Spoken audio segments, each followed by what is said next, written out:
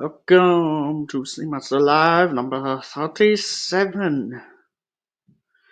Let's, uh, Hola, uh, amigo. hey, we're like really early. Well, at least like a few minutes early, but so far no one's listened to this yet. Oh, there's one person. Yeah, yeah, this is basically the first time I got this early because I was on Discord, so I was on YouTube, so yeah. Yeah, nice. How are you doing? So, I'm doing fine, I guess. I mean, don't be mad when I say that I have a very, very small knowledge to Gamera, the character.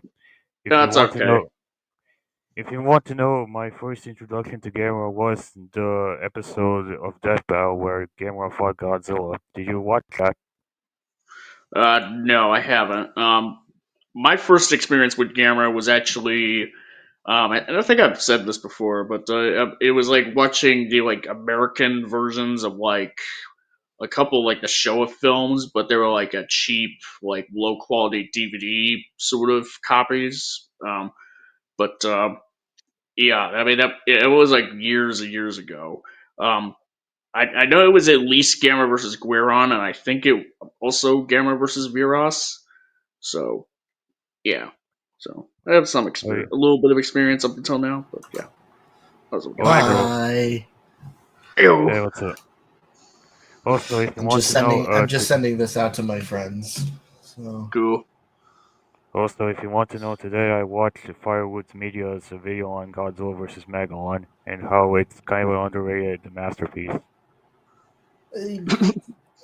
Is that an April Fool's? Fire. Did it come out on April No, 1st or what's? no, no. Oh, hmm. Firewood Media is overrated. Media's overrated. I'm I mean, I sorry. Yeah. do like some of these contests, so yeah.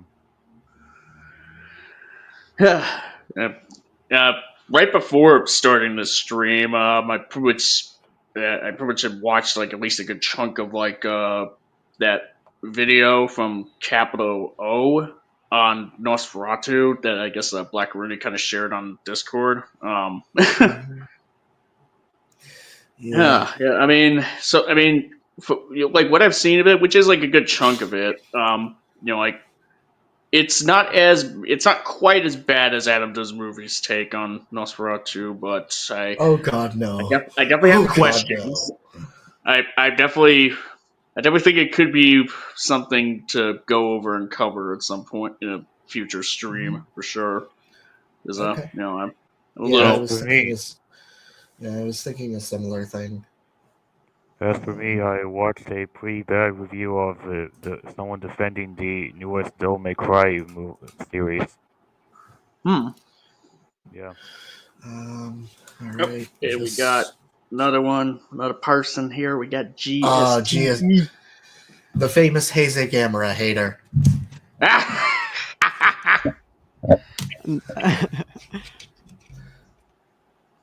So, All right. Well, this is Yeah. gonna be fun. It is gonna be fun. I just it is. Ah, Heisei Gamera. would you I guys guess have been surprised if my first introduction to Gamera Heisei trilogy was the videos of Derek Shadow? Huh? Nah. Derek Shadow. My. Not really, no. I don't know who that is, so I have nothing to comment. Um, yeah. but my introduction to Gamera was through the Godzilla vs. Gamera death battle. Same. Hmm. Yeah. All right. Is my microphone working? Yeah, Yes. your mic It's We working. can hear you. Okay. Sorry, I was just modifying the picture. Yeah. Okay. So who wants to go first as far as like what they thought about this what they think of this particular trilogy because this is the first Sea Monster live stream covering anything Gamera related, and I figured this would be a good talking point, more or less. It's easily Um, the best Gamera continuity. Yeah. three of what I would consider the best kaiju movies of all time, and three of some of my favorite movies of all time. Just absolute masterpieces from beginning to end. Yeah. The first two Gamera movies, Guardian of the Universe and Attack of Legion, as far as I'm concerned, were quite good. Definitely, they definitely like deliver on being kind of like what if you were to take like the concept of like the Showa Gamera films, but actually like make them like but make them obviously making them like significantly darker and more and having like a little more some more maturity and and really kind of and lending to like some having like better technical fidelity that the Showa films which were a good attempt for for the budgets that they had at the time and the limitations that they had at the time, but they were I mean, especially with Attack of Legion, it's pretty much like the suitmation of it is like off the chain, especially with Legion. I And mean, in Revenge of this, Iris is definitely what I would consider to be the best entry of the whole franchise. Not just the trilogy, but all the Gamera movies. Like it I was, mean, I was really impressed, really impressed by how well done the story in that was. In in terms this of its special continuity, effects, I would say the Gamera 3 is the best kaiju film in terms of special effects. But I don't really think it's like it's the best in terms of story compared to the other Heisei Gamera films as well, but it's it just falls flat, I think, halfway into the film with the story. We I got mean, in you this did loud. an entire continuity, video.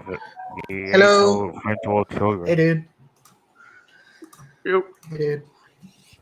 In this Uh, continuity, he ain't no friend to all children. eh, I mean, he is kind of a benevolent. He is still a benevolent force.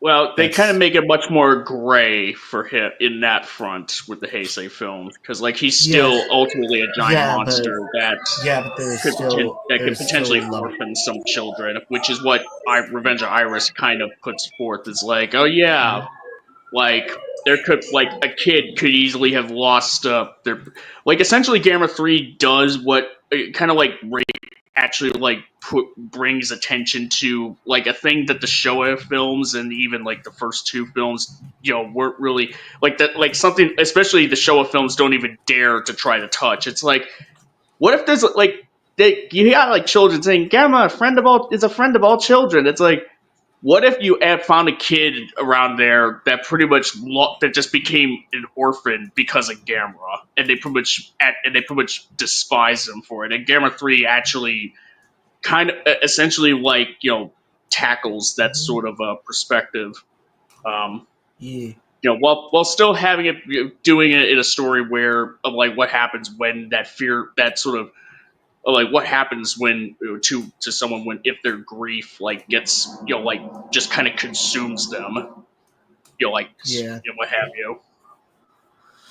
yeah. By the way, I am currently coloring my Gamera designs. I'm finishing up Gamera Sharp at the moment, so just figured it'd be thematically poignant. Nice. As for me, I Hey, didn't do anything today. regarding the first Gamera movie from the trilogy, have you noticed the similarities with Godzilla 2014? Yes, Yeah, I I definitely actually, noticed. Yeah, I did. I absolutely. Yeah, Yeah, yeah, it's weird that they took like the broader aspects, such like it's so clear. Like once you watch the movie, that it's like basically kind of the same thing in the end. It's just that hmm the mutos are normal animals. That's the main difference. yeah. until we I've get to seen, Ghidorah and Scar King. I've I've seen a lot of comparisons between Titanus Gojira and Heisei Gamera, both on a character and structural standpoint, which there are slight nuance differences, but in a broader sense, I can kind of see why. They're Well, both I would say benevolent that forces they who made are guardians of nature. You were saying GSC? Well, I would say that they made him more like similar to the way they made Godzilla in the films compared to the way that Gamera was presented in the previous films. So I think that's maybe why the comparison is a lot more similar to Godzilla than it would be to Gamera. Yeah. Okay. No, but like explicitly comparing how MonsterVerse Godzilla um, goes about his thing, which itself is pretty distinct from what Godzilla does in comparison to Heisei Gamera, who in his own right, there are, yeah, he's a bit more in line with Godzilla character wise, but it's nowhere near as. I don't think it's as prominent as you're saying. Because there's still the core aspect of Gamera defending humanity, or at least like going out of its way to save people, even if it isn't as frequent. Before we begin, Well, I would say also, that they're pretty inconsistent in terms of that with the films. Like Gamera 3 I think shows him like destroying people in like the city, and then for some reason he saves the girl at the end of the film.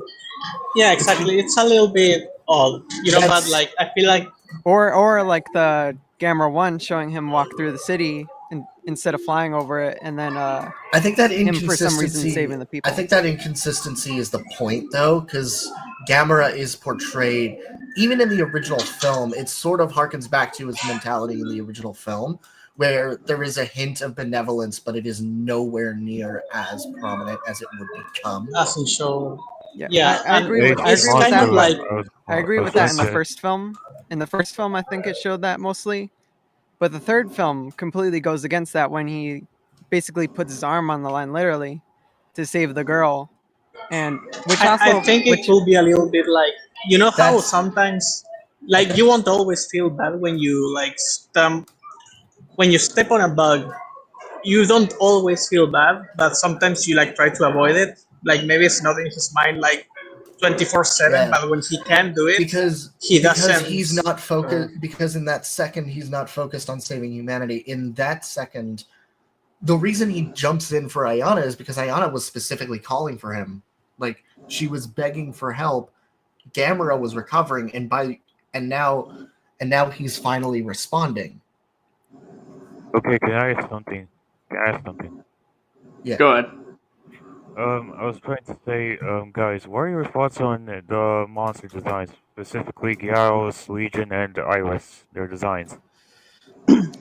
I would say that the Gauss design is at its best in the third film. The first film, I would say it's maybe about the same as the overall design in the Showa films, but the third design is a lot better than I think basically all the Gamera designs. The third Gauss design.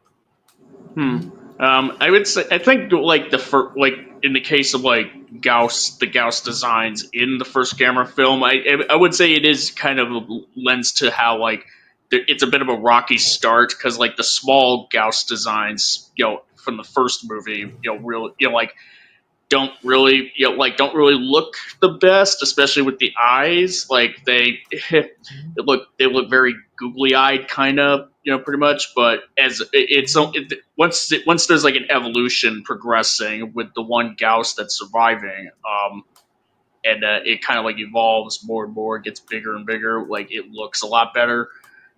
Whereas like the Gauss designs in Gamma 3, they kind of had like I guess like the benefit of like it's like okay they pretty much they pretty much like kind of improved like even with the smaller Gausses in as we see in the third film, like they pretty much like took note of like whatever shortcomings they had with the initial first movie designs, and just kind of like and they just kind of improved it from there with like Mm-hmm. with like more with like budget and what have you. um Well, but I think that yeah. there's a scene in the Guardian of the Universe where the people are looking outside the window and see Gauss flying outside the train. I think that was the best showing of the design in the film, and I would say it is about as good as the third film, but except the third film was consistently good with the Gauss design, so that's the main Yeah. difference. Yeah, that's what that's kind of what I was trying to say, but you did it in a more concise way, where it's like the third film, like the Gauss designs are more consistently good. So what are your guys' thoughts Well, on Legion? Design. I actually wanted But to talk I about haven't it. Like, I started. feel like Legion and the Gauss, I feel like they are different enough. Like, so Gauss looks like something that could have come out of a Godzilla movie, just like Gamera.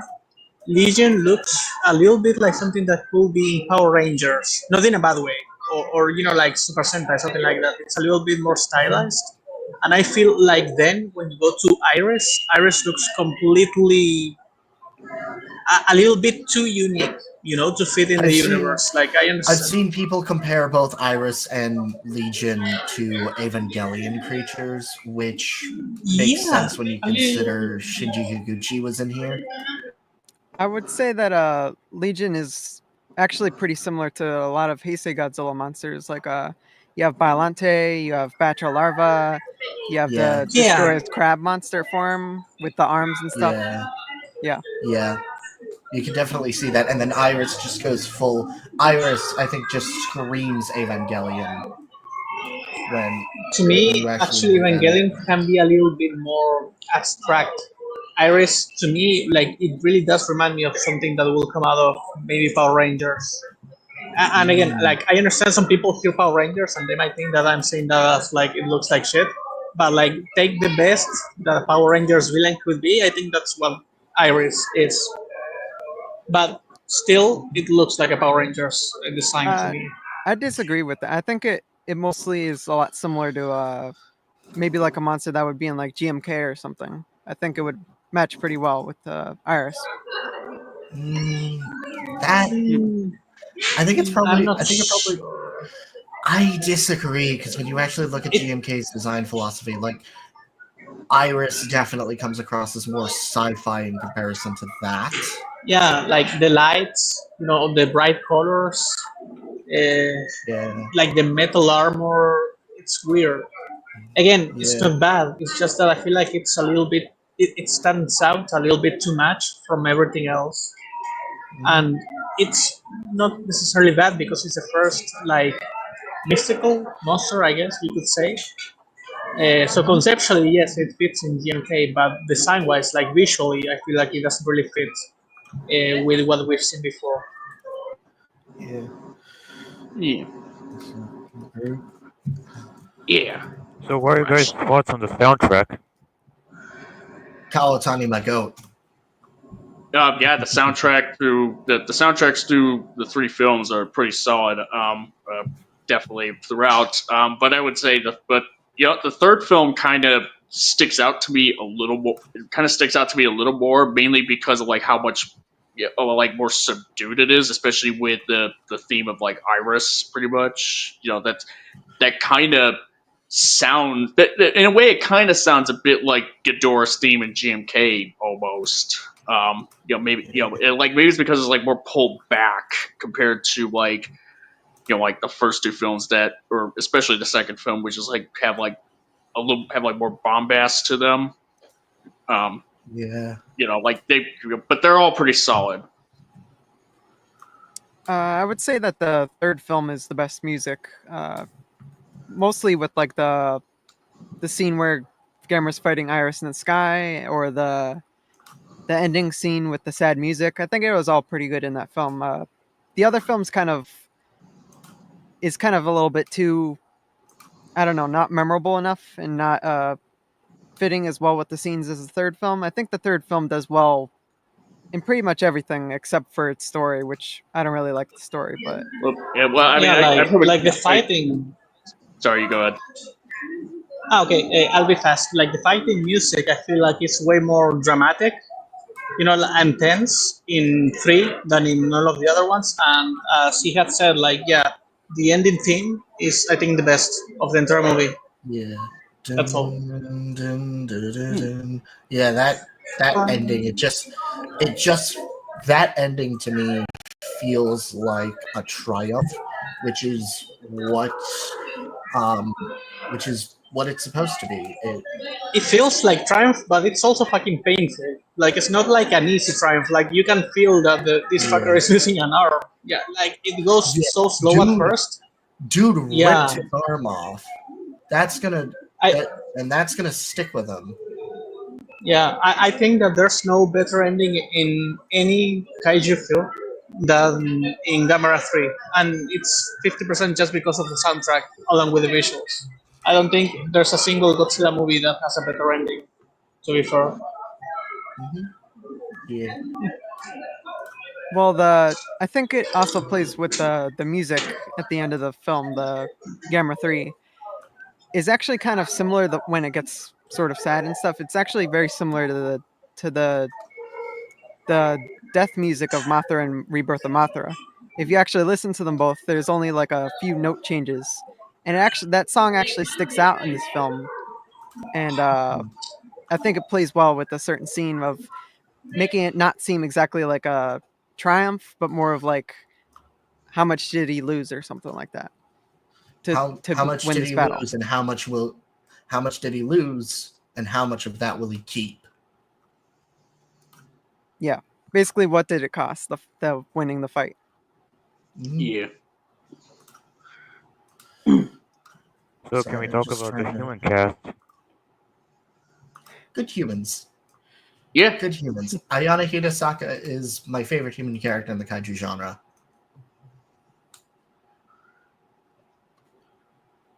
That might be a bit controversial, but good humans. I don't think so. Like isn't she like the most developed one? Like these I movies actually I don't wouldn't change that much. I wouldn't go that Like character far. wise. I would say it's Asagi who is the most, well, from a character standpoint, like how much fleshing out we have of them. I'd say it's Asagi, but from an arc standpoint, yeah, it's Ayana, and by a good margin.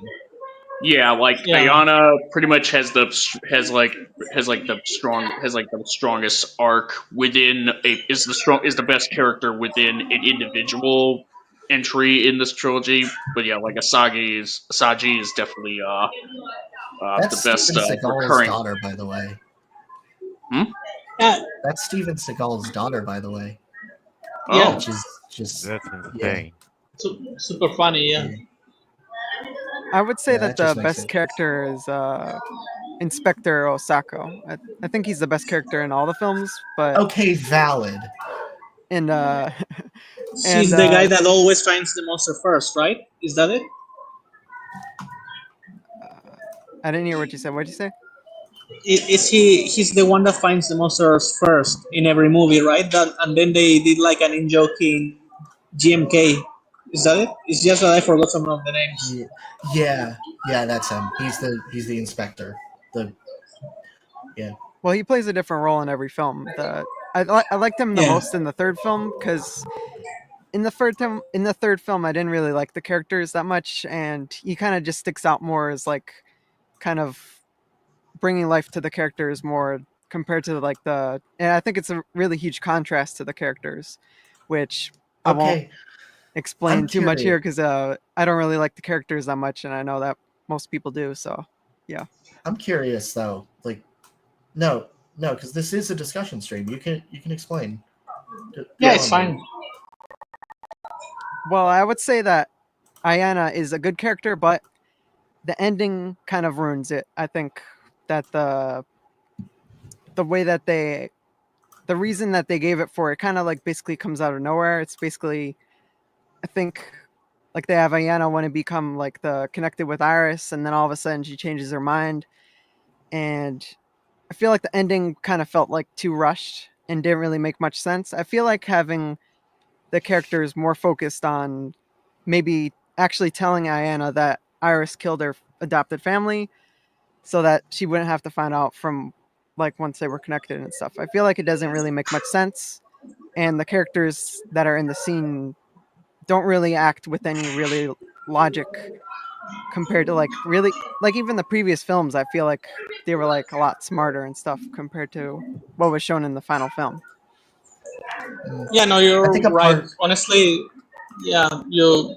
So I didn't realize. I had forgotten that she never finds out about her missing family. Like no one Thing is, tells her. Thing is, So Well, I nobody that's mean, weird. tells you have the kid thing saying is that.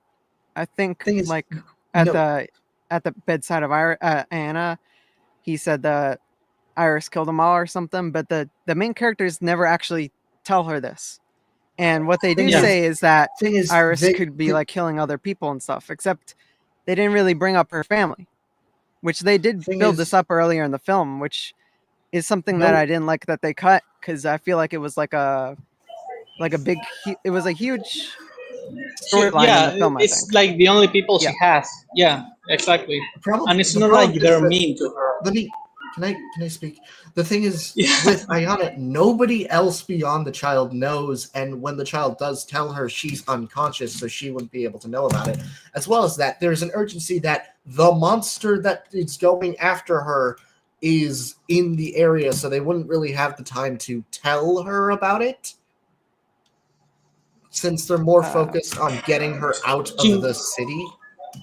to be I fair, I think that think that I think telling her what is will her have name? The taken 2 seconds. To be Telling fair, her, it's yeah. like, hey, that thing, yeah, it killed your entire family. Let's get the fuck out of and here. You know, even like then, it takes and five even then, seconds. there's the problem, and even then, there's also the thing of she's in a distressed state. So would she even believe them? Exactly. Yeah. Well, I mean that's not. Bec- They were telling her that like Iris could be killing other people. So I mean, if you're bringing that up, you might yeah, as well bring up something else that's a lot more Exactly. connected to It's her. the problem is not whether she will believe it or not. It's that no But one told her. but It's not like a to the point of no one actually knowing except the kid. I think her name is Mayumi, and the film is the bird scientist. They did yeah, show her. It was like a quick scene. It's not really made clear, but they do showing that the people who are drained by Iris that Mayumi finds in the house. Uh, yeah, but she they show doesn't a know who. picture of her with I think Ayana or something. It was like a picture of her family. So Oh, they did know that this was her family and that and at the house and stuff. So yeah. okay, But okay, that's the main reason why I don't think the film really sets it up that well. I think they could have, and well, to be fair, I think they shouldn't really have gotten rid of the family off screen because they never really show it on screen, like the Iris attacking their family, and it would have made their case even stronger within the film. Except if it wasn't at the end, I think that's the main point. So, yeah. so do you guys think these movies explores the themes of Christianity? yes, I Yeah, think it. yes. Yep. Yes, it is very obvious that they do. Well, I feel like that's maybe like mentioned like basically I, as Yeah, much as like yeah. I With space Legion pollution is even. in Godzilla vs Space Godzilla. with I feel Legion, like it's like especially. I feel like it's random lines mostly in the films. Like with it kind of feels like mostly random with like the Legion I mentioning and think. like the other things I Well, think in the okay. film. Explores themes of Christianity is one thing, because I don't think the themes are explicitly Christian. The themes are very much environmental. But aesthetically, with Christianity, yes. And also, Revenge of Iris is explicitly thematically under a very similar light to King of the Monsters, where the story is pretty much about faith. Like, Kaneko himself described Gamera in that film as in a godlike position, and that's it's difficult to explain. I need to find the quote, but I recall Yeah, but something about even that. the girls look kind of like devils. Like Yeah, they have the like devils. triangular. Iris is treated in a demonic light. Like they call it a demon. I don't think they even give it a proper like gender attribution. I think they just refer to The, him as the, it. just to ask, just to confirm, in case any of you know, do you know if that's like a translation thing from the subtitles or if it's officially called a demon? That is a translation from the subtitles, but it's also in film attributed to Japanese depictions of demons and other Okay. gods, like Ryu Seicho. Like that is a plot point. Um, Okay. and and Iris himself is given a very demonic presence, with the whole like, in a way, Ayana is sort of possessed, Well, I think that the film I think the film presents the iris mostly as a like a protector of the certain land. I think in the film, like, and it's like east, west, and north and stuff like that. That's From the what I Ryu remember, I Seicho. think. That's the Ryu Seicho legend. I think everything else is Iris's origin is a bit up in the air. Like, is it involved Gallus? Is it a backup? Is it a prototype? What the fuck is this? That's Yeah. kind of the whole thing with Iris and his origin. Yeah, and there's and as far as like the other Christianity sort of tie-ins, in like Gamera 2, like Gamera is pretty much dead, pretty much died, and then he's essentially like resurrected, pretty much. So there's a Kind of like Godzilla and KOTM. yeah, kind of yeah, pretty much. Revenge of Iris I view as a proto-Cotum, Well, I mean, in a I don't lot of really think you ways. could say that it's like really connected to much of anything when basically all the Showa Gamera films have Gamera be hurt by something and then have him kind of brought back to life, sort of. Yeah, well, I Yeah, mean, in this particular, in Gamera, well, Gamera 2, it's way more explicit that he pretty much died, whereas like the other Yeah, films, it it's is. like he just went unconscious, he just wakes back up. Um, Yeah, but actually there was something that GQST, how should I call it? GST. Well, something he said regarding like the characters on the third movie, like just to know, like between the first one, second one, and third one, which one do you think was like the best, and which one will be the worst regarding like the human story? The human story. Yeah, yeah. For me, it's Revenge of Um, Iris. the third one is the best in terms of consistent human story, but I feel like the first one is kind of about as good, but it also has certain problems with mostly the progression of the film, which I think hurts the overall story. And the third film's progression is a lot better, and the way they build up certain characters, I think, is a lot better in certain things. So I would say that the third film is better in terms of its characters and story. and like how does everyone else feel? Like if you had to rank it.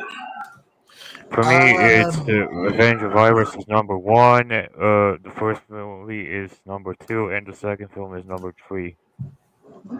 Yeah, I'd agree with that. Yeah.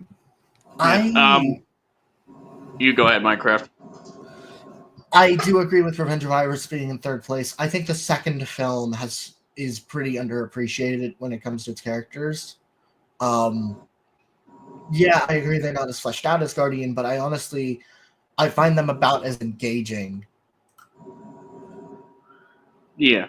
Um, I would, yeah. I mean, Revenge of Iris. If we're just talking about like ranking the story and characters of the trilogy, Revenge of Iris is easily number at the top as far as being the best. And like, I think I would say the first film pretty much has that as I would say the human characters are good in that as well. Not quite, not as good as three, but pretty solid.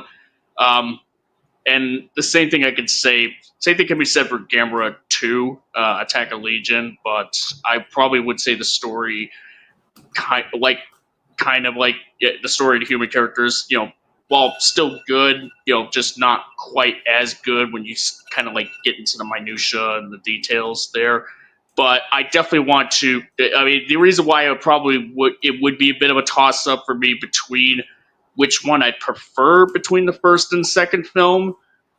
It's mainly because like while the story and the characters in Gamera 1 are better, like the as far as like the technical aspects, Gamera 1, Guardian of the Universe, kind of has like a lot of iffy effects going on there, especially some composite green screen shots that look quite bad actually. Whereas Attack of Legion, like the effects of the action are just like are like an improvement in pretty much every regard, I would say. And I disagree with that in terms of the like if in terms of special effects you mean by like animation. I feel like the Gamera 2 is a lot better in animation, but I feel like the first film does a lot better with physical combat and showing the monsters a lot of variety in their certain attacks and stuff like that. And I I think feel he like meant like the next follow-up composition film. Huh? specifically. He said that one.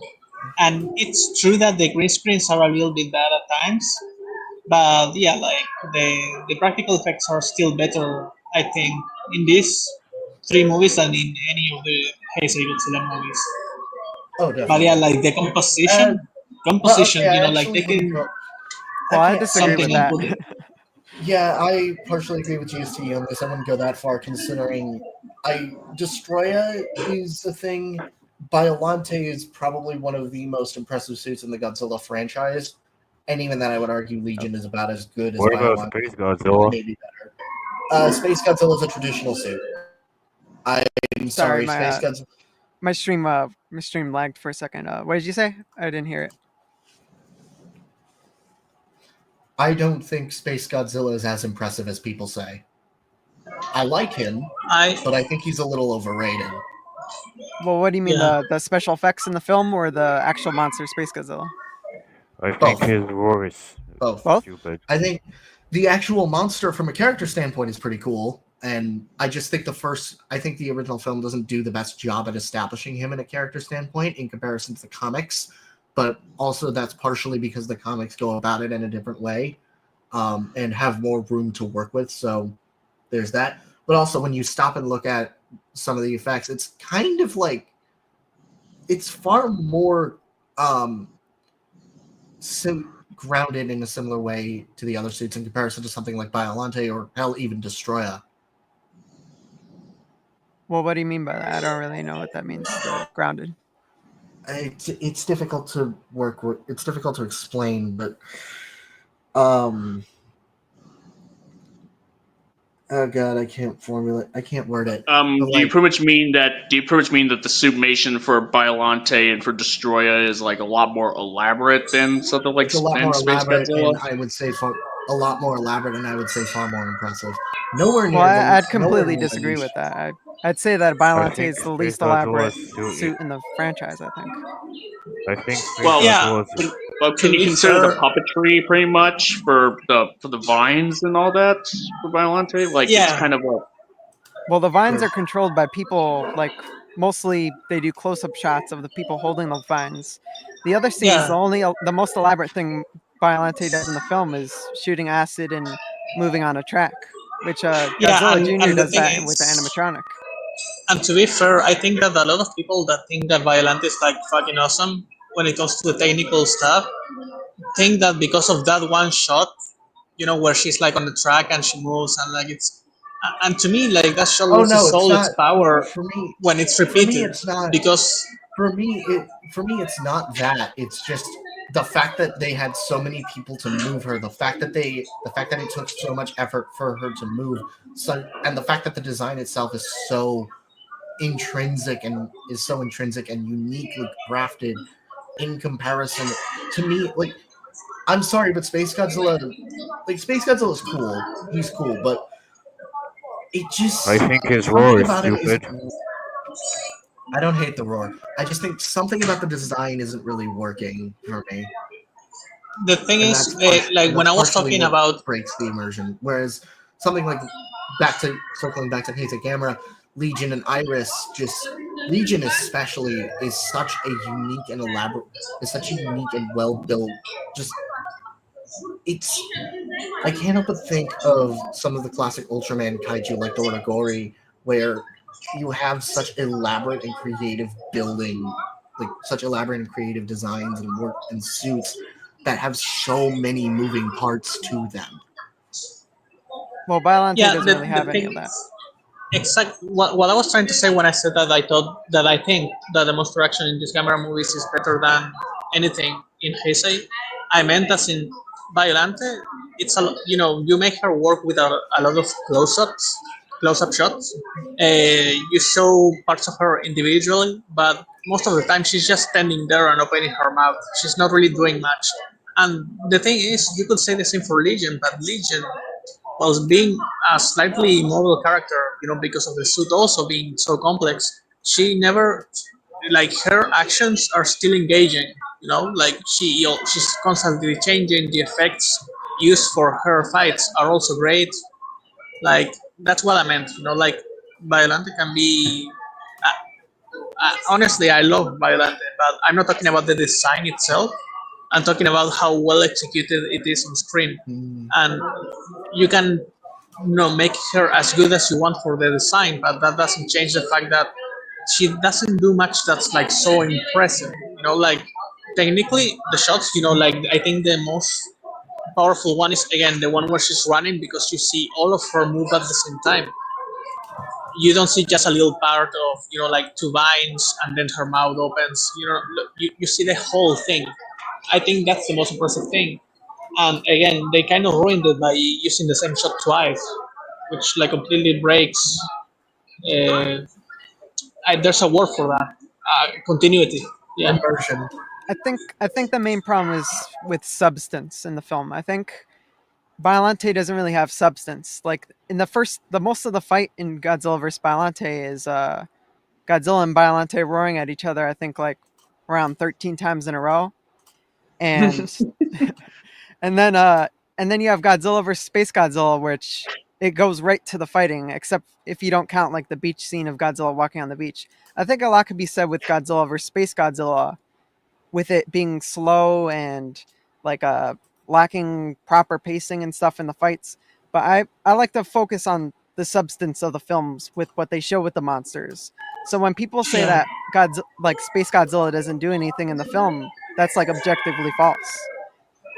Oh, I'm not saying he doesn't do anything. I'm just saying I don't find him as impressive as some of the others. I think it's like I don't know. I don't know how to word it. I think it just Um, has more to do with. Sorry if I cut you off. I think it has more to do with the fact that Godzilla versus Space Godzilla, was like.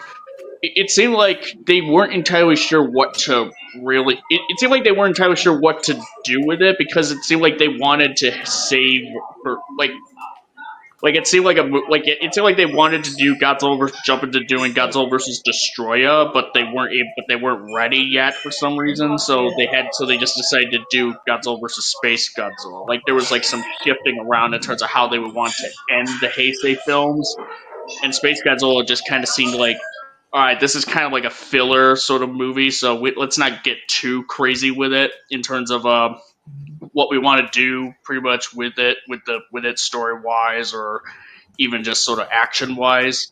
Well, I disagree So with that. I think that they have like the most creative fighting in like the whole series. Like they have Space Godzilla's lasers basically acting like Darkseid's lasers, with it being able to wrap around the monsters.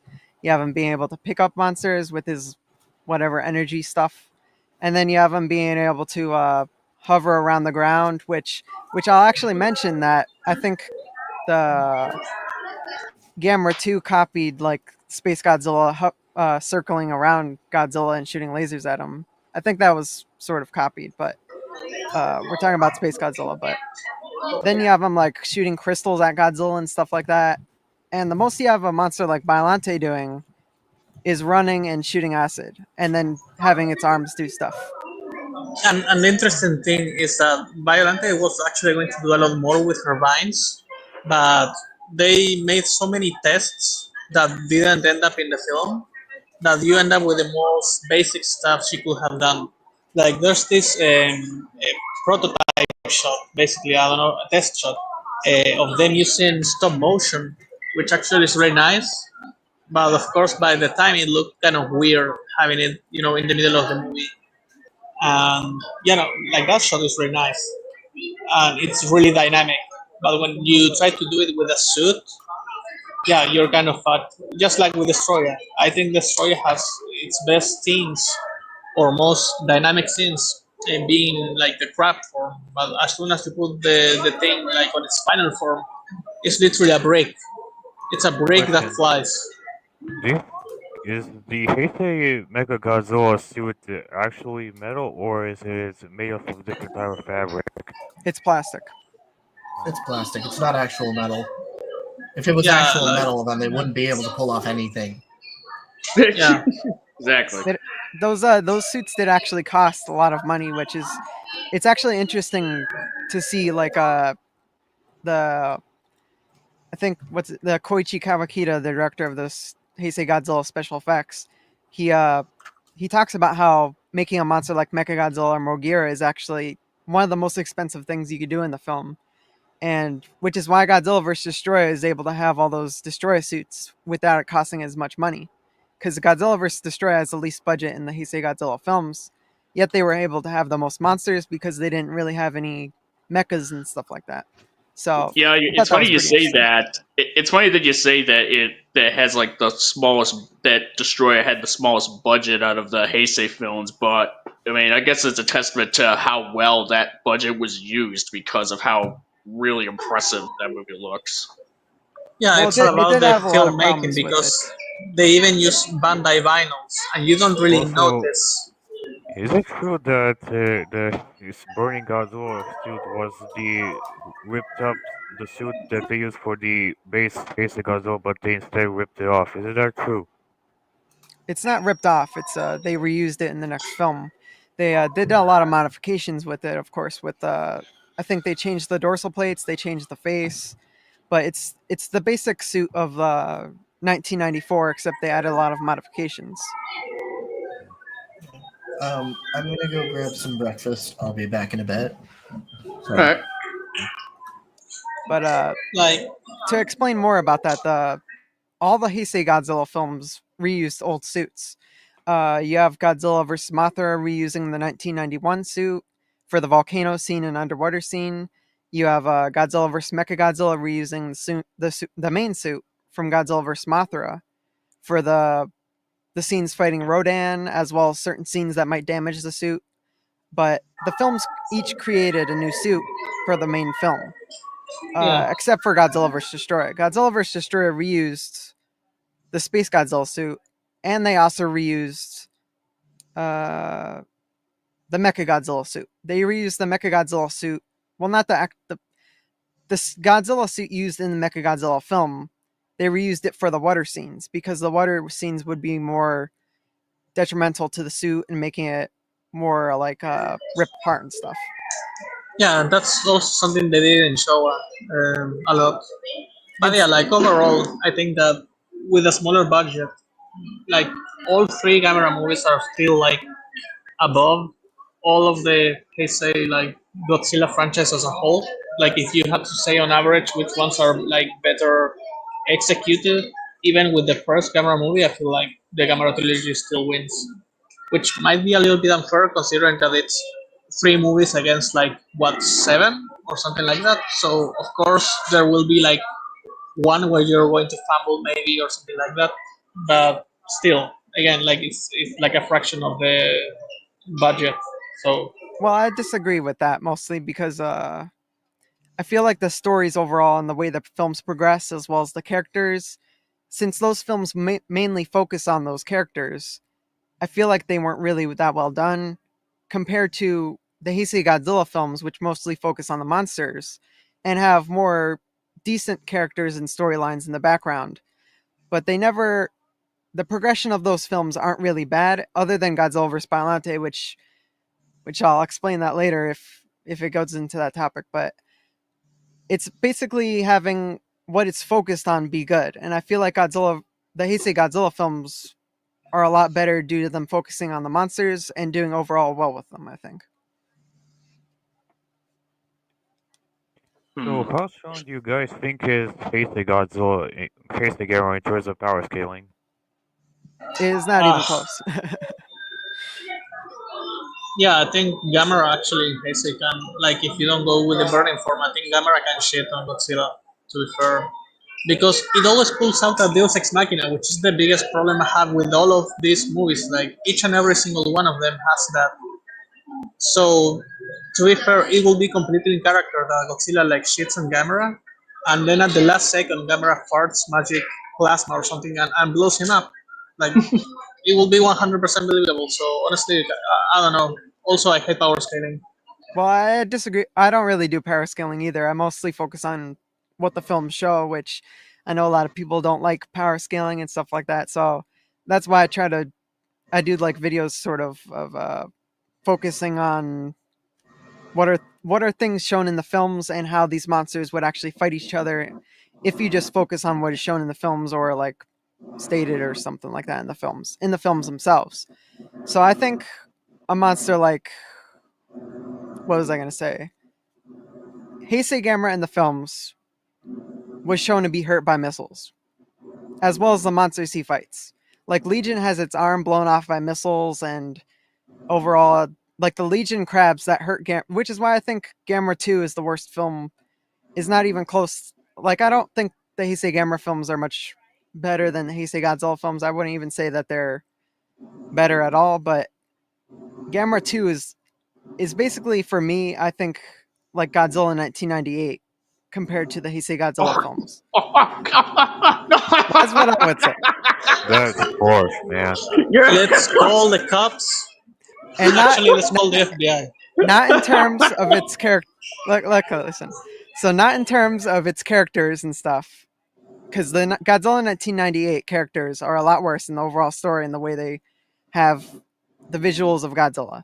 But in terms of having him be as strong as like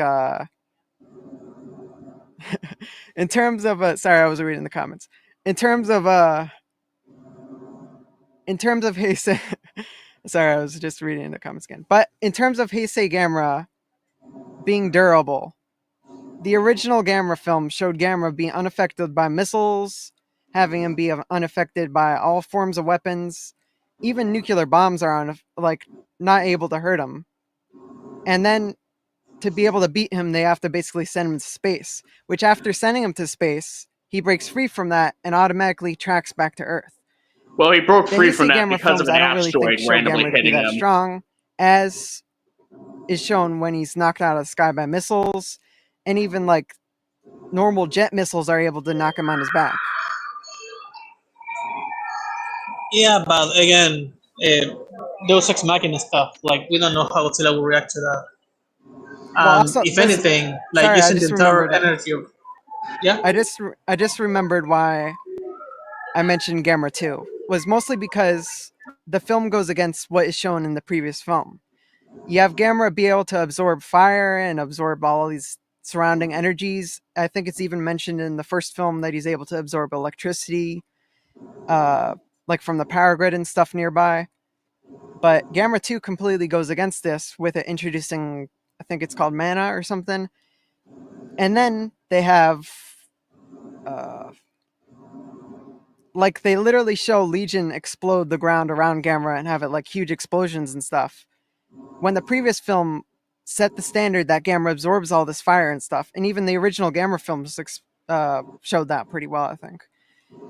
So, what was I going to say? Also, with the Legion crabs, the film sets up these Legion crabs. Well, it's because it's pretty obvious that the Legion crabs are a copy of Destroya, with them having fight the military, and they even like I think they use like the exact same shots of the military fighting like the crabs, like with the flashlights falling to the ground. I showed this in my review of Gamera 2 a couple years ago, but then they present these Legion crabs as being super powerful and stuff with them fighting the military, and then they have the Legion crabs be able to knock Gamera out and have him bleed everywhere. Basically, which that scene also copies Godzilla vs. Destroya with the sorry, my throat. They have that scene copying Godzilla vs. Destroya with the Destroya crabs crawling all over Godzilla, and then they have the military guy at the end of the film be able to kill one with 9 bullets, which basically completely destroys the idea of Gamera being strong, or that these monsters were strong in the first place. And I think it really is detrimental to the film overall. I mean, the way I see it is like, yeah, you can kill a piranha, but if you get on the pool bleeding with like 100 piranhas, yeah, they're gonna hurt you. But you could kill individually a piranha super easily. Like, that's how I see it, for example. Maybe the resistance is a little bit like it fluctuates, but like it's not that Gamera is not killing them because they're indestructible. He's not killing them because he's overwhelmed. And again, if you were in the water bleeding with a bunch of piranhas, I think everyone will be overwhelmed too. Even again, if you can kill them all individually. If you have a piranha like a singular one, you could kill it. Yeah, but Well, I think 100. you could go back to the comparison with Godzilla vs. Destroyer, since that scene is obviously inspired by that scene. You have those destroyer crabs. These destroyer crabs are not the ones that the military fought in the beginning of the film. They are the crabs that individually fought Godzilla Jr. and almost beat Godzilla Jr.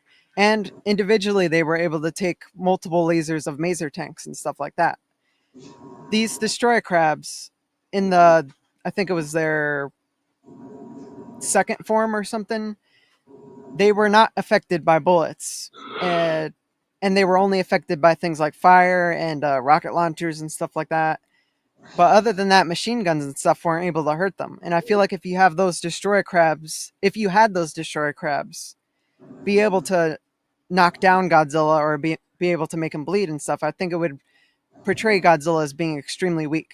And that combined with missiles being able to knock off Legion's arms, as well as knocking Gamera out of the sky consistently within the series, I feel like it makes Gamera like it's detrimental to the character of Gamera and goes against basically what the series set up.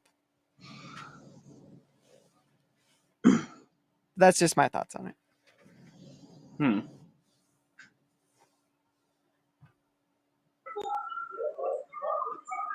I mean, I think that the thing that makes me like Gamera more than Heisei Godzilla is actually that, like, he can get hurt.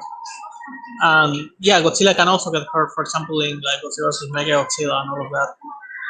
And they both have this issue, which is Gamera always comes up with a Deus Ex Machina, and Godzilla always has a convenient thing happen to save his ass. Like Rodan suddenly being able to like dissolve into the holy dog or some shit like that and cover him up, or the meteorite, as was mentioned before, stuff like that.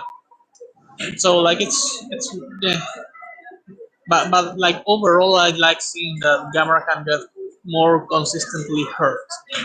It's not about consistently being hurt, but it's about the film presenting Gamera as being extremely strong with the 1965 film.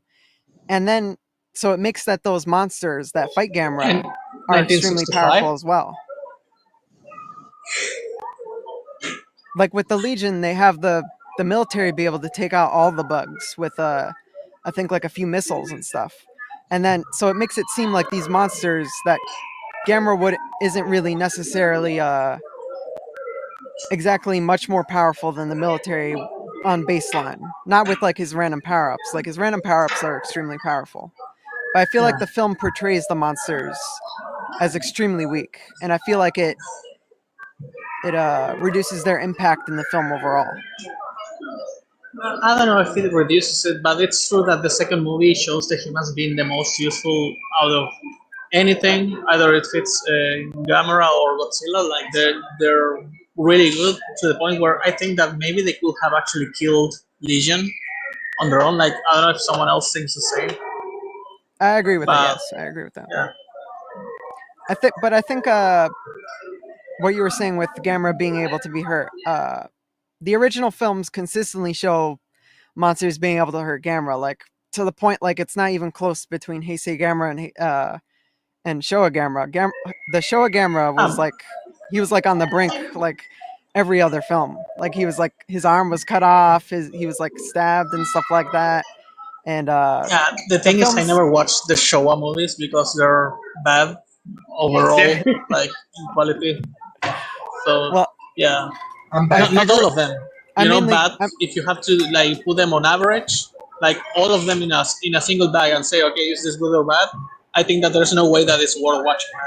Like so, I never I watched the first one and that's it. I mainly grew up with the original films, and I only knew about the '90s films. I think maybe 5 years ago and stuff, and then I watched them, and then I didn't really like them. But uh, what you were saying with the original films, the original films were actually more gruesome, despite being aimed towards children, which is, I think, pretty surprising. With Yeah, they have yeah, like monster like it's like Giron. He's literally, I think they cut it from the American version, but he literally like chops the guy else like like a butcher and stuff. It is like pretty crazy. a Heisen. Shalom, gentlemen. Hi. Hey Sam, Hey. hey Sam, I seen your post on Twitter about the T-Rex. It's pretty good. Oh, thank you. Um, yeah, no, I literally just woke up, so if I sound off, it's because of that, and it was a Also, long night Sam, I yesterday. sent you something on Discord if you can see it. In the art critique channel, I did like Yeah. the design, if that's what you were referring to. Thanks.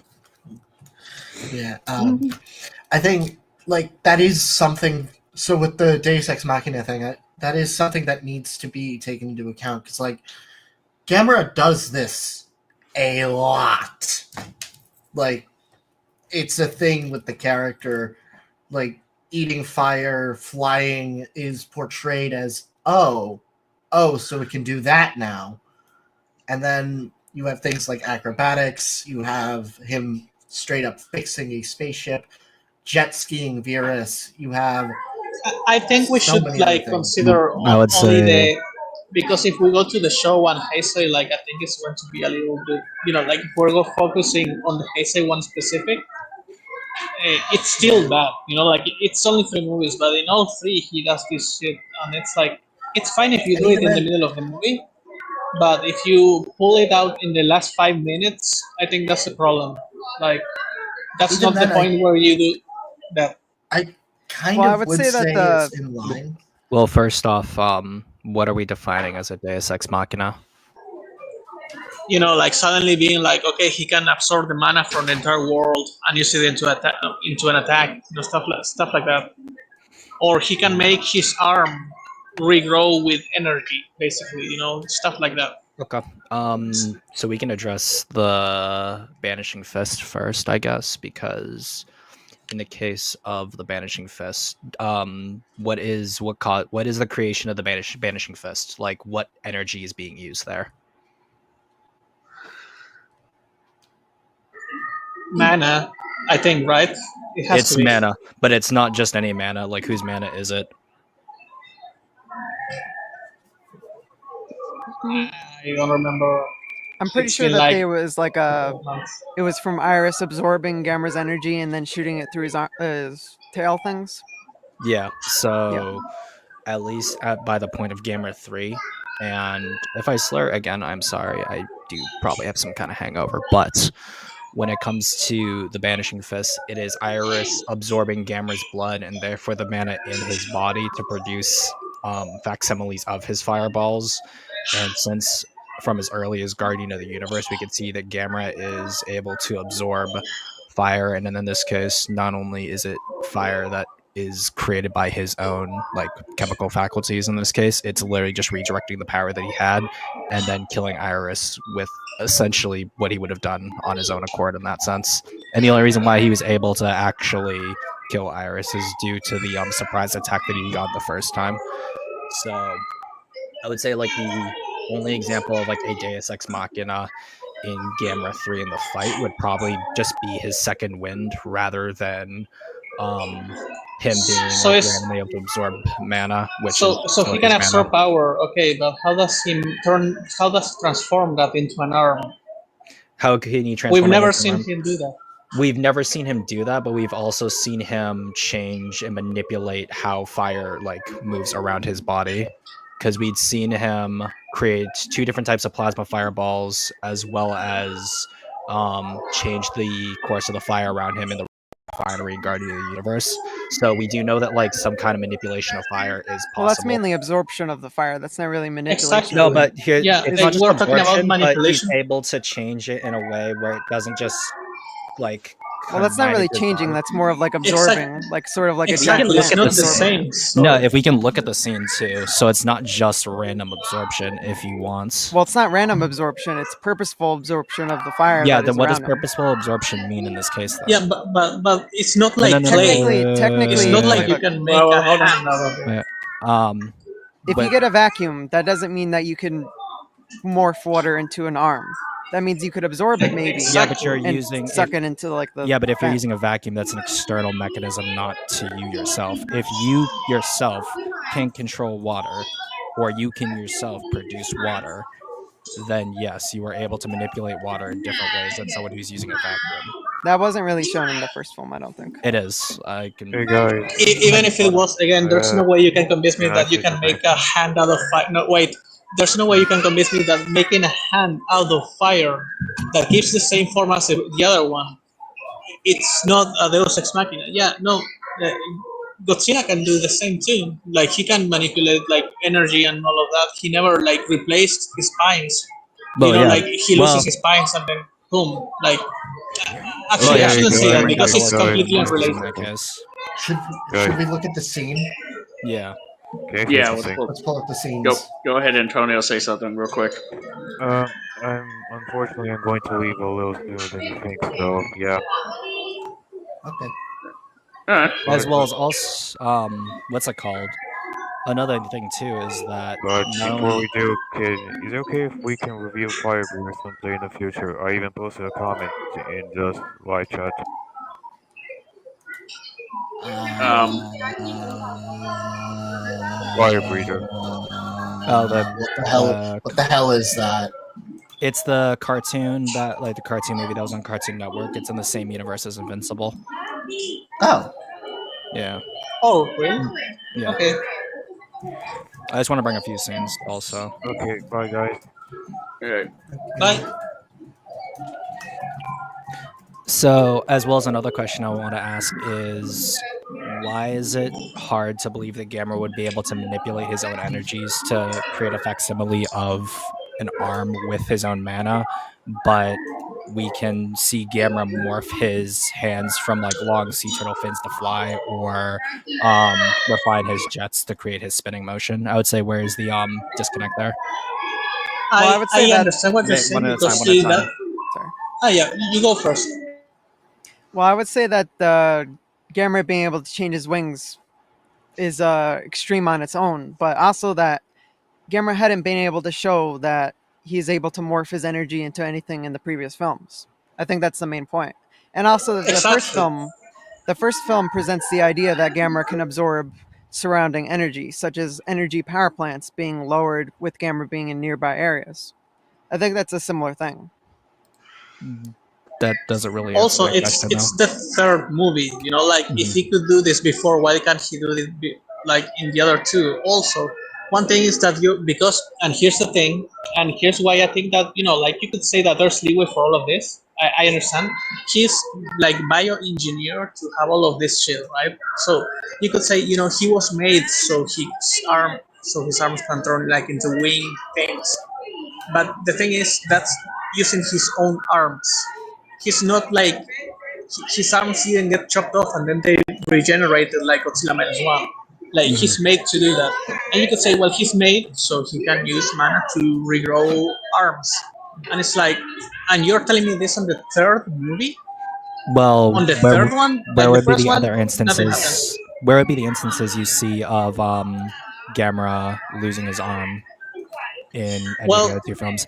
But that's the not other the thing problem too because the is thing is that like, if yeah, you also know in Gamera 2, he also recovers his shell as well as all the injuries he sustained from Mother Legion at the airport fight as well. So we do see that Gamera can manipulate mana to do other things. In this case, manipulate energy in an unnatural form as well as regenerate parts of his body. So so he we can regenerate. yeah, he That's can that's regenerate okay, as but via the use of mana. So the you don't upper see limit. mana like you don't see parts made out of mana that cover up his wounds. It's not the same thing. Yeah, because he's not being hit with mana directly as an attack, versus in the case where he's gone down into the crystalline shape specifically to heal himself. Okay, so it's coming out of nowhere How would it be coming out of nowhere?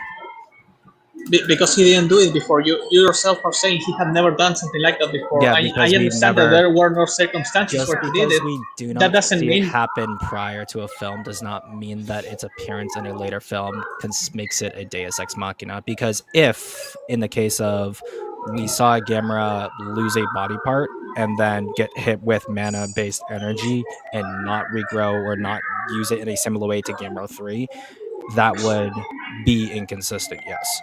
but we do If not in the see next, the same thing occur. So in the case of mana, which is indeed essentially a magic system, you are shown the upper limits of what the magic system can do, like any magic system, whether it's Mistborn or D&D, things of that nature. And the instances where mana is used are not all the same, and as a result, they are unique applications that need to be judged by their own merits. okay, so you're talking about like the soft magic system, and the No, problem I'm with a talking about soft soft and hard magic systems in both cases. If we're to say a hard magic system, we could still categorize Gamera's mana as a hard magic system. We just don't know the upper limits and the lower limits of that magic system. And Zama says that guy took my bullets out of my gun, therefore I can read Jericho. But so here's the thing: if in the next MonsterVerse movie, Godzilla suddenly shoots lasers out of his back like Shin Godzilla, so like that will be a Deus Ex Machina. So why isn't it a Deus Ex Machina that this guy is doing something like that out of nowhere on the third film? Well, no, Wait, no, so a more similar comparison to that would be if Godzilla was able to form like a laser sword out of his atomic breath. That's a more similar Exactly. comparison. Yeah, And you know what? Yeah. You could say that these things were Godzilla never needed to do it before. Well, you could say the same thing with Godzilla having magnetic powers or similar things like that. Well, actually, in the case of Godzilla having magnetic powers, we directly see what is the cause of that to occur. Well, we've never seen him be able to need magnetic powers, so right? Exactly. That's the same thing, right? Yes. So they're both consistent. Well, it's not consistent. No, it they're comes both out of nowhere. No, it can come out of nowhere, and also he might have been able to do it before, but the creators just wanted to add something new. It's a different thing.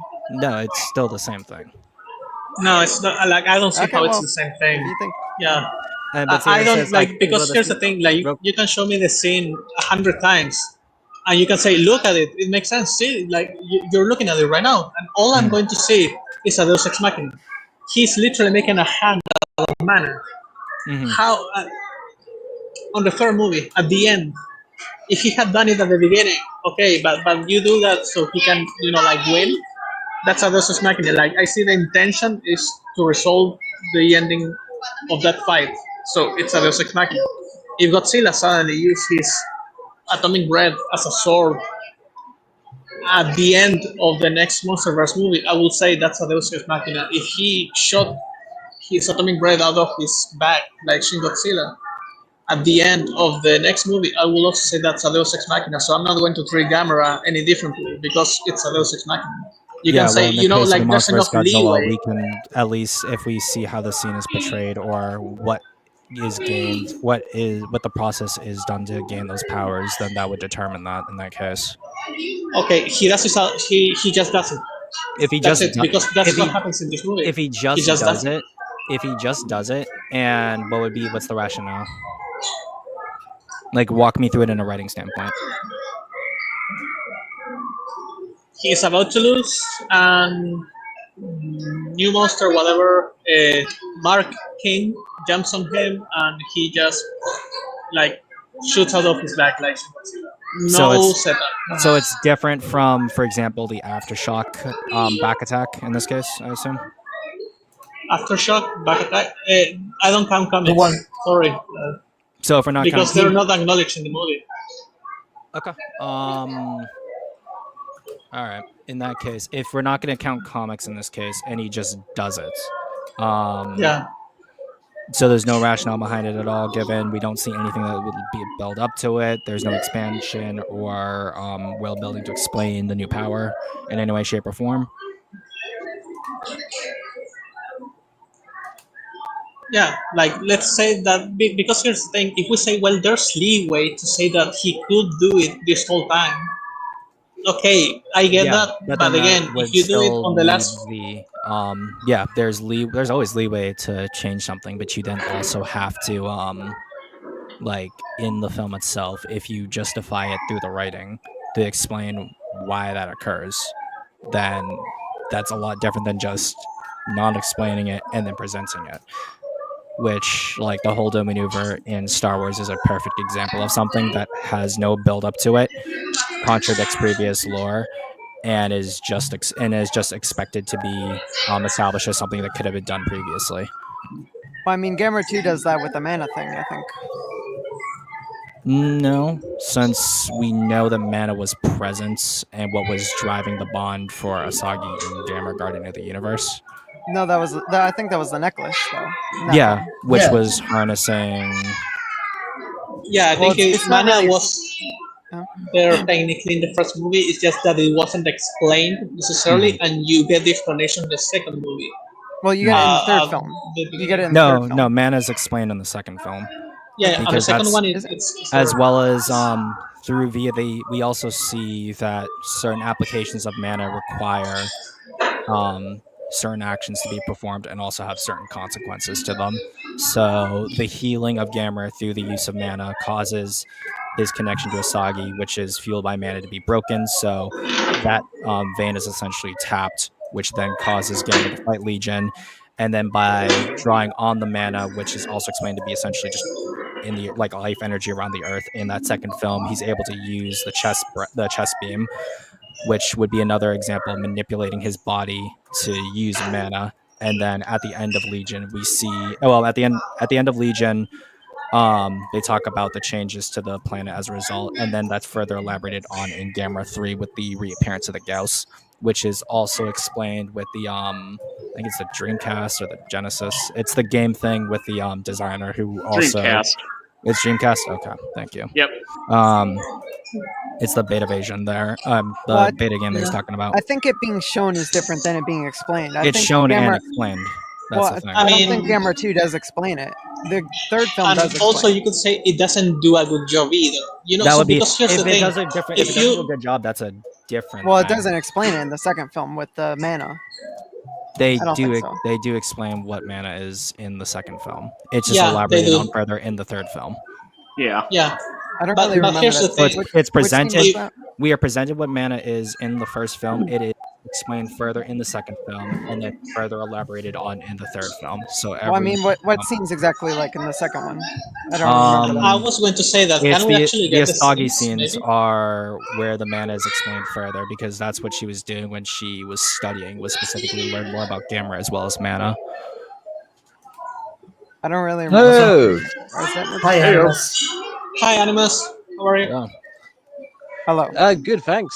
I've literally finished watching Gamera 3 today, so I am Yay. officially caught up on the Heisei Gamera films. Nice. Yay. Mm. They are interesting. I think I put in the chat earlier that Gamera 3 very much is I saw this in a hentai once, the film. Yeah. Honestly, like when the girl says "I'm so hot, Iris," I was like, Oh, "Oh my god, god!" yes. Yeah. She starts taking off her shirt, the tentacles wrap around her, the camera Yeah, pans and- away, and- you could just hear Exactly. Oh, man. Give it that old slurpy right there. it was like, oh my god. And then he vored her. Iris vored her. And it's not even the traditional kind of four, too. Oh, it was yeah. Yeah, the third film is a thing. Like honestly, the third film, like when it comes to some of the characters, I feel like it's the best one. But overall, I love the second one the most. So to me, it will be Really? Legion is the I don't know why. Honestly, like I like knowing that Gamera might not win. No, with the Gaius, like it's well enough, but it's good. It's just like an above average kind of film. I still love it. So that's like my third or second place. Legion to me is like the best one, the one I like most. Some of the action scenes are just like amazing. Also, I really care about the humans. And then Legion, and then Iris has some of these weird things where I feel like it could have done a little bit better, and I see it a lot. So there are things I love, and there's nothing I hate. But overall, I just think that the second one is way like more. I don't know how to explain it. I just love the second one. Like Iris is fine, but I prefer Legion. I think think the second- overall, I was gonna say Guardian's my favorite film. Legion has my favorite fight scenes, and then 3 and 2 are tied as my favorites for their music. But I think cinematography wise, I think 3 is the best overall. Oh yeah, for sure. Yes. And I think music wise, I'd say Guardian is my favorite, but effects wise, I'm split when it comes to like general like the pyrotechnics, Iris, but when it comes to kaiju effects, Legion, and by a long shot. That is amazing. Same with the designs. I think Legion just has the overall best designs. 96 Gamera is my third favorite Gamera design behind the Rebirth and 2015 designs. And Legion is just overall one of my personal favorite kaiju from an effects standpoint. Yeah, Legion's really impressive. I think like in terms of like effect shots from each film, I really like the most. I love the scene where Gamera like intercepts Legion, and it's that shot where he transitions out of his flying form, and then he's like essentially skating across the ground, like taking these pot shots before the fight really starts. That with Yeah, combined with the that's music so is good. such a beautiful shot, and that will forever be Yeah. ingrained in my brain. Dude, And then on my last viewing, I couldn't help myself but cheer at that scene. It just Same. oh my god, that's a it's so cheer-worthy good. scene. Yeah. As Yeah. well, I don't remember the name of the track, but that track is really good. And then my favorite shot from 3 is probably the Shibuya incident's probably my favorite. Because it repurposes the Gamera theme plus the new track, and the reappearance of the Gauss is like really it's a really fun tense cat and mouse game between them, which I like. And then probably the I think actually the like baseball field sequence from Guardian is probably my favorite effect shots and scenes from that movie. Yeah. I would say that the best effects in every film was well, the first off, the best effects in the I think maybe kaiju genre, it was like Iris flying in the sky, or when Iris is about to land and stuff like that. I think that was really well done. And you also have the scene with in the first film of the humans looking out of the train window and seeing Gauss flying by. I think that was really well done as well. And then you have Gamera's mana laser from his chest in the second film. I think those were the best shots in those films. The special effects. Oh, and sexy. I just wanted to show not the scenes we were originally discussing, but there's one shot or a little tidbit about a shot that I found super interesting that I want to share. Okay. Here, I'll pull it up here. Can you see it or no? Yeah. I can see it. Okay. Yes. One thing I never realized, or what's it called? I only found out recently by like rereading Norman England's book, was that this isn't water, but it's actually sand. That's like a super fine sand that they used to give the illusion of the super fine rain based on his size. Like I just found that super interesting because I assumed that Dude, was all I love water. Robert. Yeah. Robert is like the best thing that happened when it comes to finding out how some of these movies were made. Some of his takes aren't great, but when it comes to the behind the scenes knowledge, yeah, dude, you are a treasure. Yeah, and he wasn't he inside the fucking GNK suit at one point? Norman, I think he got in. Norman was. Yeah, what a fucking Chad. Norman England, goddamn that. Yeah. Well, one of the sorry. one of the things that I've noticed, upon even just watching these films, is actually mainly like some sound effects being like when Gamera's footsteps that are big, loud and booming. It's the same footstep sound effect that we hear of Godzilla walking in GMK, where it's like boom, boom. It's it has a lot that. It's a great sound effect. I'm gonna say it really adds the weight to these monsters, to these kaiju, pretty much. You get the sense that these things are just big lumbering beasts, just trudging through streets and what have you. It's really nice that they carried that. Apparently, GMK carried that over from the Heisei films. Yeah, that was another shot I wanted to show off. See. Okay, here, give me a second here. All right, it should be Yeah. up right now. Like this shot right here from this angle is such a creative shot because you're seeing it through this here, and it gives a sense of scale, like how big Gamera is, but like how he fits within the city.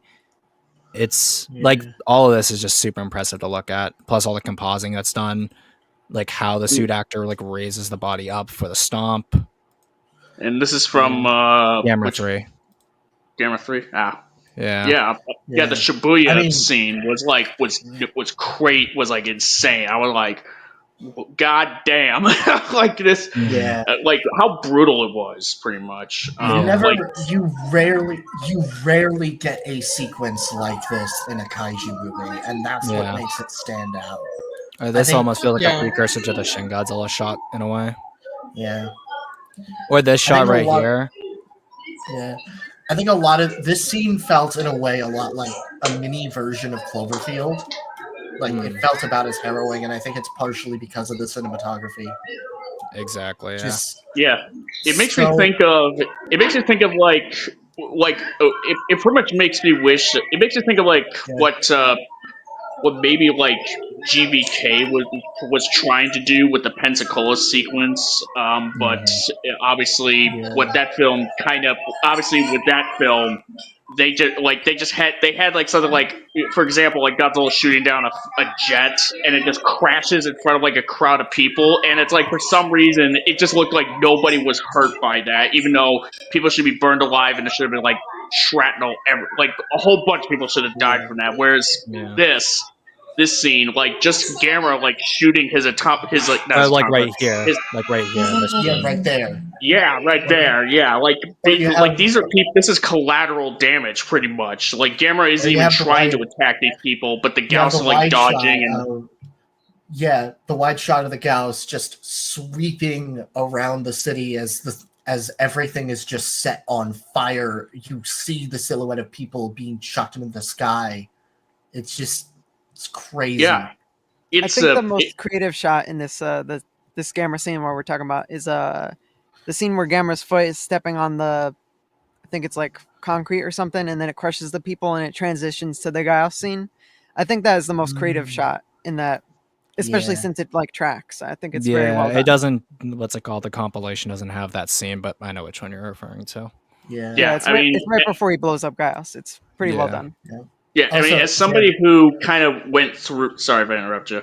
No, you're As good. somebody who like had been marathoning through these Gamera movies, coming up to this scene, even in comparison to the first two Showa films, it really struck me. It was like, oh yeah, like people should be people. If a city was like unevacuated, like people should be like dying pretty much, like horrifically even so, and it pretty much like the Shibuya sequence in Gamma 3 really just kind of bolsters kind of like why, like in having us understanding why Ayana would have this sort of hatred towards Gamera, because like it's like, oh yeah, like this, like when Gamera is fighting these kaiju, especially if it's in a city that's unevacuated, there's a good chance that people are dying during Well, that. I think if anything, it more validates her feelings about Gamera of being like a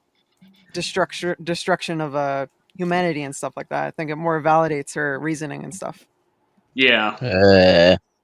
It I- validates I it, but kind of have my it doesn't still make it justified though. Well, it doesn't. No, it doesn't justify it, yeah. but it Yeah. just kind of like it at least. Yeah, I mean, like you can't help but just think like there could be like a whole bunch of like Ayanas that were created because of how many people were killed in Shibuya. Yeah. Actually, Yeah. C, do you want to pull up another pic that I showed? It's of the trauma Gamera design that they have. Yeah, this is the best Gamera. I This is wanted the to best talk Gamera about design. that. It's the It's the best best Gamera Gamera. design. I don't know why they didn't use it in the rest of the film. It's crazy. What's interesting is that it is. They only use it for like 5 seconds. Yeah, it's a repurposed, if I remember correctly, it's either a repurposed Gamera 2 suit or a repurposed Gamera Guardian suit with modifications to it. I think it's a It's repurposed. definitely a lot of I modifications. I think it's G2. To me, Yeah, that's definitely G2 because of the head.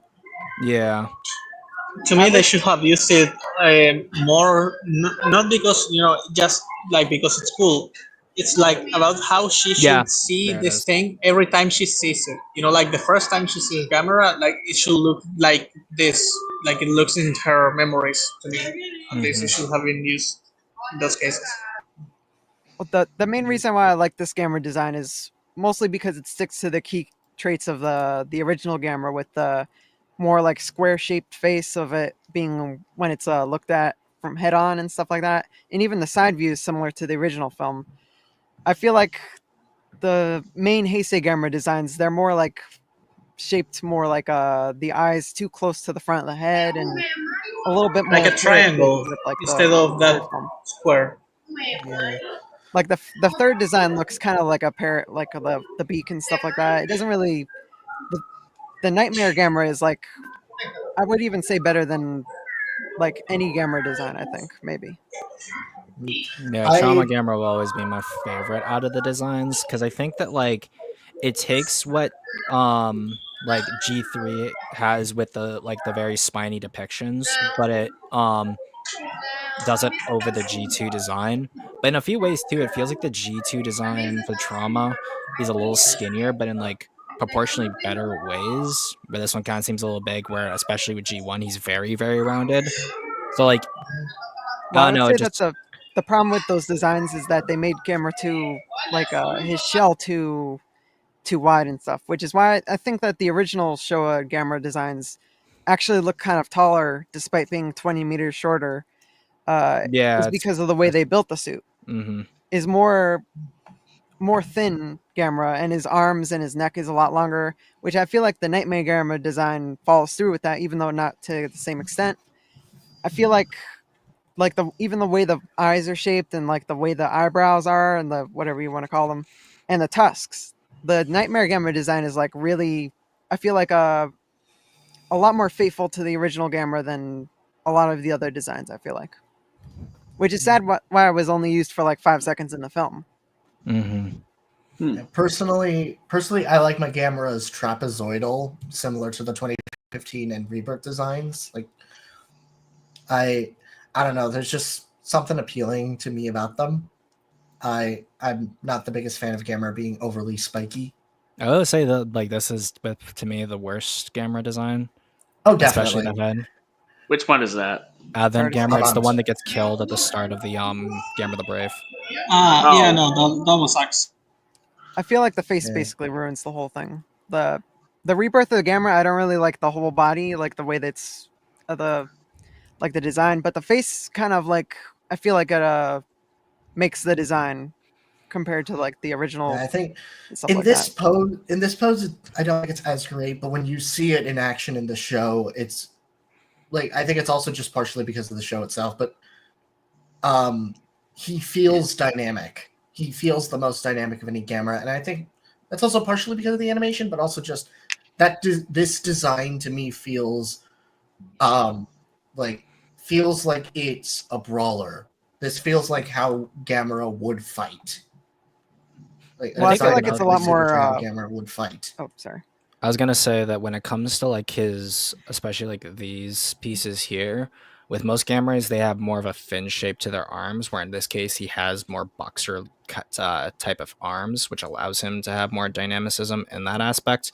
But yeah, I think like head wise, it feels like a mixture of G2 and G3 in a way. The legs are I would say definitely it actually kind of looks more like the Gamera versus Gauss from the 1966 one, more, or 67. Like the overall like the placement of the eyes and stuff like that. If you go to that film, I think a side view. That's Baragon. Is there a side view? I know that there wasn't like, it was essentially the same suit that they modified for the most part. I want to see if I can find.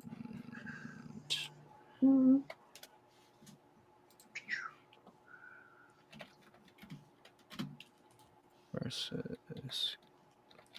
Just to fill the dead air here. Yeah, as CMS, haven't really heard you say much here. So I don't know if you want to have like the floor for a little bit about any of the films, the three films. Yeah, that's probably the best show we're getting. I wanted to say about The first film Very was of the Heisei area is definitely the best of the three, in my opinion. It's a good introduction film, i.e., oh, what are these new monsters? Oh, what's this Gamera guy like, and that sort of thing. It sets up basically everything. It's straightforward, understandable, and you get to the end of it. Yeah, great, excellent, understood all of that. Great. There's a couple of like very minor things, like the doctor's assistant, the doctor who gets eaten before we even see him. Uh, his assistant goes to the island, finds out the doctor's dead, and then she's more excited to try and see this mysterious bird than anything else, to the point where she's actively ignoring people who are telling her to get off the island because, oh my god, man-eating monsters.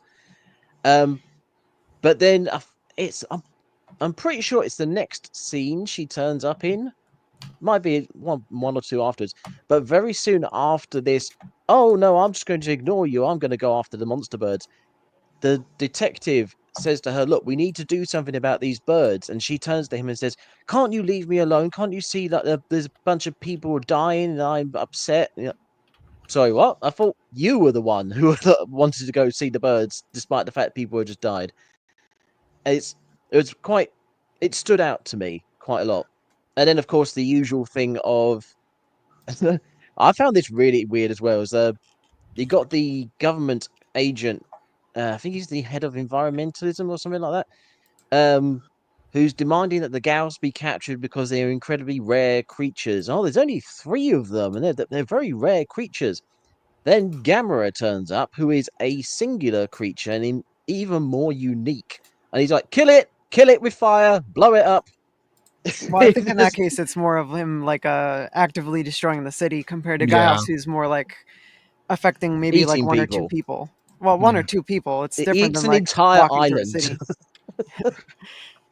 Okay, that point They is that point is What was it? 6 pretty. families, 17 people before they even knew he existed, and then it just went on hunting people more. It's like, yeah, these things are insanely dangerous, and Well, Which he I yeah, feel wants like to true, to the but the point. thing perpetually is, keep like them alive.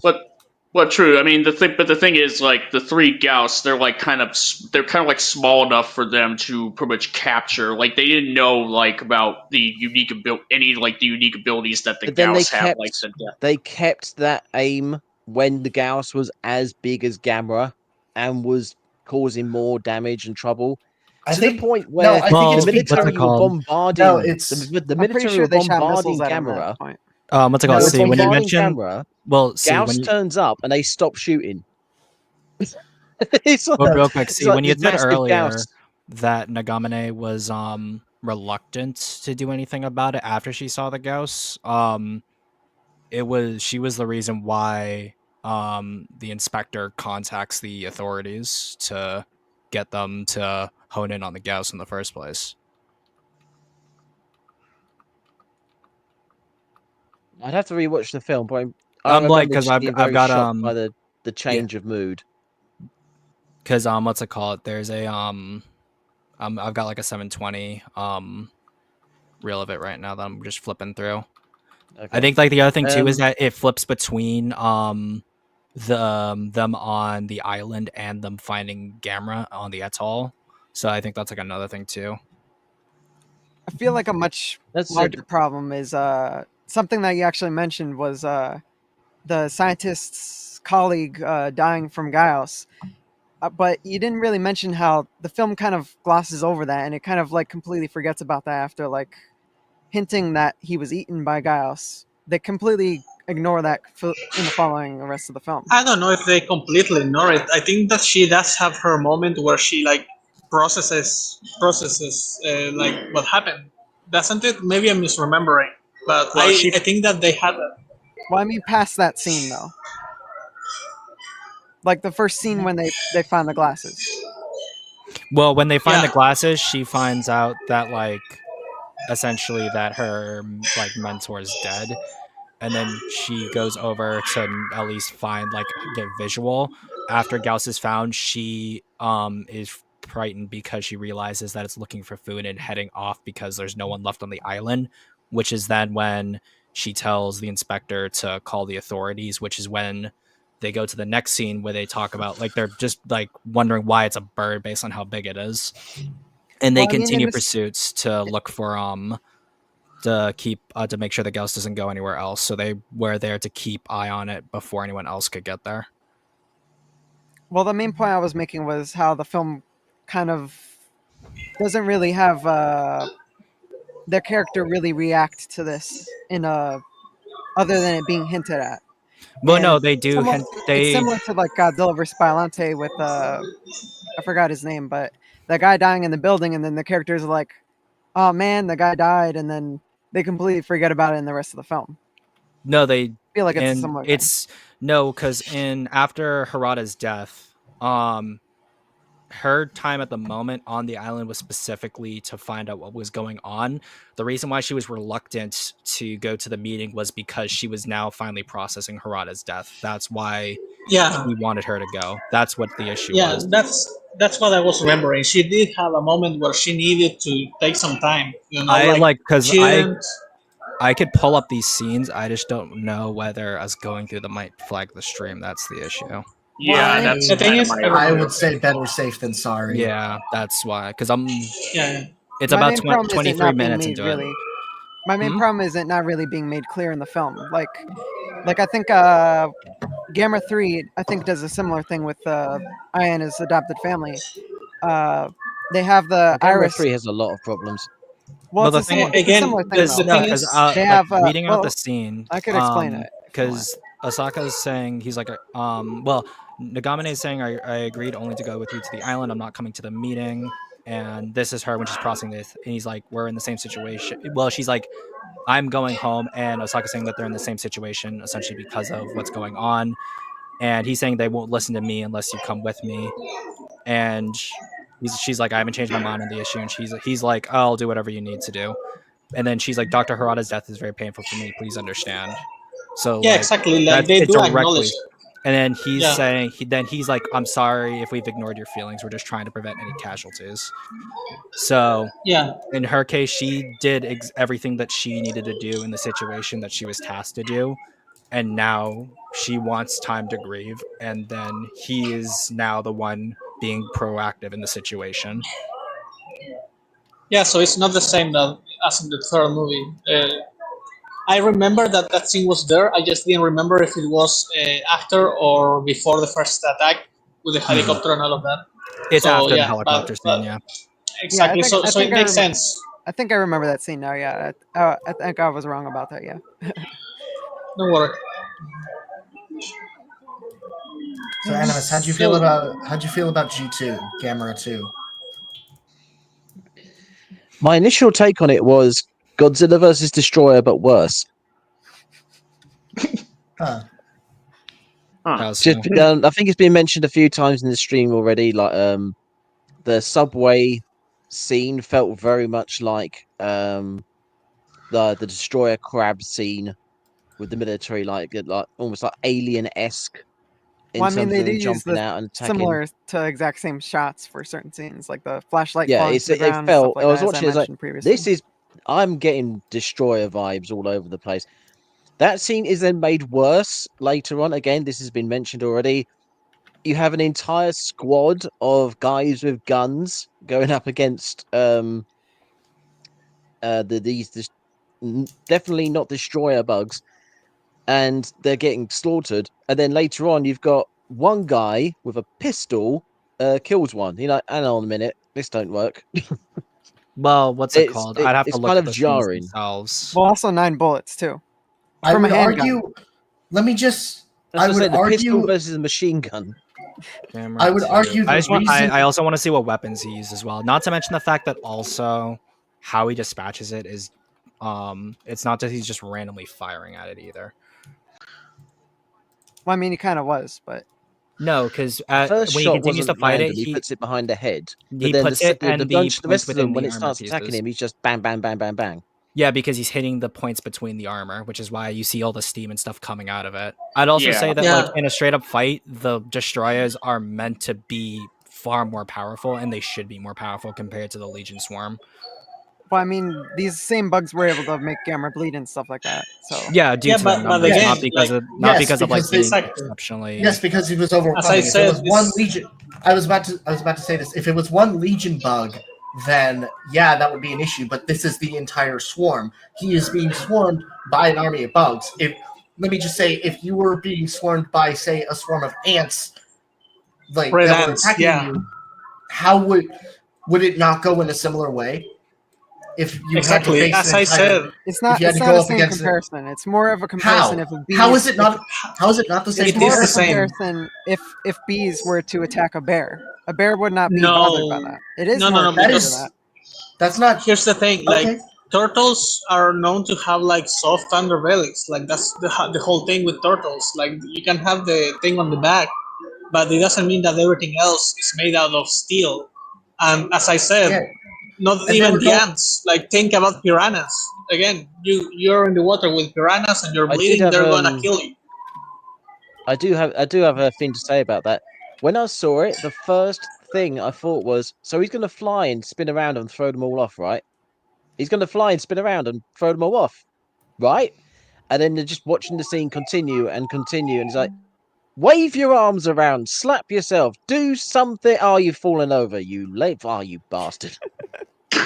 Listen, they're But then also he they're but then he also also ends up going doing that after. later on too. He's also overwhelmed. He's plus they're ripping him apart. Well, He's using flailing your around ant irrationally. analogy, if a swarm of And ants got on you, you don't just stand there going, "Oh my Yes, god, I've got ants on me!" Ah, you slap yourself, let you me throw just your arms across yourself, you do all let me sorts. let me just say, I mean, it probably wouldn't be a good idea for him to retract his arms and legs and tail and head into his shell to get them off, This because is what I was. This is what I was thinking. Is like he take his well. This is the they weird could thing in the potentially films. go in. His Well, jet stream, like that, it launches comes him out of up, his elbows. just explodes around his leg. So he could have just activated his jets and blown them off of his arms and legs. But the first thing I thought was, if he just goes up in okay. the air and then starts spinning round, they'll just get thrown off. So That's what then he it's like does. You he does spin that me much round, later round. after he's fallen over and he's been torn to pieces and all that sort of thing. That takes him ages to work that out. Yeah. That was the It's because first thing I thought of. It's also because he's overwhelmed. You're not going to immediately run to logistical action when being overwhelmed. No, you're You're just gonna going to run, which panic. is He's which would panicking. Yeah, translate exactly. into jumping and flying away. No, the thing is, I don't think it's unbelievable that an animal is like being bitten by the equivalent to red ants, and he's in so much pain that he cannot think for a moment. I think that's fine. Like I didn't think that it was like Oh, incredibly stupid or anything. animals don't think in those sorts of situations. You ever seen lions being attacked by bees? It's like they'll be like, ow, ow, ow, ow, and then they run. They just run because, oh shit, I'm being swarmed, and they just run. Yeah. That You would have also been an see Gamera. instinctual You thing. thing is, The he same doesn't. thing would have happened Thing. with Let me Gamera. continue. Let me also say he's also slamming his body into buildings. Yeah, he's not He's just chucking he's- his. He's not trying to fly off immediately. He's also chucking his body around. He's trying to crush or slap the ants off, and then he's overwhelmed and knocked to the ground. And then once some of the creatures leave him, he finally gets agency and decides, okay, now I can do this, and gets out. Well, I think the problem with also that is because- that he doesn't also really they're like waiting- try to rip him off of himself and stuff like that. I think if they made him more like intelligent like the original Showa Gamera, I feel like he would try to rip him off of him and stuff like that. Even Godzilla and Godzilla vs. Destroyer rips them off of him, even though it's on his back. Yes, but they're also. But the thing yes, is, the Destroyer Godzilla aggregates are also- larger by comparison. and more Exactly, powerful. they're way Not to bigger. mention Godzilla also flails around too. Another thing as well, and to the other also point as you well, cannot. Just that, one thing really fast that I yeah. want to add is just you cannot use a completely different variant of this character to say this version should have done this because Showa will have done it because this isn't Showa Gamera. They're, Another- I they're was just just not using the it as same. an example mostly I would for say the another thing as intelligence well of Gamera. is that the soldiers, when they first encounter the Legion, they never fire anything on them. You see a few of them using Howa Type 89 ARs, but none of them actually fire and kill any of them because they're just trying to secure the area. The only time you actually see someone fight a Legion close up is either someone who is unarmed who's killed in the subway, or Wadarase when he's actually fighting one directly with a 9mm, which is also him just directly firing into the joints to get it to go down. And then the only other times we see them get killed is either from Gamera or from the Apaches, which are firing on the ones that hit the power plant. I'm pretty sure they Or cut when off they- right before the fights, though. So it's not really. It's. I think they cut the scenes right before they fight, though, with the military. No. Yeah, I'm pretty sure they do. Like they have the military, like they aim their guns and then they cut to a different scene. They do that 2 The times thing in the is, film, I think. I think you might be misremembering some of the things because No, it's again, the cops some who are of these fighting things. them with like Yeah. handheld weapons. It's not the military that's fighting them. Yeah, One it's sec. police. Yeah, Yeah, it's, one sec. it's the Wait. police. Well, that's what I'm just gonna show it still because it's not the military and they aren't even having guns. Where Wadarase actually had a gun when he fought. Yeah, if you Legion. have if you could just at least pull up a still, that'd be good. Because I don't want this stream getting flagged. It's really a shame. Yeah. It's also Yeah, it's also one. I think if I'm remembering the scene that you're talking about, it's the one in the radio station during the final battle, right? Where that's the one I'm Wadarase talking kills. about. Yeah. Wadarase kills one. Yeah, Yeah. And also, that's they get after. shot That's point also blank. after they. That's also after they have studied and experimented on the Legion. After they know what they're dealing with. Yeah. As And well also, again, the bug is getting shot from like a meter at most. Like it's basically right, like the gun is right there in front of the weak spot. yeah, like I I'm think pretty he sure if you puts skip the into the gun scene, on I'm pretty the sure they have skin. the guns aimed, from what I remember. Like if you skip ahead a little bit. Or not? Okay, well, I guess I was wrong with that one. But yeah, I'm it's pretty just sure they do it. It's just evacuating people. I'm pretty sure they do Yeah. it with the one they have right before Gamera shows up, from what I remember. Yeah. It's right before they skip to the Gamera scene with him flying. Yeah, this is them here. So that scene, and then you have the one right before Gamera shows up. That's the 2 scenes I was talking So that's about. one scene, but we don't actually see them attack. So they're just setting up a perimeter. So we don't know whether any of them were killed or not, and we don't know if anyone died in that fight. So then You know what? I'll retract that because I just rewatched that scene, and yeah, the guys in the blue suits do not have guns. So yeah, fair enough. yeah, it's right here as well. And then they cut to the Gamera scene. So Because they don't actually Yeah. end up fighting them because Gamera's appeared. Yeah. So well, there we was don't never- know if they do. That's the point that you were making. No, We they know don't. if they do No, or they not. don't. No, We- They don't. No, They don't. no, the they point don't. being made is that the first idea was that it makes no sense that Wadarase could 1v1 a Legion drone, and then the evidence is that we never see them fight, so we don't know what the upper limit of their strength is. We do know that they're weak enough to get taken out by Apaches, and we also know that right here you're seeing him get hit within the fleshy bits here, which is what it's Yeah. causing the steam to That. pour out. I wouldn't really say that's the fleshy bit. That looks like more That- like the armor on the outside. What is this part here? We can also get a non-blurry Legion drone Gamera 2. Let's see if we can get a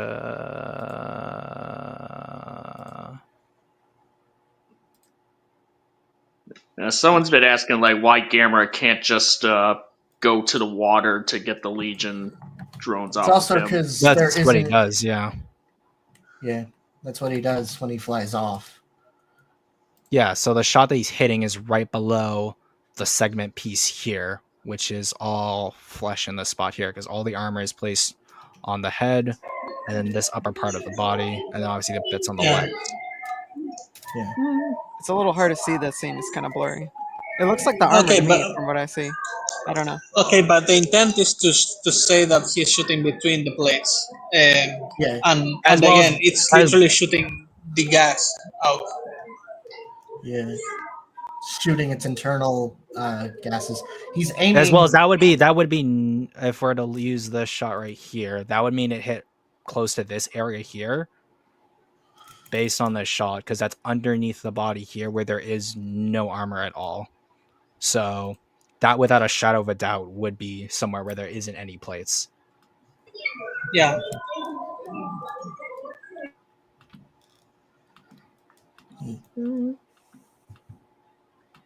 Okay.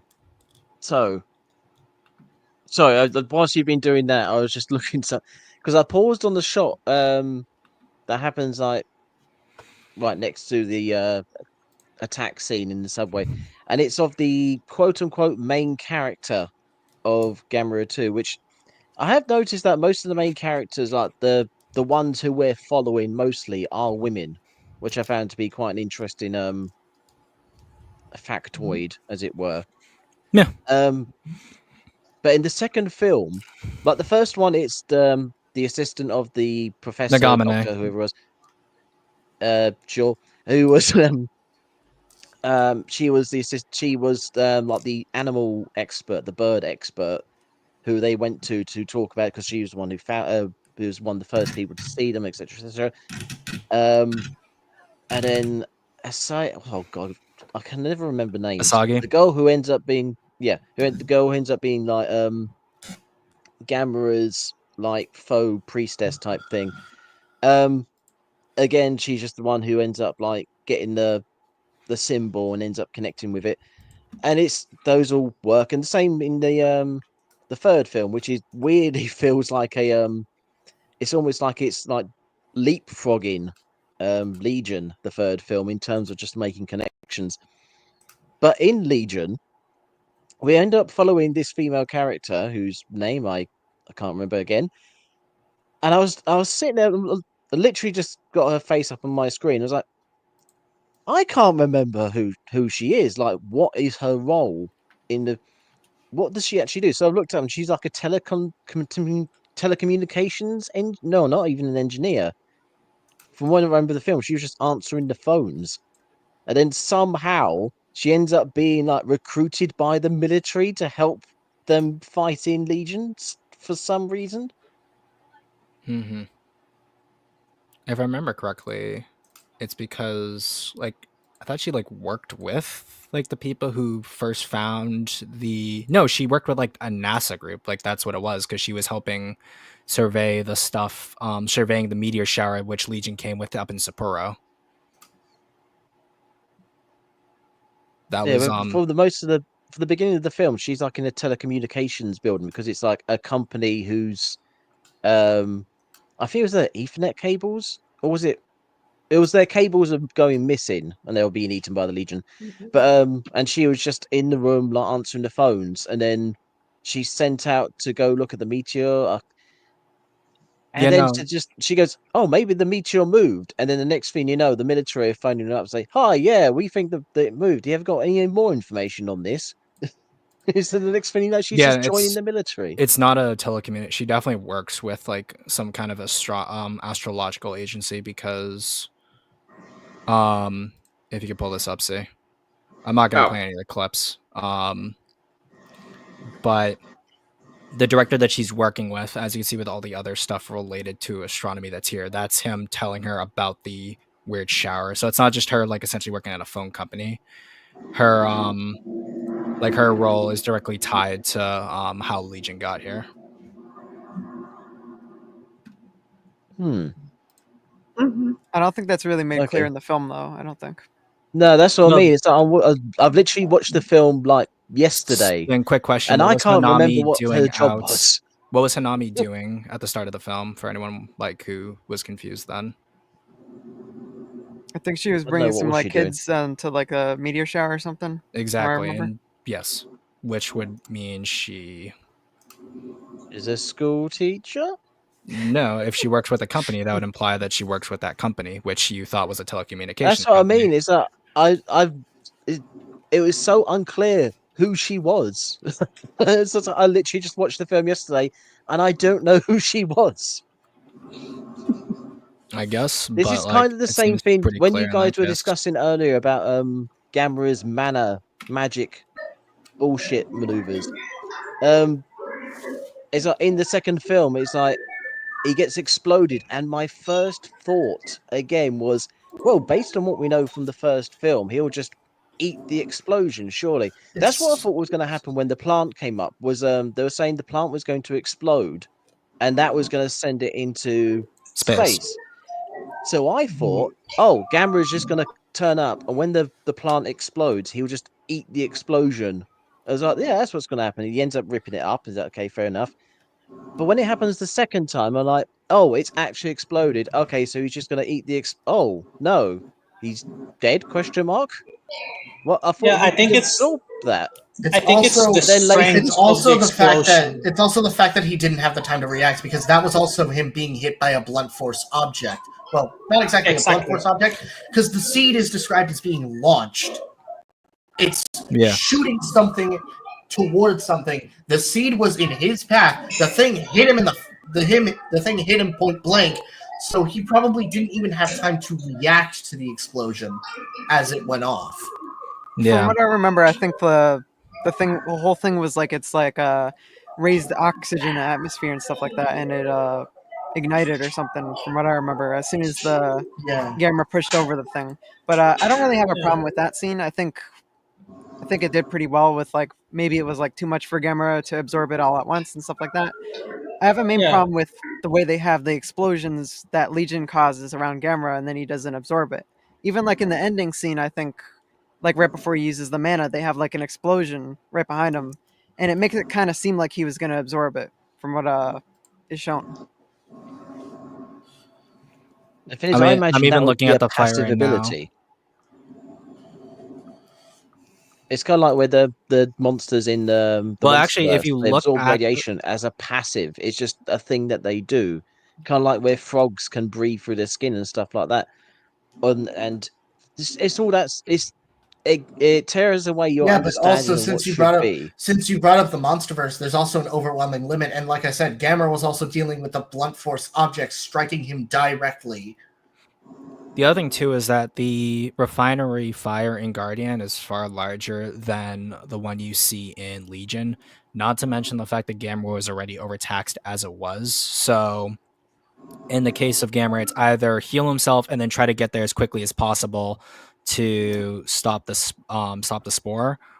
And in this case, I think Gamera decided that it was better to just continue on and destroy the plant rather than try to heal himself. And doing so might give him less time to get there quicker, even if he was in tip-top shape.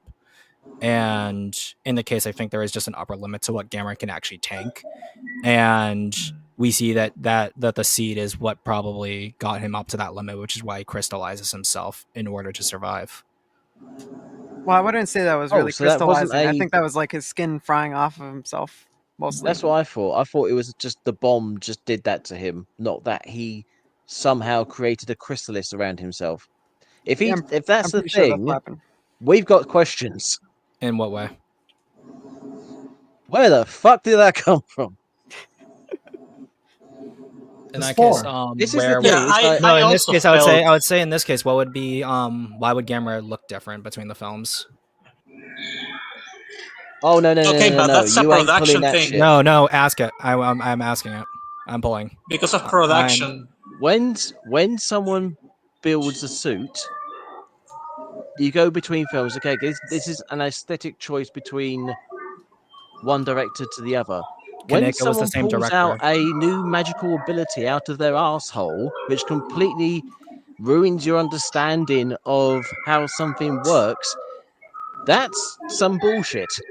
So it wasn't different directors. Kaneko directed all three of them, and Higuchi and fine. Mahiro Maeda were. He changed his mind on how Higuchi and Maeda were also the designers behind it in both affect your understanding of how Gamera works. Apparently, for you, it does. In this case, apparently, because no, I didn't say anything about no, because what you literally just what said. You can do. No, because your original accusation was that it was different directors, so it was a simple artistic choice. That's not the case. It's also not the case. Those different designers. There was a direct reason as to why Kaneko wanted to do that. Whether that's stated in the film, and now or you're pulling away from the subject. How does his look affect what he can do? Because everything is How do tied those two directly things to mana, connect up? because they already say that it's able to manipulate life. That's the point, and that's why Gamera is as powerful as he is. That's such a loose concept, being able to manipulate yes, life, That's that why you it's can a do loose whatever. magic things system. don't connect up. It That's Exactly. like Why when do you- Godzilla what- changes. Okay. So Godzilla has there- mana, does he? No, why would Godzilla mana? Where is it stated Godzilla has mana? Exactly. No, where is Godzilla it? looks No, different between wait, his films wait. because they decided to change the design No, of the film. animus, No, animus, No. animus, animus, Wait. animus. Kaneko Where- has directly stated that there was a reason why Gamera's design changed. There's also directly stated in the film why mana does what it does and what mana is. Whereas with Godzilla, mana there were doesn't come different. into it until the third film. No, mana comes into the end of the second film. Well, it And comes When we into it, but also it's not explained and in then the everything second else is film. explained because of it in the first film as well. Where first do they film mention explains mana in the second film? I think it's called Actual But words. Asagi is studying Gamera. Fire. It's meant. Was Everyone's that really talking about- set up? Was that said in the second film? I don't remember. Yes. Mana's stated in the second film. Yes. The second Yes. Yeah. Yeah. Or was Second it one. Directly not- stated by Nan. If not and named, also- if not named directly implied, as Asagi states that she went abroad to study Gamera. That's the third film. No, she No, did that in the that's the second third, film. maybe. That's why Nope, she was second on movie. that No. helicopter in the first place. Exactly. It's on the second one, guys. In the second film, she's still in Japan. She came back to Japan. That's She came the back. point. Yeah, that's why she wasn't there at the beginning. Yeah, just know that it's on the second one. Like, no doubt about it. It's on the second one that it's like first mentioned. That's the thing. Then- I don't remember it being mentioned. Is there a specific Okay, scene or but something? Where that- does she? Where is it mentioned? Give me a scene. I think Zim, you can It's- pull up the scene. Yeah, I'm pulling it Yeah. up right now. I'm just finding it because there's a few different places that she brings it up. Yeah. Because this is the thing. It's like you're watching. When you watch, for instance, Godzilla versus King Ghidorah, he gets strangled. He's frothing at the mouth. You're like, oh god, well, how Godzilla going to get out of this? And suddenly this explosion comes out of him. You might think just, oh, wow, it's some bullshit maneuvers. But when I watched it, the first thing I thought was, because it starts in his mouth, like the light starts coming out of his mouth. And the first thing I thought of as a child was, oh, his nuclear breath can't get out. So it just sort of, the energy just sort of explodes out of him. That was a mechanical thought that I had as a child watching this, thinking, oh, that's how that works. When Well, it was also watching shown in Gamera, Biolante too. I'd say Gamera in this case, it's a difference between the director choices between the various Godzilla directors. but then when and watching the one Gamera, director. and he gets the spirit bomb ability, he's like, sorry, when did that? What the heck? What? Because nothing like that is suggested in the first film, and then it just appears in the second film right at the end as a Deus Ex Machina. But then someone mentioned here is that keeps happening with Gamera. That just seems to be a thing that he does, which, if so, Yeah. that would make him a very uninteresting character to watch. Because as much as I really enjoyed the fact that he's getting hurt, like he's getting stabbed, he's losing limbs, he's getting parts of his body ripped off. Like, you can really see the damage. You can really see like how much pain and suffering he's going through in his fights to like to accomplish his goals. And the whole thing with connecting up with a priestess, quote unquote, to then like share the damage almost so that he can get through it better. I really enjoyed all that. Then you get to like stuff in like Gamera 2 where it's just like he sort of died, but then a bunch of children come along, and then this huge the waves come in, and then he flies away, and there's more waves, and then spirit bomb, and he's just like, okay, I'm losing track of what exactly he Okay. can do. For the resurrection thing, I think that actually makes sense because it's the ashes from the fire that form above his head, and that's what brings him back to life, as well as the help of Asagi.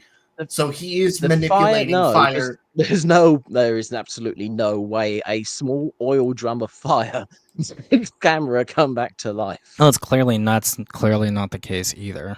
That's not just the It's oil. not- it's Yeah, yeah. It's not It's just- as well not as- just huge a little golden bit of waves Um, come in. We also know that the reason why the damage isn't shared between Asagi and Gamera is that she even says at the end of Gamera Guardian Universe that she can't feel him anymore. So It was that being explains shared that. while she was connected to him, and then It was in the completely second severed at film, the it's end of not. Gamera 2. Well, we see the But then you Magatama see him break. taking the damage and suffering with it. It's like that's more of a mechanical understanding that I really liked about the film. Is that it's simple and straightforward, and you can understand it. With everything else that's going on, you need to be able to understand what is going on. So then to start pulling stuff in from seemingly out of nowhere, it it spoils Well, in that the case, what follow would through of you the film and say? understanding the stakes and What whatnot. is the reason for how Gamera could absorb the energy? Because we don't see that in the film until the end.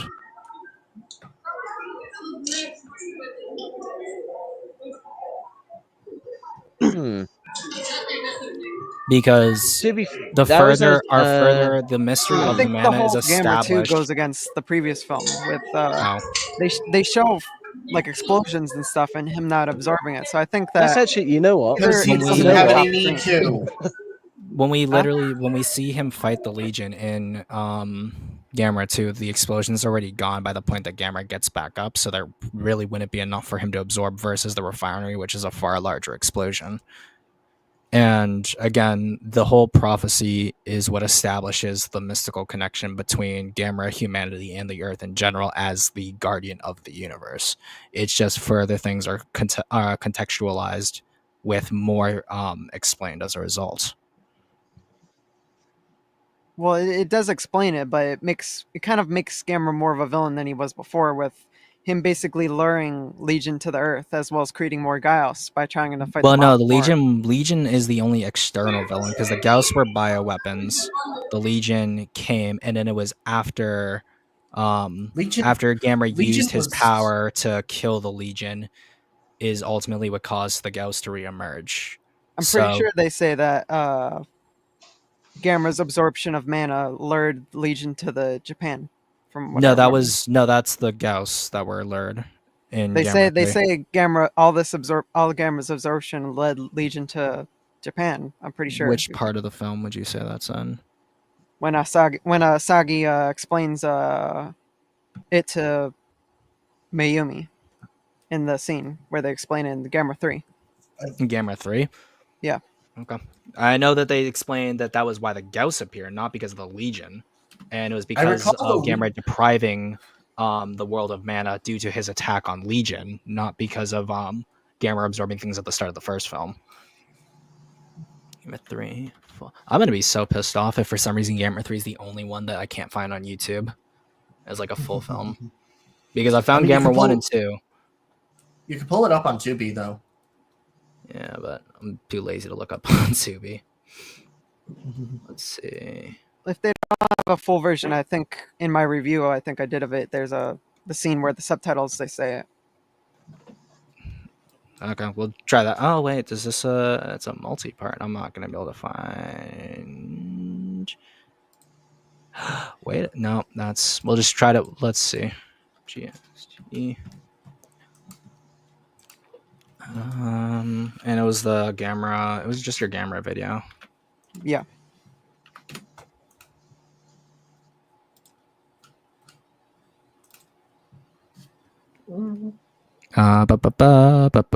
Explain the flaws of the trilogy. Okay.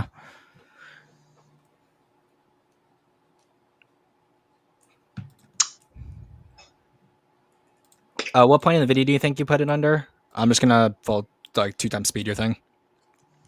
I'm looking through it right now. Let me find it real quick.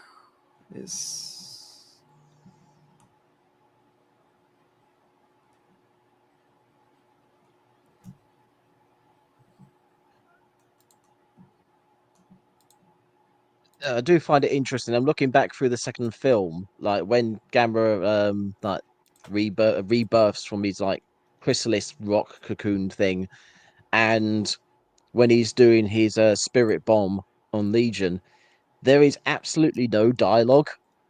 So it's not like somebody saying, "Oh my god, what is that? Oh, that's Gamera doing his blah blah blah blah blah." There's nothing. They're just people watching it happen. So you're just left sitting there going, "What on earth is this?"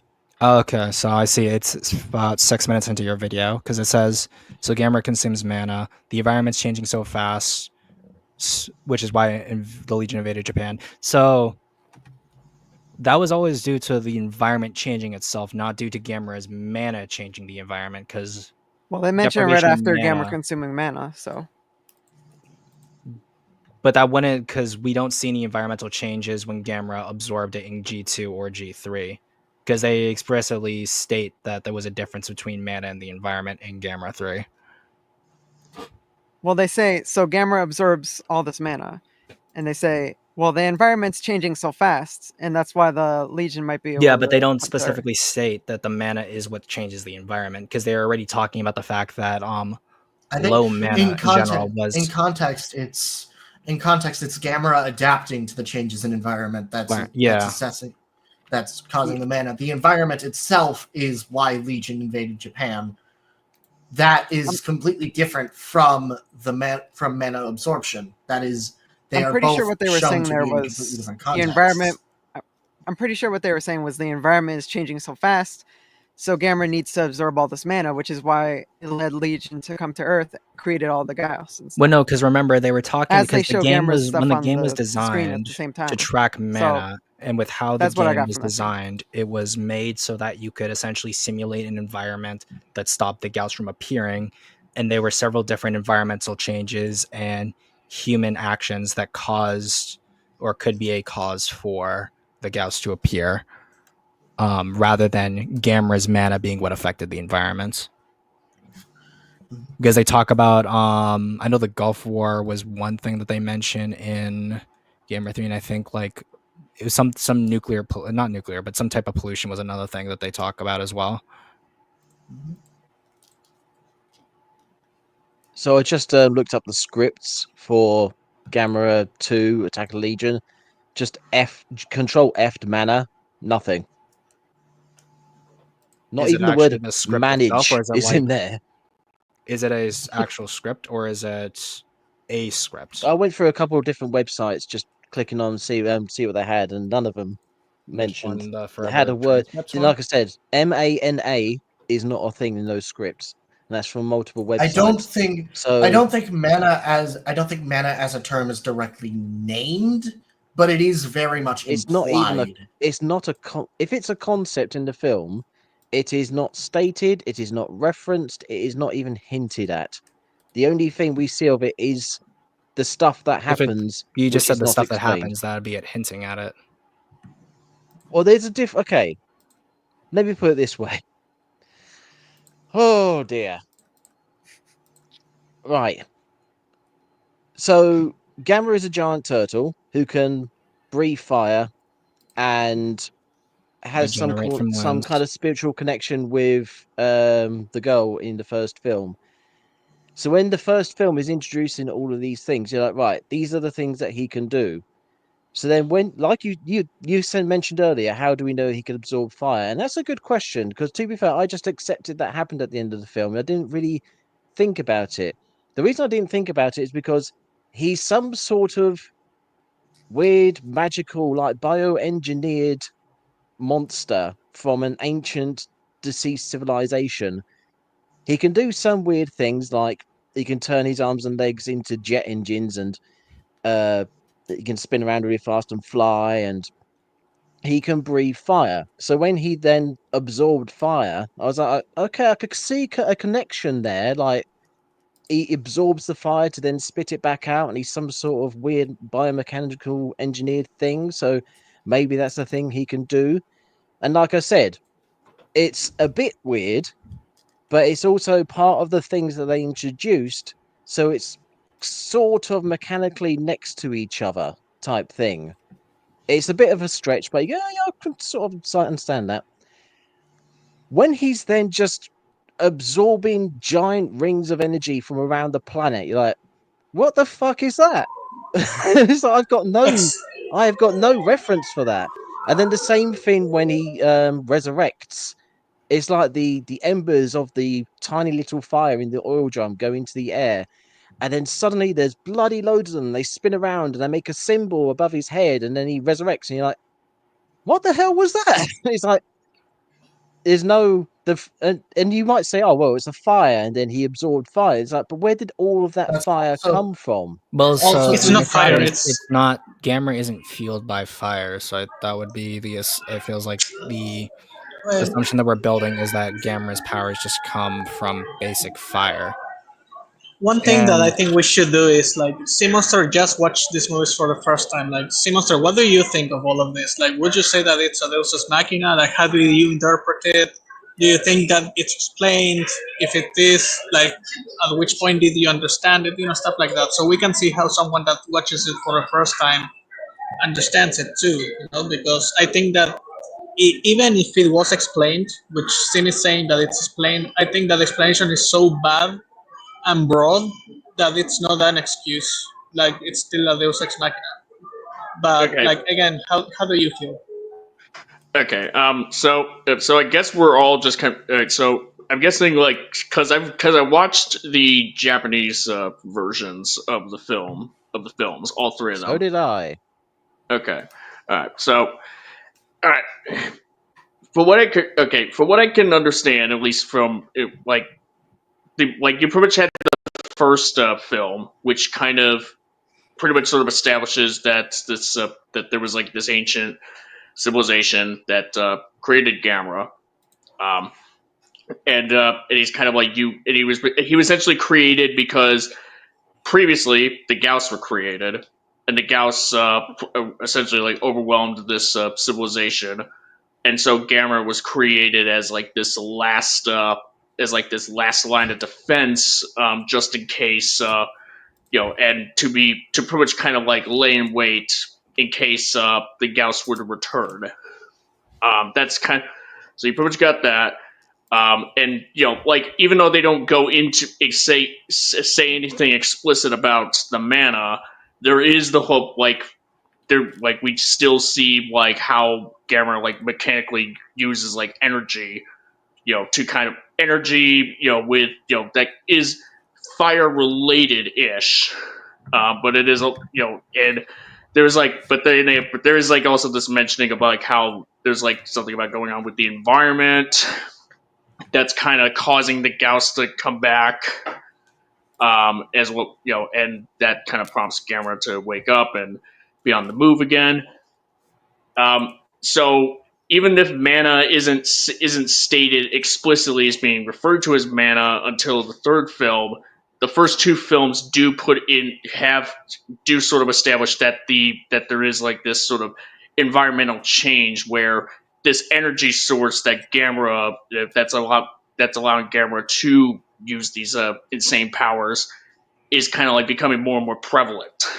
And it's not until like the third film where it's actually essentially given a name, as they as well as the fifth. While there's the also this like the whole flocks of Gauss that are like emerging that Gamera would have to like take on, pretty much at some point in the future after the whole thing with Iris. Does I don't know, does that kind of make sense as like someone who's just watched these films for the first time? no, that makes sense. Yeah. Because my assumption is that due to us knowing that Gamera is a bioengineered creature, the powers or whatever allows Gamera to do what he does is going to be different from any base scientific understandings that we would have, because if we did understand it, then we'd be similar to the Atlanteans in the context of that universe. So Yeah. therefore, the unique and like outlandish things Gamera is able to do has to be the result of something, and that just so happens to be mana. Yeah. And Yeah, it's like also shown that Gamera uniquely has a special connection to mana, as they say that mana is in all things, but it's only Gamera, due to the processes they did in creating him, that allow him to use it in a special way. And Iris being the only other exception, and that's also due to the unique properties that are Iris as well. Because there is that adversarial relationship between the two, and also being an Atlantean experiment would also mean that Iris can manipulate mana similarly to how Gamera can. yeah, pretty much. I've just had a thought. and it's not a good one. So, first film, you got the bioengineered monster who can do weird things with fire and manipulate it in fire in certain ways, including making himself fly and absorbing it when there's a massive explosion of fire around him. But you also have the weird spiritual connection thing going on. And that's not weird. That's something else weird and mystical and something else going on. And at the time, that's literally just it. It's like it's a weird mystical thing. It's like, but it's very subtle. Well, I say subtle in terms of like his connection with the girl and like sharing damage and power and all that sort of thing. But And it's just left there as this weird, mysterious thing. well, it's not that mysterious because of the amulet that that was kind of from that the dad. What? And that's all still too. like weird and mysterious, isn't it? It's like, oh, here's this bioengineered monster who can absorb and spit and manipulate fire. Okay, how is this weird amulet thing making it so that the girl gets his scars? You're like, magic. And that's basically it. You just leave it at that. And it's a very small, subtle thing. Then you get to the second film where suddenly, oh my god, all the stuff that happens there. And then the third film, they go, oh, so there's this stuff called mana, right? And it suddenly clicked. The Force. Yeah. Think about the Force in the first films. It was like, it was subtle. They could do some quite significant things with it, but it was still quite a subtle thing. And then in the sequel trilogy, it went all out stupid, over the top, and what the hell is all this? It kind of ruined it in that sense. Well, in the case, the are we talking about the trilogies, prequels? Okay, you're gonna talk about okay. And then the prequels were like, oh, it's this stuff called midichlorians. They're like, oh no. And they tried to science the Force, which kind of took away a lot of its mystique. Which is kind of what happened with Gamera 3. Well, in the case of Gamera, like, oh, here's mana, by the way. Well, all they do is that all the mystical things are explained via the use of mana, and they only give it a similar level of context as they do in the original trilogy for the Force, where they say like a Force gives a Jedi his power, it's an energy field that binds us, so yada yada. And with mana, they literally just say the mana is inside of all living things in that game. But here's the thing. All they do Here's with the thing, mana like, is all they do with mana is use it as a Deus Ex Machina, because here's the thing, in the first trilogy, it's not like you defeat Darth Vader by suddenly pulling out a magic trick with the Force, which is like literally fucking Kamehameha, you know? Like, if they have done that, we will be saying, dude, we love Star Wars, but that fucking Deus Ex Machina at the end of the movie, you know, like that ruined it. They don't do that, so we never say that. Well, with Gamera, it's like, okay, it's completely unexplained. It's left so ambiguous that you can use it as an excuse for anything. And it's like, well, if Gamera just nuked, like literally nuked everyone with mana, like we could technically say, yeah, because it's mana. If Gamera like grew a bunch of trees in the middle of nowhere, king of the mana, exactly. Yeah, so like I would say, like in this case, yeah, I would say like when you start seeing continued applications of mana, that would then be an issue. But in the case of Star Wars, they do use the Force to essentially have a Deus Ex Machina, which is him making the 1 in a million shot due to him being Force sensitive. Not to mention the idea of using like your anger to become more powerful in the Force is not like heavily explained. Neither is Luke's direct training shown on screen when he goes from Empire to Return. And we see that Luke is able to match Darth Vader with his anger, which we are to assume is due to his training and his power. I'd argue neither is the Force Ghost. Like where the Force Ghost, yeah, the whole thing with the Force Ghost is just to strike me down, I'll become more powerful. Or like another example would be Gandalf. Even though in like, if we're to use only the films and no external material, all Gandalf says in the Fellowship of the Ring is that he is a servant of the Secret Fire. That isn't really where his powers come from. But if someone was watching Fellowship of the Ring, they would assume that he gets his powers from the Secret Fire. So it is the nature of a soft magic system to be more nebulous in its applications versus a hard magic system. And I would say, and this is probably the last thing I'm going to say because I just realized that I'm going to have to go to work in the next couple of minutes. When the Force continued to be more explained in external Star Wars material, it went from being a soft magic system to a hard magic system with the different Jedi schools, different like subcategories to certain Force abilities.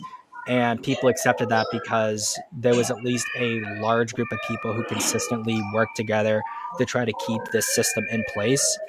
But in the sequel era material, they rely on the old Nebula soft magic rules for the Force and ignore all of the material that was placed there before Legends became properly considered Legends.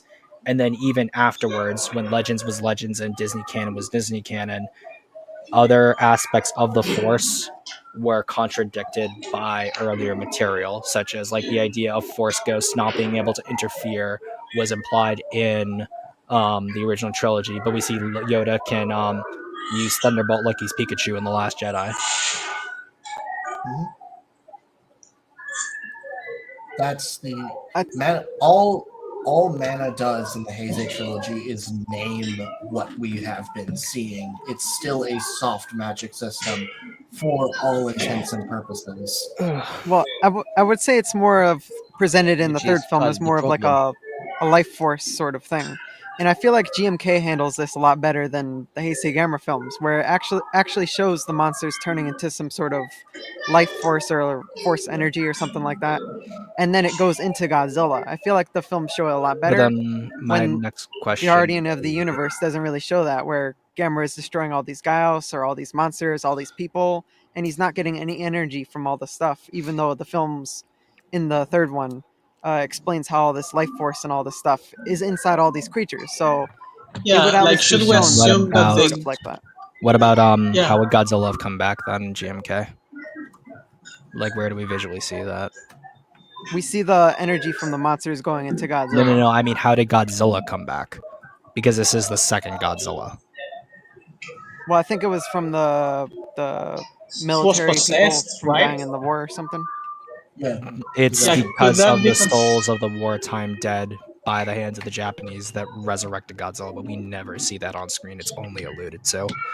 And Well, even it's when Godzilla, explained with the character, Well, I this. think. Pretty. but Thank when you we for also see thank you Godzilla, for knocking that straight on the head there. but We also don't when see we, it. It's not explained. It's alluded to. It's essentially the spark of the fire of the story, but it is not the fire. It is just like there's the thing that starts this off, and then here we go. but With no, that Also, would Gamera have in the been it's first told to fire. us film, by we the kind of had the ghost. same thing going on. You sort of had the same thing going on with Yeah, that's the here is point. this subtle thing that helps the story along with the whole spiritual connection of it.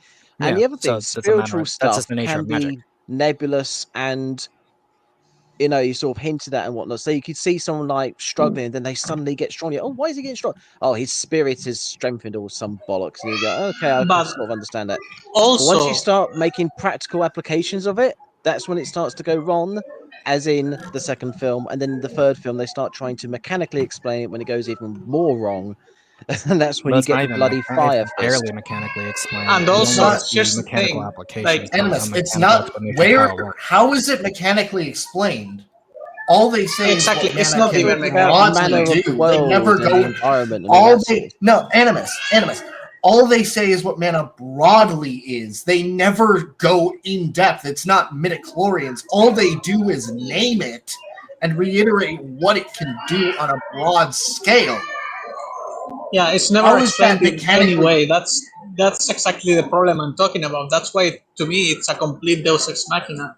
Also, in GNK, it's the literal ghost that's telling us how things work. So if a ghost tells me, hey, a bunch of other ghosts possess this other monster, like I'll believe the ghost because he knows his shit. How does that He's a not? ghost. Or what's it called? Okay, Actually, how the hell does that not apply in to that someone like case, Ayana? why Not would Ayana, Asagi. in Well, the the case same like character is well also no shown to know real where quick. Ghidorah is and So stuff like that. So if a ghost tells you something, just because a ghost says it doesn't necessarily mean that that's the case. well, it's I mean, mostly of it Because being shown you in the because like film, because the with ghost also directly says that the Japanese people have forgotten what they did, which in the macro scale you could say a large proportion of the population have forgotten, or you could also argue that a good proportion of the population willfully know what's going on and are choosing to hide it.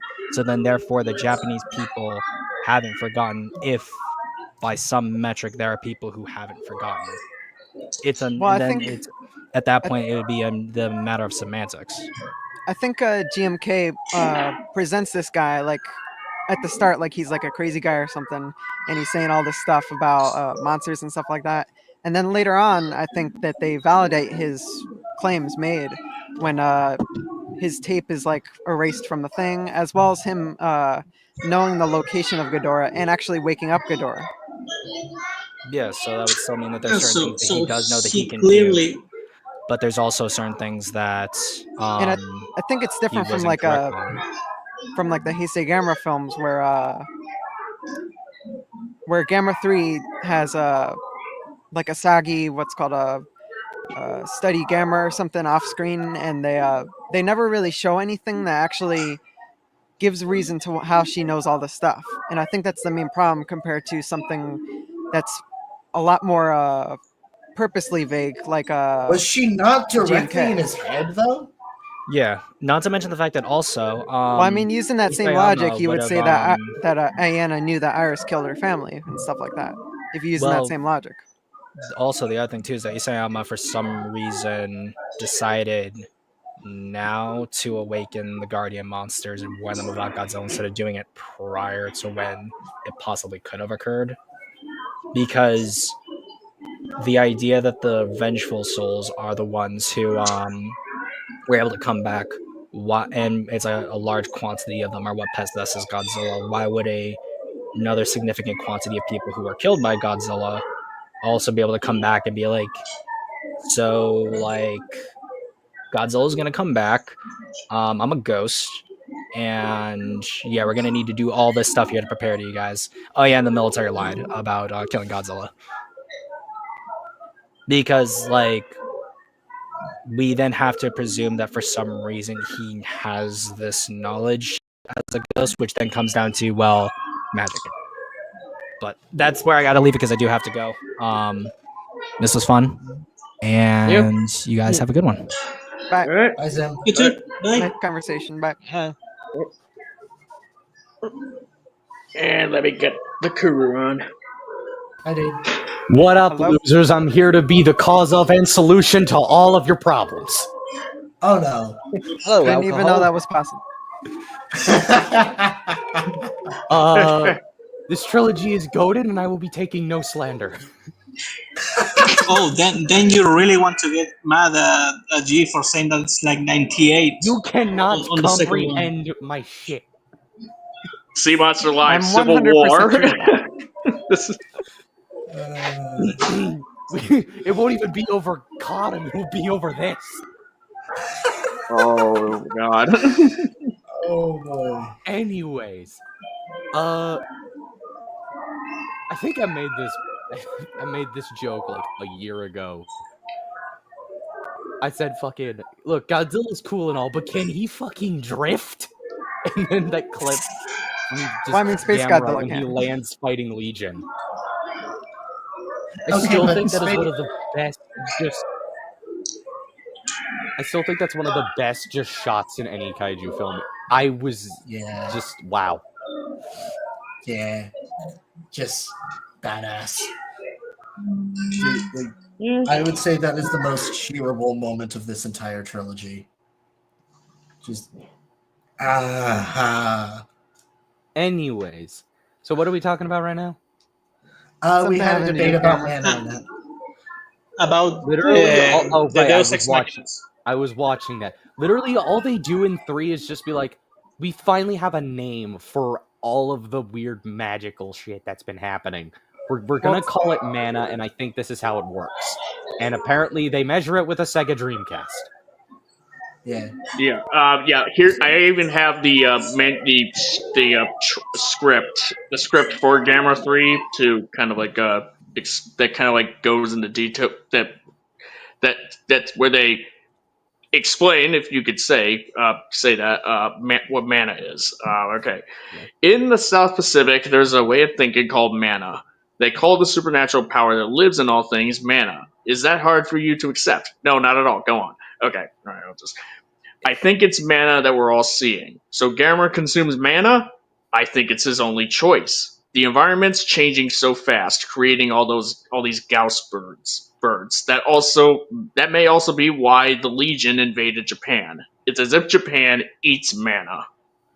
Yeah, I think if I remember correctly from the trilogy, and this is one of the things I like about the segue from Gamera 2 to 3 is that the consequences of Gamera's actions in 2 to beat Legion are what feed directly into the start of 3 and why that situation is so bad. Because if I remember correctly, is that the Gyaos are getting so populated because the mana of the world is at like a low or some point due to Gamera having to use all of it, well, a lot of it, to try and kill Legion. Yeah, well, not just that, but also, for the past couple bouts that he's had in Japan. And that's just the last thing. There's also having to basically resurrect himself from a coma. And then, but it's also kind of explained over like the trilogy. Yeah, that's why all the monsters keep showing up, because the world is getting treated like garbage. The mana of this entire planet's getting extremely low. And that's why the Gyaos are going crazy, and Gamera's back. And we had to deal with Legion, and now we're dealing with Iris. As well as the whole swarms of Gauss that are appearing across the planet and are about to converge onto Japan. Yeah, because, and I think the reason in Japan, it's interesting that they choose Japan. Granted, that's just because the location of the movie, but I think Japan isn't even in like the top 5 of CO2 emissions in like the entire planet. Yeah, true, but that's considering like, that Gamera was using the mana, especially against during the events of Attack of Legion. That is kind of where fair enough. He does like have to put he is like located in Japan when he basically sucks basically all of the mana on Earth dry. So you could say that kind of makes it a metaphorical hotspot.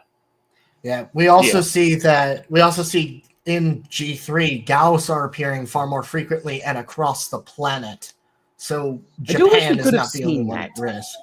No, they say it wasn't one of the dead of Gyaos in one of those villages supposed to be.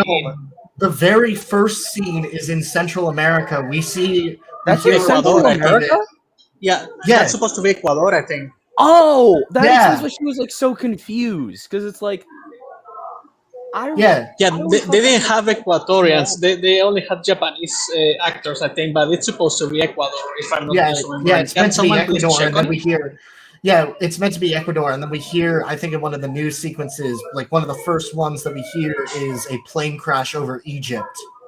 And then as the story continues, and then it ends with China, America, and Russia alerting Japan that, hey, you have an entire cloud of Gauss headed straight for you guys. Might want to get ready. Have fun. I feel like the problem with the Heisei Gamera films is that they don't really set up things well. With what you guys were talking about with like the Gauss and stuff like that. I feel that is the setup, dude. Like with the monsters, like in the beginning of the films. Like for example, you have Space Godzilla coming to Earth. The way they present it in the Heisei Gamera films would be like if Space Godzilla arrived to Earth. In the Gamera trilogy? I'm using an example. Bro, I'd kill to get a Heisei Gamera and Heisei Godzilla crossover. What do you mean? Dude, Gamera versus Space Godzilla would be awesome. I want in on that. The example I was saying was that Space Godzilla is set up in the very beginning of the film. They show him coming to Earth as well as him sending things to Earth. If the way the Heisei Gamera films present it would be like if crystals landed on Earth and then Space Godzilla showed up out of nowhere. I feel like with a monster like Legion, So- they don't really show the monster like breaking out of its shell, sort of like Batra does out of the Antarctica, or like the Gaius breaking out of or being created in the first place. I think they do well with So what's the showing difference between Gaius's mutation. Like I think they show Gaius's mutation very well with having it rip off its skin and stuff like that. But I feel like starting off these monsters with a good starting off would be better than just showing them and then having So- future explanations. I feel like what's the the problem difference? is having So future what's the difference explanations for between things previously What shown. makes here's So my what's the question. difference between this and Godzilla versus Destroya, or Godzilla, or the Return of Godzilla, or Godzilla versus Biollante, or even Godzilla, or even Batra, Mothra Batra Mothra Godzilla Yeah. Battle for Earth? Like What's what the difference makes between those? what makes Legion setup lesser than say, because I would say Space Godzilla has arguably the weakest setup. If we want to talk best setup, I think ironically Heisei Ghidorah has the best setup in the Heisei movies for Godzilla, but well, Sea Monster, I still want that Godzilla versus King Ghidorah debate. Run the hands. you're tempting me, boy. You are tempting me. You are so tempting me. You cannot help yourself, can you? Like, no, I but, can't. like, I wanna for start example, something. but like to add to your example, we do not establish Destroya's origin immediately. All we establish is It's kind fish of are a dying, mys- crustacean it's is kind of found, just and then a mystery. yeah, it's a build up to a mystery. The characters are unraveling this as the story continues. It's not, the revelation hey, here's is the realizing, like That's yeah, not really the exact same thing. The film doesn't How is it not?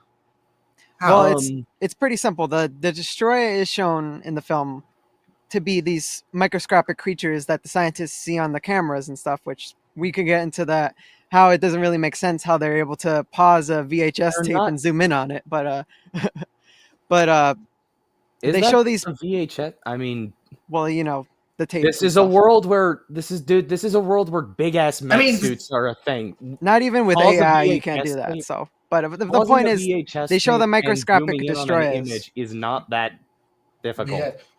I don't They- think it's that much of a stretch. So the beginning of the Destroyer, they set it up actually pretty vague with having the construction workers elevator melt from, they don't really say exactly. So they have a scientists get samples of the dirt that's there, and then they have the scientists find a life form in the dirt, and then later on this life form is shown to be escaped into the sewer systems. Then the sewer systems, they show visually that the water is going down into the aquarium.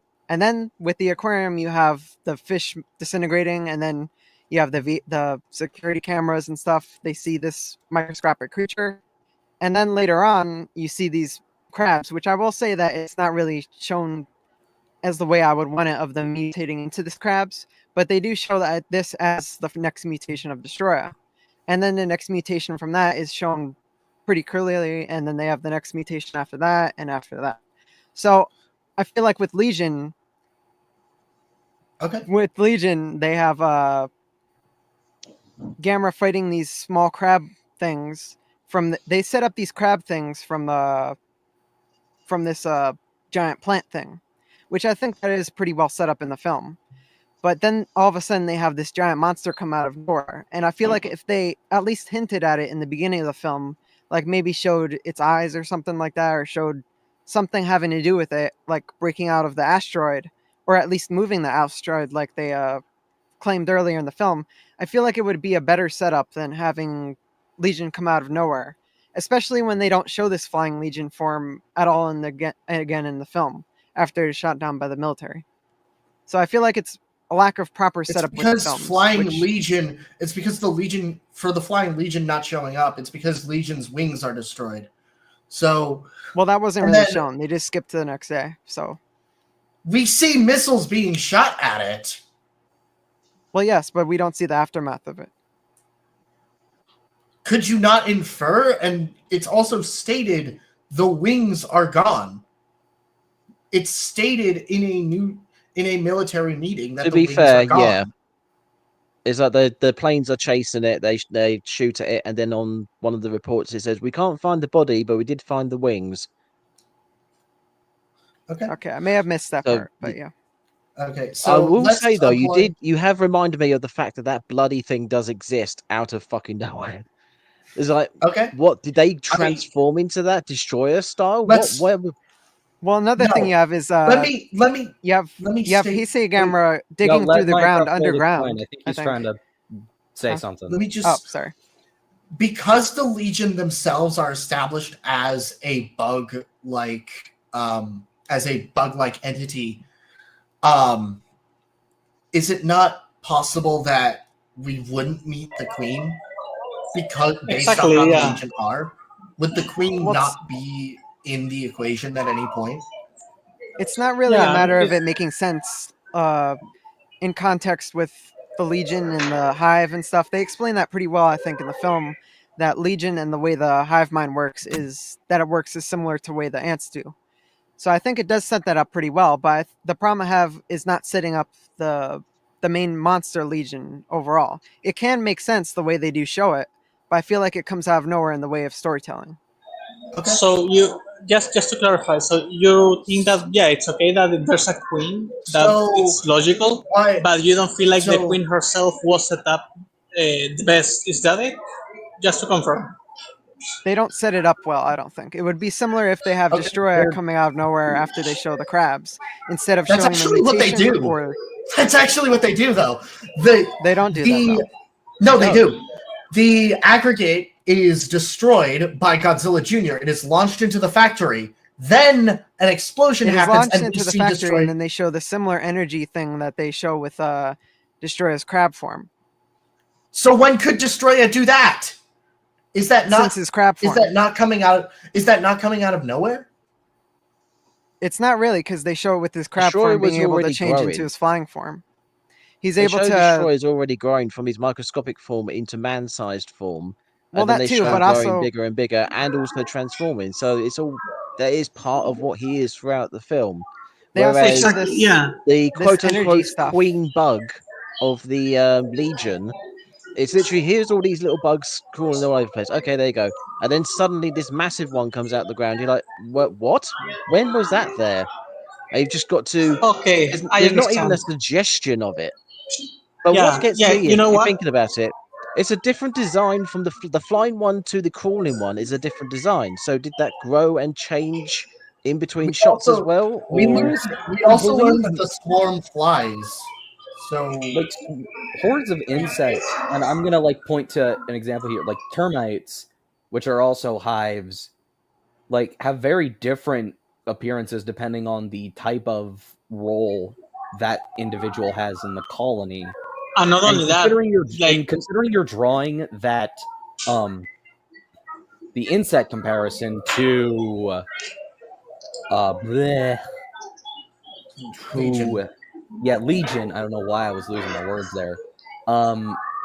It's just seems like it's not that much of a stretch and kind of logical to assume, they will look different depending on their role in the colony, and there's a queen. That's just kind of how and also insect like hives this work. is also The that's done in Aliens. You know, like they say, hey, well, there's a lot of these little aliens, and they come from eggs. Who's putting the eggs? Boom.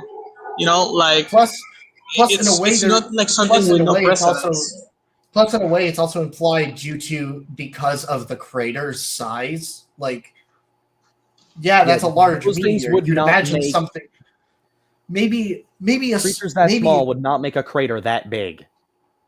Exactly.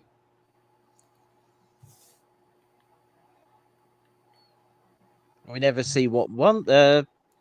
We do We actually never see see what what the hits crater. the ground, so we don't know what the composition of it was. We also Yeah. don't see what the plant was. So actually, that's a good point. Actually, how do they get the plant around? What is the plant when it's not a giant plant? I think it was A created seed. by the crabs and stuff like that. the That's what small plants bugs. are before they sprout. A seed. So that's Well, a they're lot bugs of before they're exactly. You plants. could say it's a seed. And seeds are pretty small. I mean, like, trees grow into acorns.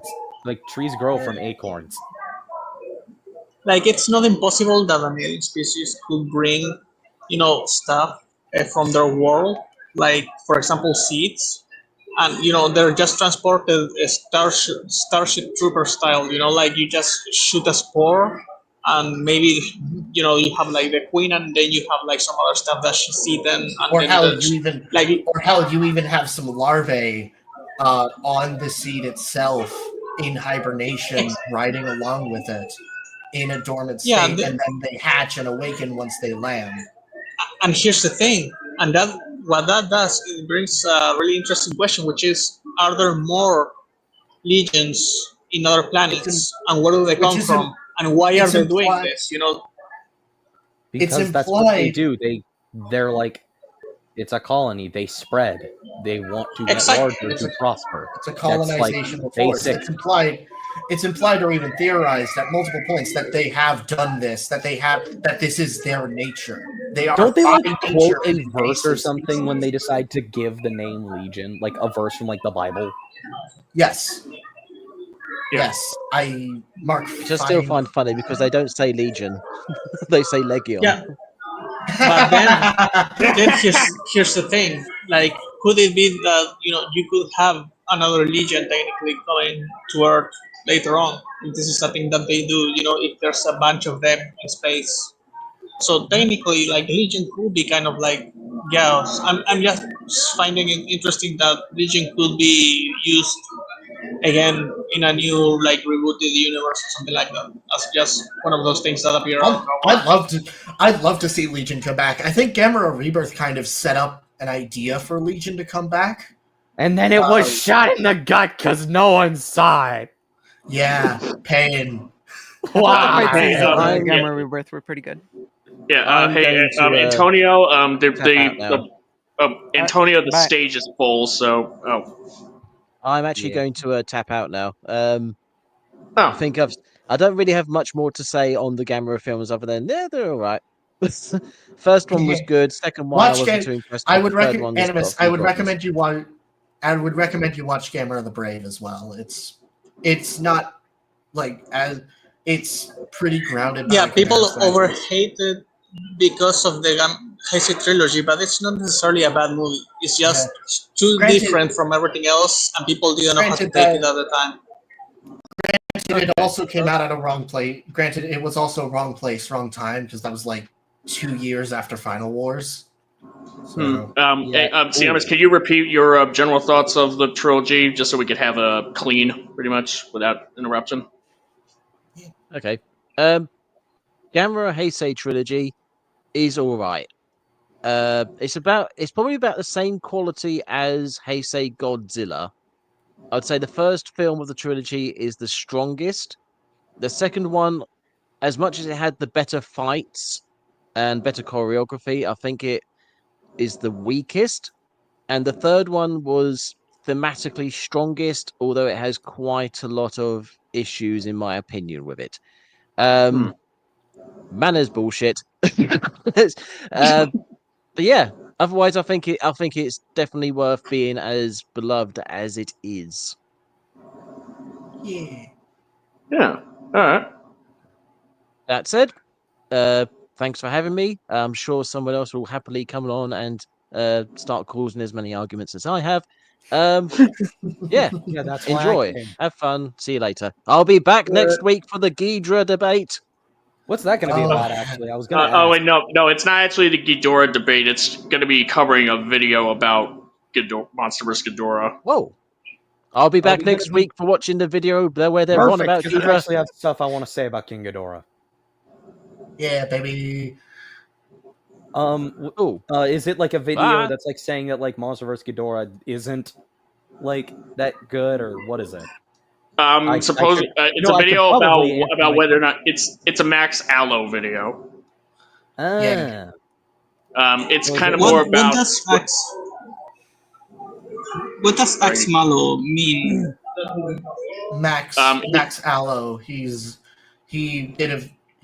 first learned of him through a video of him responding to Black Rooney's Inversatility of Godzilla video, and then he did another video comparing -1 to Shin, which was just Yeah.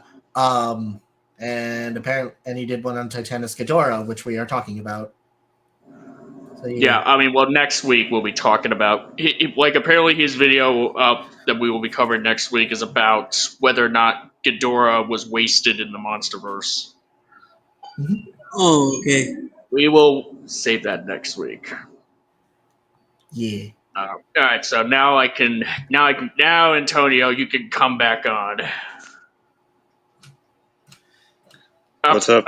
Become a circle like the rest of us. Be a circle like Thank you. hello. There we go. No angles. Perfectly spherical. What's up? Hi. I'm in a good mood today, despite everything. That's why I'm. Yeah. Yeah, pretty good. Can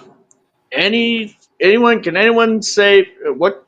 Is there any thoughts that anyone would have about what else have we not covered?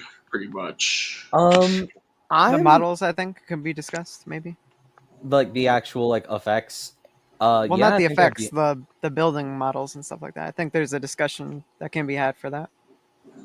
Okay. So I'll say it's not exactly my forte, but I do think it's visually it's stunning. Yeah, like the model work, how everything is like staged there. It's pretty much immaculate. I can safely say. I would personally, despite it only being my second, I think I would benefit from another just binging them all in one sitting, because 2 is my favorite currently, but 3 just has some of the most impressive visuals.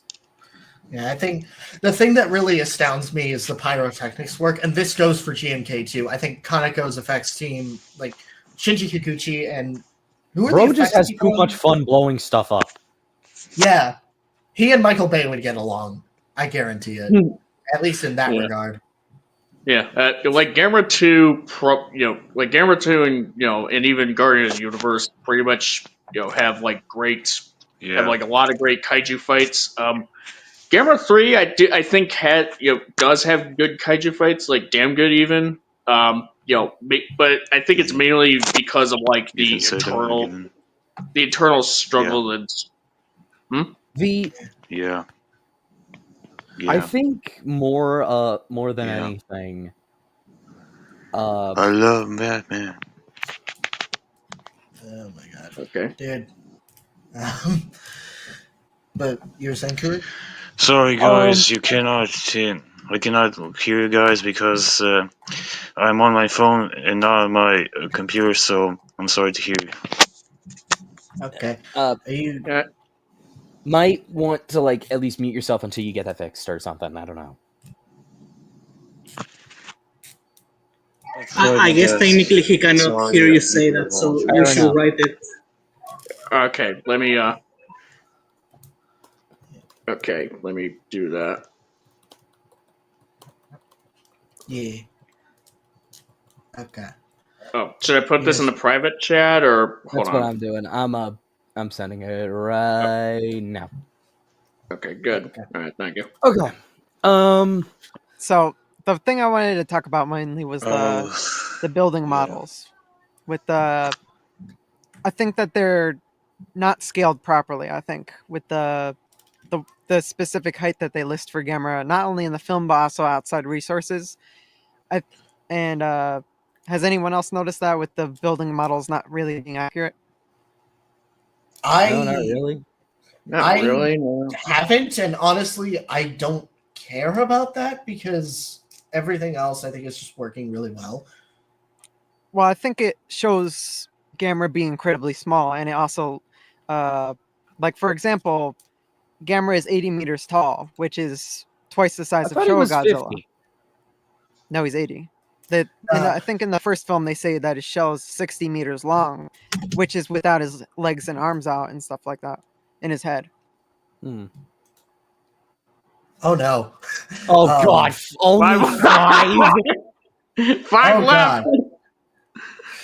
To Oh, my dude. friend, to Rose Puppy, Artshade, and Parfiaki, if you're watching this, please subscribe to Sea Monster so we can Make us suffer. Yeah. I hope. Um, Oh So- God, it's like a countdown at this point.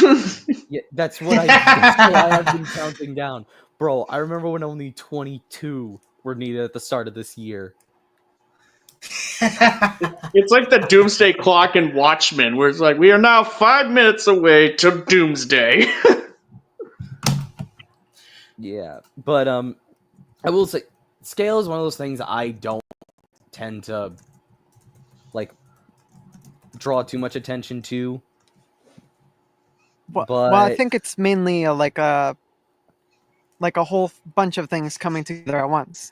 The film shows Gamera be incredibly weak to missiles and tanks and stuff like that, and other types of normal weapons, as well as making his design kind of wide and kind of short looking just by itself, and as well as making the buildings make Gamera 10 stories tall, which is basically what it shows. If you go to my community page, there's I think maybe 5 days ago I showed a picture from behind the scenes where they show a house that is up to Gamera's ankles, his knees, and it's a 2-story building.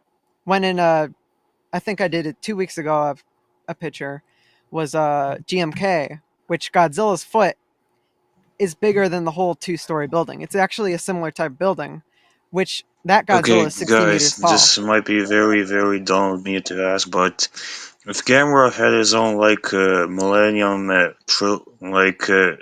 continuity, what do you guys think would it be like? I'm it would wanting have to been a know Gamera the- your sequel to guys' Gamera thoughts Gamera on the it. Brave. Gamera the Brave, but let GSTE finish his point. Yeah. What was the point? Gamera's height point. being Gamera's height being inconsistent. Oh yes. So they also do this with Gaius and stuff. They show Gaius picking up a train with his feet, and the train is actually relatively small compared to Gaius. And then in the next scene, they show Gaius's whole head fitting inside of the train car, which doesn't really make any sense at all. And then later on, you have Gaius's whole head fitting into maybe at most like a 7-foot tall roof, or an 8-foot tall roof, with chairs and stuff like that, printers next to it and stuff like that. And then you have Gamera's hand being the same size as people. Is things like this that make the monsters look pretty small, and I think even compared to the original film, made Gamera look a lot larger, even if it was overscaled. I think for one, I have two things to say for that. I think for one, I personally am not taken out from that kind of thing because it's really just about what the shot is trying to go for, not how it actually is. I compare it in a similar way to G14's Golden Gate Bridge sequence. Godzilla should not be that big, but he is, and it works really well for adding tension to the sequence. Another shot that I think is worth mentioning for 2014 is right at the end when he's leaving, and he's right next to those buildings before he goes out into the pier. He would be 450 meters if he was that big. Yeah. I think that there's a difference between overscaling and underscaling. The Heisei Gamera films consistently underscale Gamera. They mostly do this because they could have the larger models that they could put more detail into, which I can understand that. But GMK did a similar thing, except they used larger Godzilla props, such as the giant foot crushing buildings and stuff like that, or even the similar things like that, where they show larger models of it. And even 1984 did a similar thing too. So, yeah. But it's also budget and stuff like that. Certain films had more budget, but also it's consistently showing Gamera to be incredibly small. I think most of the reason why is budget is these movies were made on a fraction of the budget that the Heisei Godzilla films were. Well, I don't know if that's necessarily true from things stated by the director. I'm going to look this up. Godzilla versus Destroyer budget. So Godzilla versus Destroyer had a budget of 1 billion Japanese yen. Gamera Guardian. I don't know how accurate that is because I think the source to that is in a book or something. There's an actual interview. I think it's on if you look up Koichi Kawakita interview, I think actually during 1994, between 1994 and 1995, this interview was taking place, which Koichi Kawakita also worked on Godzilla vs. Mechagodzilla in 1974, as well as Godzilla vs. Hedorah. So Mhm. if you look into that interview, he Okay. says the Heisei Godzilla films were only double the Showa Godzilla budget, Okay. and that What? I'm just Godzilla vs. going on. Destroya was the least of the I'm Heisei Godzilla films budget. So it's I'm just going off of what Google is giving me. So well, I looked into I'm the source. It was like someone written in a okay. book or something. It was about the series as a whole and stuff like that. So 4.5 million USD was for Guardian of the Universe. I'm just going off Google right now. I don't know how accurate this is. Well, the But difference is that they gave like a broad estimate for the Heisei Godzilla films, while those Heisei Gamera films were given specific numbers about their detailed budgets and stuff like that. And that's the main point I was making, was that the Heisei Godzilla films were made to seem by these quotes and stuff like that their budget was around $10 million each, when actually the Koichi Kawakita states that they only had double the budget of the Showa Godzilla films at their low point. So a film like Godzilla vs. Hedorah or Godzilla vs. Mechagodzilla was only half the budget of the Heisei Godzilla films. So I think that this claim that the Heisei Godzilla films are like so much more budget isn't really found in really much of anything concrete. Like even statements made by the Heisei Gamera films directors and stuff like that, they never mention that their budget is a lot less or something like that. From what I've seen, they state that the Toho studios were so much larger and stuff like that, so they could do a lot more things, which is their main complaint about having restricted the stuff. So that's my main point with the like and I did all these calculations with like the budget and stuff like that. Like I think the budget for Godzilla vs. Mechagodzilla 2, Godzilla vs. Mechagodzilla 1974 was 1.4 million, I think. And so if you double that to 2.4 million, and then you calculate for inflation, the Japan's inflation between 1974 and 1994. So it's I think it's around 4.5 or something million or something like that. So it could be around like 5 million or something like that. So they're actually around the same budgets, I think, from the information I've seen that are reliable sources. So So I think this is like another similar thing to sort of like statements about turtles not existing in the Heisei Gamera films. Like that's another thing that was shared, I think, by like the director of the films or something. Turtles don't exist in his films. Well, actually, the film themselves literally call Gamera a turtle, and then in the third film they have a turtle on someone's desk, like a turtle statue or something. So it's mostly about these claims having reliable ties. Like Koichi Kawakita worked on the Showa Godzilla films, and he also worked on the Heisei Godzilla films, like certain ones. And from what I've seen, this book, which these claims are tied to, about the $10 million budget, they don't really have any ties or really any reliable information, as well as other information. Like I've looked at a lot of interviews by people, and I haven't really seen anyone say the budget is lower relatively. They just mostly complain about the studio size and stuff like that, which is why from what I've understood, a lot of the Heisei Gamera films are filmed outside because they don't have the budget for the giant studio. They don't have the studio to be able to create a giant scene and stuff like that. Whereas the Heisei Godzilla films, I think it's misunderstood that the Heisei Godzilla films just recorded in a studio, where there are multiple scenes in the Heisei Godzilla films that are also recorded outside.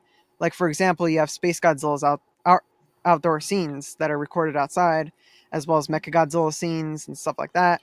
But the main point is there are a lot of things that I don't think are as reliable as they're more common knowledge, and they're not really resourced to definite ties and reliable sources. Okay.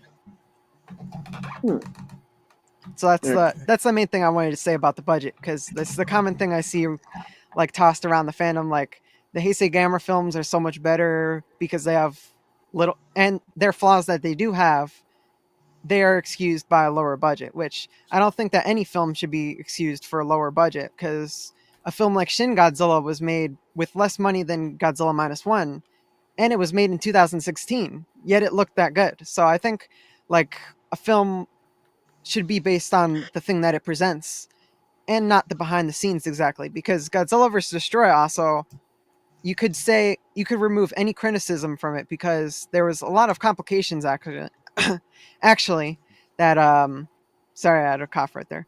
But there was a lot of complications within the film's production. A lot of people usually mention in Godzilla vs. Mothra about the suit being stolen. Like, you see the pictures and stuff of the Godzilla 1991 suit being stolen, so they had to remake a suit last minute. But Godzilla vs. Destroya, which you could look into that interview that I mentioned by Koichi Kawakita. He does 2 interviews, one during the production of Godzilla vs. Destroya and one after. So in this interview he states that sorry, I had a mind fog right there. I forgot what I was saying. What was I saying? I forgot. You were Sorry. saying something about the suit being stolen, and Yes, I was saying the suit's stolen. So the production of Godzilla vs. Destroya had a lot of complications with, mostly, for example, you have Koichi Kawakita saying that Destroya's animatronic was stolen, as well as Godzilla Jr.'s animatronic was stolen during the filming of the film. So during filming, these suits were stolen, and he also said that this interrupted a production to a great extent. And you also have the fact that he said that Godzilla vs. Destroya had the most rushed production of all the Heisei Godzilla films, as well as having the least budget of all the films. So I think that a film should be mostly judged based on what it presents, and less about what the backgrounds or the work that goes into it or something like that. Those things can be appreciated, but I don't think they should be considered as much when criticism or things like that is in the mix, I think. I'm gonna have to disagree with you on that. Yeah, because there are instances where a lot of behind the scenes stuff greatly affects how a film is done. Yeah. Like how when a film turns out. Yeah, Well, like I'm when not you. saying that it affects it, but I'm saying that it shouldn't be like, you can't make this criticism for the film because it had this stuff or something like that. I think the criticism can be there, but since you brought up Shin Godzilla also didn't have, at least to my recollection, it didn't have a rushed production. It didn't have a lot of the behind the scenes shenanigans. It didn't really go through as many concepts or ideas or budgetary constraints as Versus Destroya did. So when talking about Shin Godzilla, yeah, maybe the budget might be about the same or hell even lower, but it didn't have to go through some of the same stuff that Versus Destroya did. So that it didn't have to go through development hell like other works have. Yeah. Which maybe it should have, considering the film we got. But let's not have that conversation. Not yet. Well, I think that the film, like mostly the end product should be judged, and without. And normally, I agree. That, however, if there is just something that like why did X happen, and there's an actual behind the scenes reasons why something doesn't look right, or why certain creative decisions were made, I think it's unfair to not put things in their proper context, both in the film itself and also in the context of the film's production. I think it depends on every project. Let me just say, it depends on it's a case by case basis. It's not really something you can give a hard line to. I agree with that, but okay, let me just say, like you put you can prove it. Let me just say that when you watch a movie, pretty much, and you see how good it is, watch it, and you come out of it, and see like all the things that are pretty much wrong with it, or things that it does really really well, pretty much, like whether it's like an amazing film or it ends up being a terrible film. Like you can't I'd say you wouldn't necessarily need to go to the behind the scenes, and all that in terms of figuring out like why the film is good or bad. But I I guess like yeah. doing that, especially with like films I just despise. I'm like, how did this turn out so bad? Yeah, exactly. Well, yeah, and that's where I'm going at. Like, if the movie ends up being terrible, you especially want to know like how did this thing happen? Like, how did something like, for example, like how the What? hell did Doctor Strange and the Multiverse of Madness get written this way? And then you look up Yeah. like some behind the scenes stuff where the writer literally outright says like he had no idea what to do with the film, like as he was writing it. Like he didn't know how the third act Yeah. was going to play out when he was writing the second. So that Yeah. explains why that movie was a mess. Or Thor: Love and Thunder, for example, where Taika Waititi himself, like, when you look through the film and ask, okay, what happened? Then you learn Taika Waititi never read the comics outside of like a couple things. Hell, he didn't even say he liked them. He just said he liked the art, and that's it. He did not give a shit about what he was talking about, Or when for you something like, or The Rise of Skywalker, for another example, where you learn that nobody had any idea what the hell they were doing with that movie, or even the original Mario movie. There's so many things that the behind the scenes absolute sheds light on and can That's affect why those are the special perception. features on Blu-ray discs and shit. Yeah, or when you have something like Captain America: Brave New World as a much more recent example, where someone could just look at like some scene, for example, like why does Sam Wilson look? Why does Captain America Falcon Man look like he's why does the green screen in this shot look really bad? Or why does the leader look very different from like the Funko Pop leaks, essentially? And that's because this movie went through like a whole lot of reshoots. Or as far as like, why does Giancarlo Esposito seem like a last minute addition? That's because he was. Things Well, like those happen in the production think- of movies all the time. Yeah, but these kind of like become really, really, really apparent, especially if if you just have like these movies being cranked out by something like Disney that just like they don't even know what their movies are supposed to look like and what should look like while production's going on and post production's going on. Like they're just constantly changing it to based on like, okay, like how well did the last movie do? Because let me just say, I'm pretty sure for a fact that there will be adjustments going on with that upcoming Avengers Doomsday movie based on like how the next couple films in the MCU are gonna do, pretty much like We're Thunderbolts gonna or talk about that Fantastic movie when Four. it drops. Hmm? We're gonna talk about that movie when it drops. Not on this channel. We could do a full discussion on Sonic 4, Zelda, Godzilla Kong 3, Avengers, and Batman Part 2. Well, I mean, I mainly cover like, my channel, I mainly cover like monster movie stuff or something like. I know. I just figured. But such. You want to yeah, but I mean, Like, you want to see me get mad? Let's have a discussion on the Monster Hunter movie and watch me get mad. oh, I love that. Actually, I love that.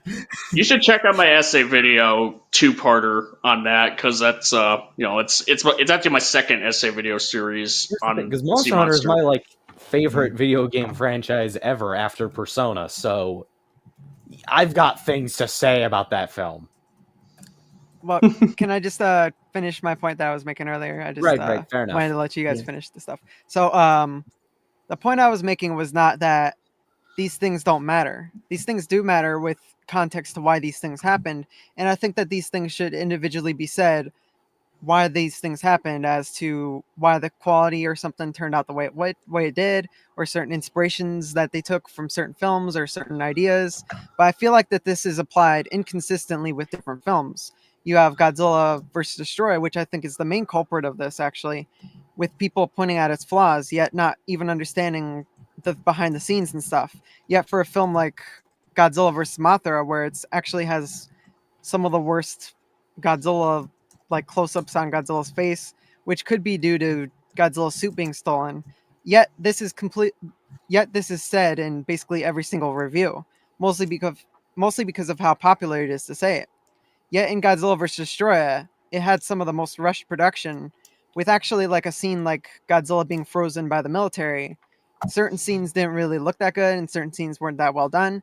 Yet it is explained behind the scenes for an interview of one of the people who worked on the film that during the filming of it, one of the people got sick and they had to go behind the scenes and they had to work on some composite shots and stuff like that, and they couldn't finish some of the filming because of the chemicals and stuff they were working with and being in the water and stuff like that, and they got sick. So there are certain contexts to things. Yeah, I feel like that this is applied inconsistently.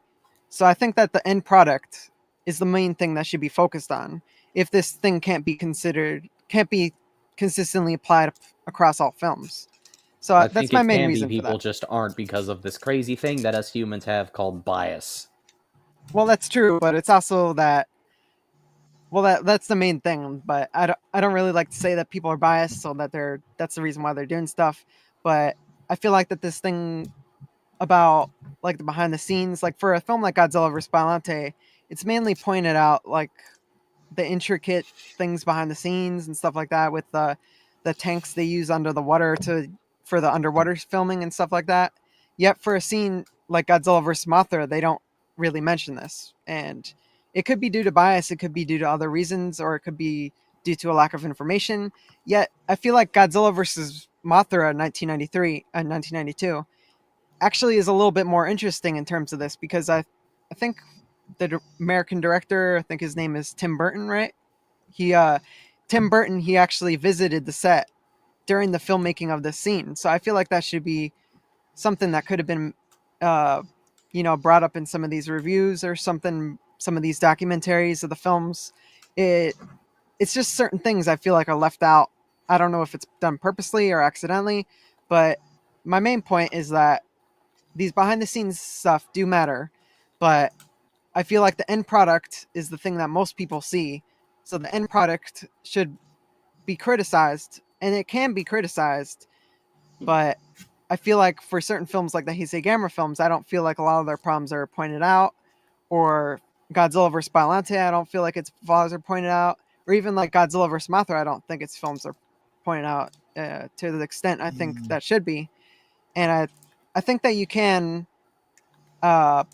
say that these flaws or something were due to some behind the scenes reasons, but I feel like these flaws aren't even brought up in the first place, which is my main problem. I don't really have a problem if you say that these flaws were due to some reason, or that you don't think that they mattered that much. That's 100% fine with me.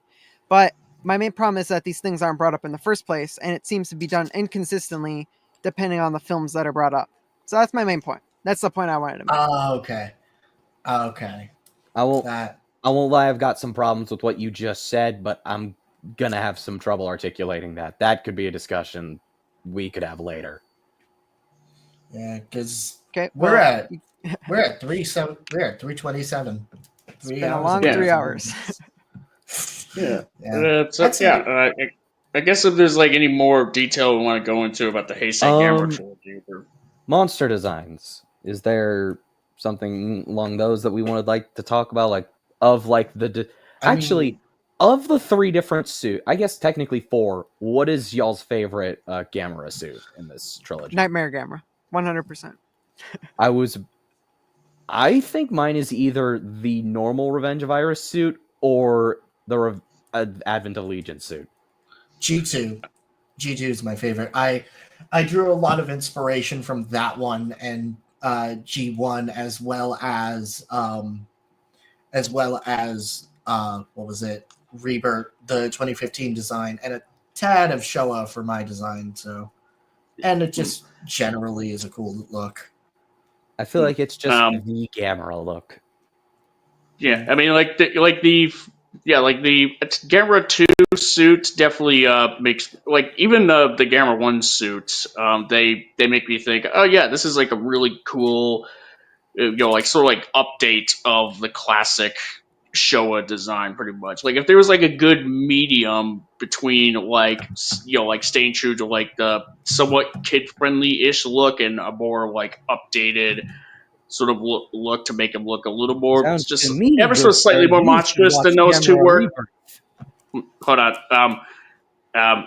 But for me personally, normal G3. Like I really love like just sort of like how honestly just kind of, to be honest, like this may sound like a bit like because I'm not as attached to Gamera in general, the franchise, as I am a Godzilla, but I honestly kind of love how mean normal G3 looks, pretty much. Like he looks like like he pretty much looks like a big, like a giant snapping turtle sort of thing. Like he looks vicious. Fair enough. I feel just my reasons for G2 are just that he looks the most like what I know Gamera to be. So, but G3 works due to the situation. Gamera, this is also the most disconnected Gamera has been to humanity, and that's why he looks his least approachable in 3. So it works for what it's Yeah. going for. Yeah, there's just something about it that makes you go. It's like I think this just seems a bit. It's like just right, pretty much for it. For me. I mean, like the Nightmare G3 version, like it's kind of like a bit too far into the other side of the direction. Where he kind of, I Yeah, mean, from the way it's shot, it kind of makes him. He makes it look a bit. It makes it look a bit more zombie-like than than to me, anything. the G3 like Nightmare Gamera is just a little too edgy. The Nightmare version or the normal G3. Nightmare looks a little too edgy. 3, actually no, Nightmare is very edgy. It's not my thing. 3 goes a little far, goes more in that direction, but I found 2 to just be perfectly neutral. But yeah, All right. Well, I think I mainly focus like on for the designs. I think the thing with the eyes of the Heisei Gamera is kind of is way too close to the front of his head, and that's the main thing I don't really like about the design is that his eyes are like right on his nose. Basically, I don't really like I think that Nightmare Gamera has like the eyes pushed back more, and it looks more like the original Gamera in that way, and that's why I also like the Rebirth of Gamera design in the anime. I think they also do it pretty well in that series.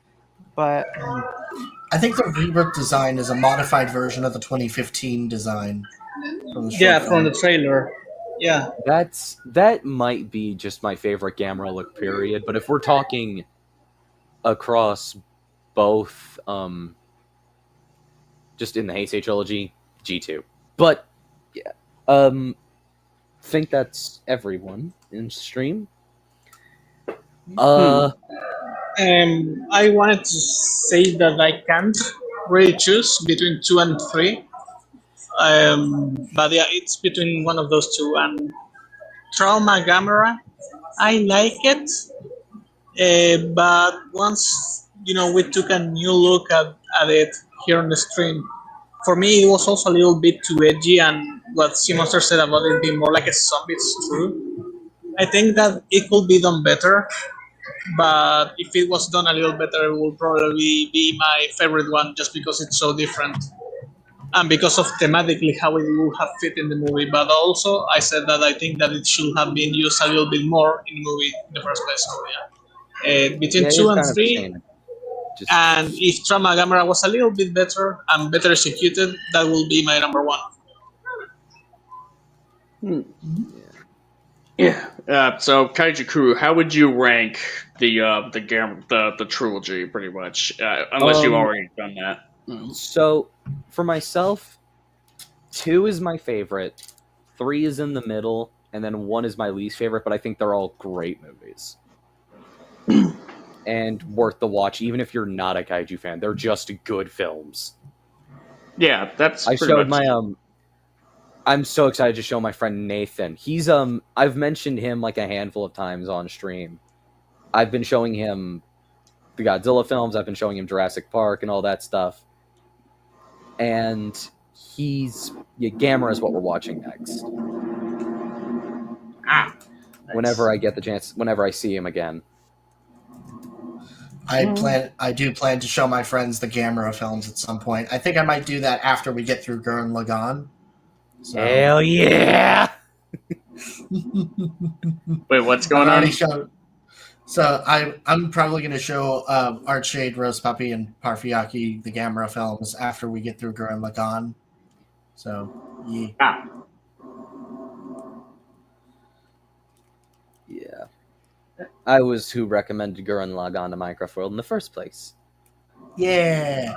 And then we watched and then my friends watched Lego Monkey Kid. I told them about the show and how it was an inspiration for Lego Monkey Kid, and now we're getting around to it. It's fun. It's really fun.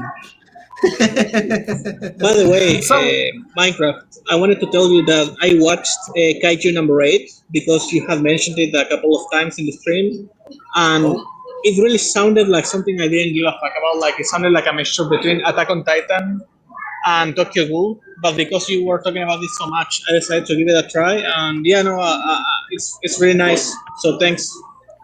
I need to watch the show. I've read the manga, but yeah.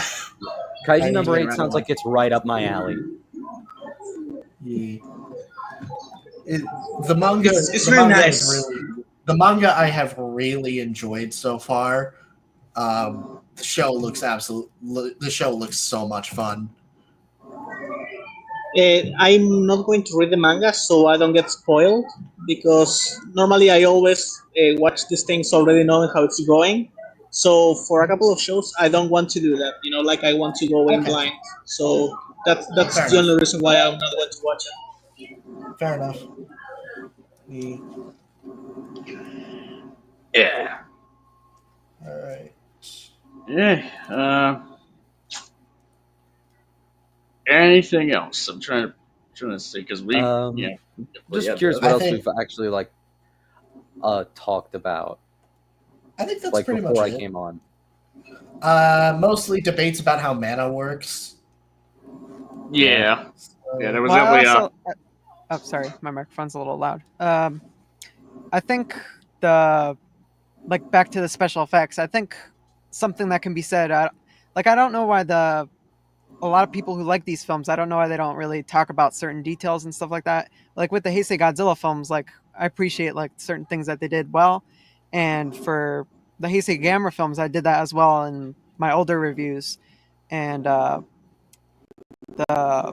certain thing I wanted to touch on right here was the special effects of Gamera's fire and stuff. I think those were really well done and stuff. The way they added real flames and stuff in there and stuff like that, as well as the beams with Gauss's beam, and I think it's all consistently well done, as well as the blur and stuff like that, adding realism lighting and stuff to the scenes and stuff like that. That would actually be something. And we talked about the music of this trilogy. Briefly. Yeah, a little bit. Yeah, in the beginning, yeah. Because I think that's something I don't see nearly enough appreciation for, especially is just this is the same guy who composes GMK, right? Yeah. Yeah. All the time. Yeah. He also did Shadow of the Colossus. Yeah. Among other things. Yeah. Game I really need to play. Same here. But yeah. I guess thoughts on the fight scenes. Which fight was your favorite? Vic Gamera and the final fight of Gamera 2 by a mile.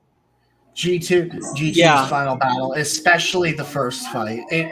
Honest to God, G2's final battle felt a lot like the Battle of Boston and Cottam, which is something that I absolutely loved. To me, it was like this thing where you just didn't know if he was going to win or not. Honestly, and that's so hard to win, but it really does a good job of the moment Gamera seems to actually have an advantage. It's just the Mother Legion just decides, okay, enough playing around. Yeah. I still think the Mother Legion is considered the strongest monster in that trilogy. I would disagree with that. At least as far as showcases of power, Mother Legion felt more threatening to me than Iris. Yeah, I mean, like Yeah, Mother Legion kind of came off like Mother Legion just seemed like the like an equivalent to like Jiger and Gamera versus Jiger, where there's always like where it's like she always has something new to just throw Gamera off, you know, like a new Iris ability. just Like felt far more personal of a fight, in part just due to the nature of how they're fighting.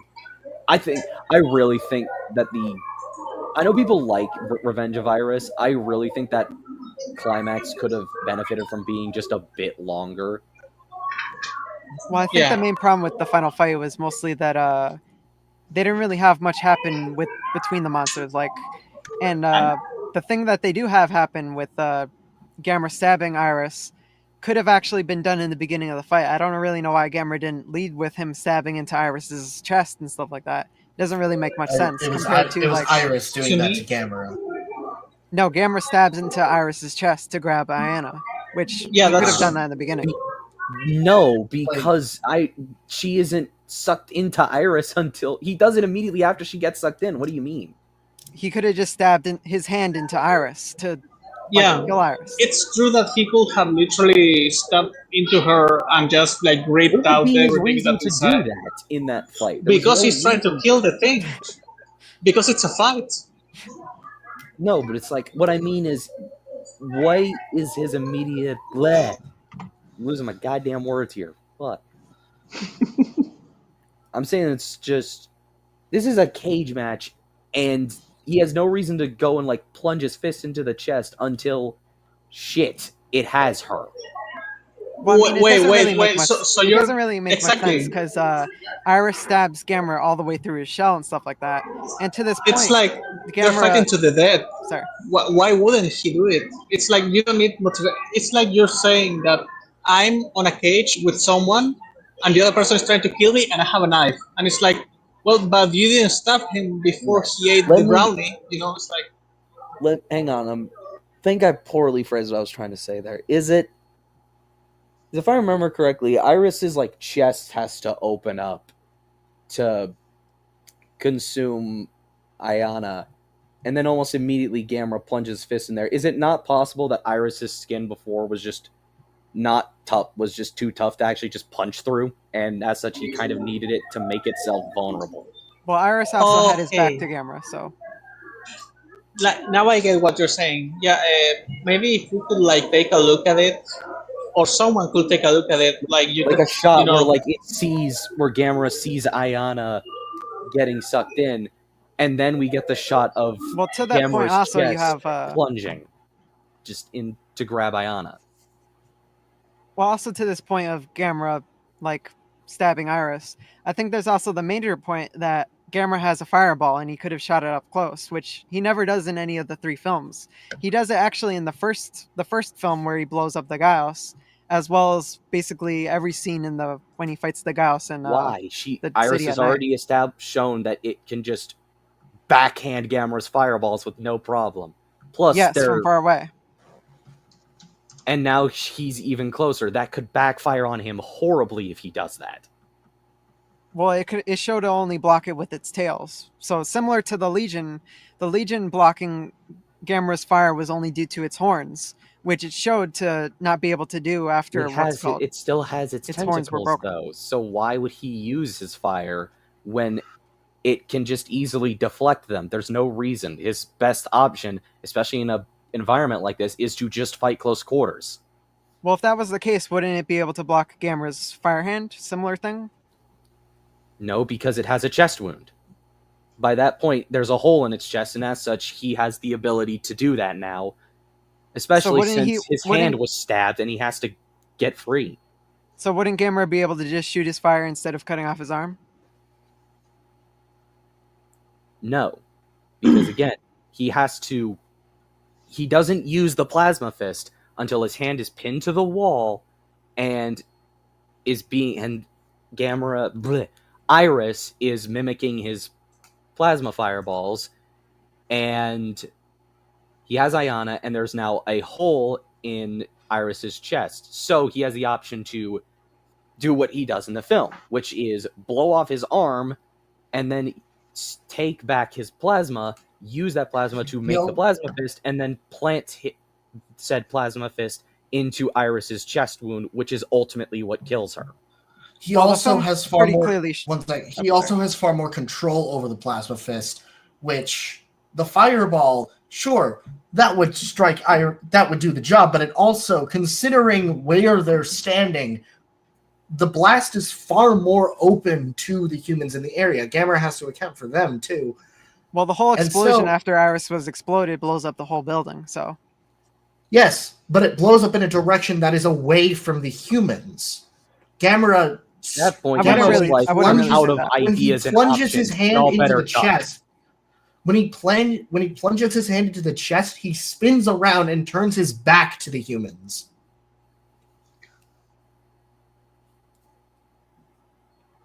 Yeah, I don't know if I remember that as much. Maybe. Yeah, well, I'm having the scene pulled up on YouTube here. I'm So remembering things clearly. That's roughly how that fight goes. Yeah. I watched it Yeah. yesterday, so that. Well, you also I have like rewatched the it. giant shockwave above the building and stuff like that. So it's To be fair, I haven't watched it in like 2 months or so. So yeah, Okay. I will be going on memory for some of those things. Yeah, I think Yeah. I think that's pretty much all. I think we should start wrapping this up. It's been 3 Yeah. hours and 44 minutes. 45 yeah, minutes well, nearly. yeah, man. Hey, man, what can I say? Long men, they persist. They We are Yeah, the long yeah. we are the long men. We are the men who are long. Long John Silvers. I don't know. I fucking hate that fight. But yeah, pretty much consensus. There is. Film's good. Yeah, the films That's the are consensus. good. They're maybe not perfect. I won't call them cinematic peak necessarily, but they Oh, are good. good. Yeah, they are. Yeah, they are. They are good. They are definitely good. Okay. Time for my daily controversial statement. Oh no. You know what? Sam Raimi Spider-Man 2 isn't that good.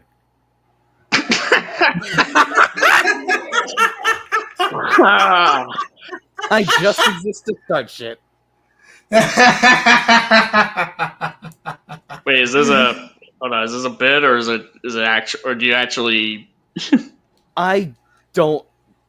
Granted, it's been years since I've seen them, but I remember not caring much for Spider-Man 2. Well, you might wanna give it a rewatch then before making such a Yeah. statement. Okay, but saying. funny. Okay, all I'm gonna say is I live for the funny. You guys, Like, I'm going a to be pit honest with master. you. I understand that someone gave some criticism, which is like everything goes to shit for Peter, and it's a little bit excessive. But besides that, like, it still works for you to connect with him. I'm pretty now, sure I know why. Okay, like, yeah, Sea Monster, you're right, and I definitely should get on rewatching them. I've watched the first one like a couple hundred times. It's just the rest of them I don't remember very well. Yeah. But now that you already said it, like, it's too late to go back. Like, now you're getting hit by the mom. You know that, like, you're going to bold go of you to walk assume I'm out the getting hit. street. I can just Dark Souls roll through it. No. What's going to happen is that you're going out. No, You're going out, No. and someone is going to be like, "Misery, misery, misery." That's what you chose, and then they're gonna kick your ass, Green Goblin style. I'm not Peter Parker's life being written by Zeb Wells. Considering everything considering everything going through my life right now, that might actually be an accurate summarization.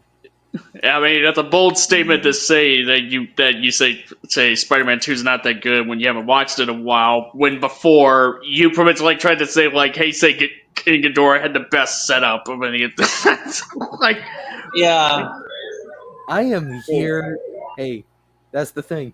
You never know what I say is and ain't a bit. Always expect the unexpected. Here's the thing. I wanted to ask you guys, like, if you could have had like the fourth movie for Gamera instead of the trilogy just ending, like, what would you have liked, or have you ever thought of like thematically, maybe like what I haven't what would really you like to thought see? about it. If I were to think about it right now, probably about Gamera trying to repair his broken bond with humanity. Maybe make that the plot. Yeah, I mean, well, considering that you got like the whole wait, I mean, I guess if we're supposed to build off from the ending of Gamera 3, which I mean, yeah, it ends on a way where I'm not even sure I wouldn't even necessarily call it a cliffhanger necessarily. I mean, like it left us so it had like an open ending, but not so much as like a to be continued sort of thing. It's kind of more of like a like, do you think do you believe Gamera will win this? Pretty much. Do you have faith in Gamera? In this, considering that the world may come to an end, pretty much.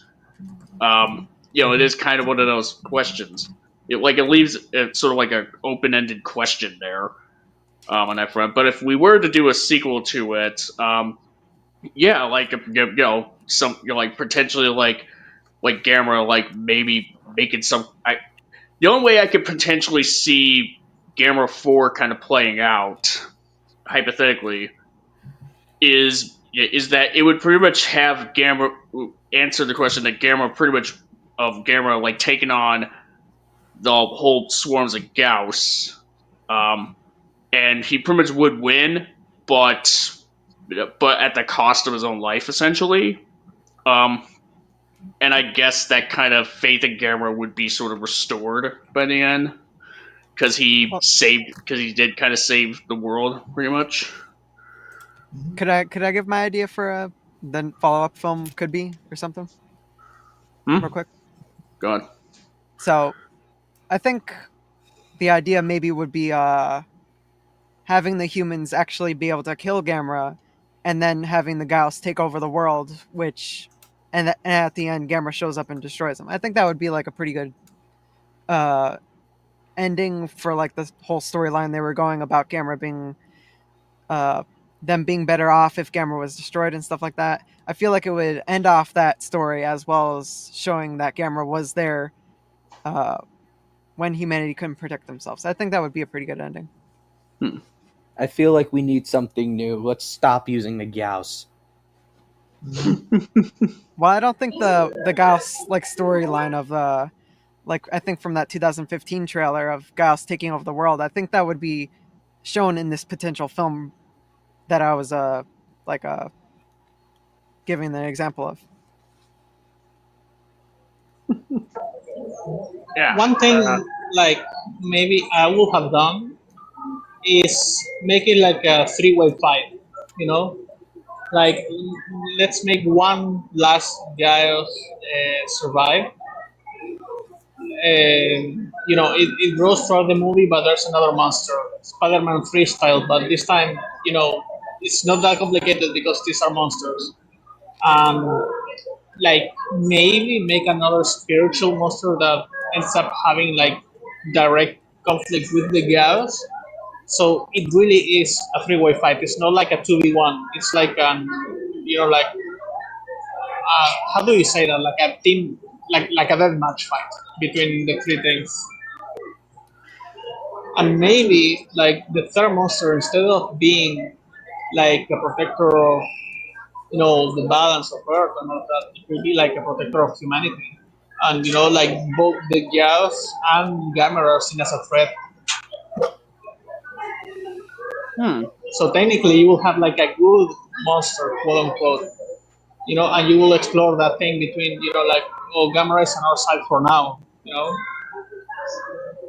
Yeah. All right.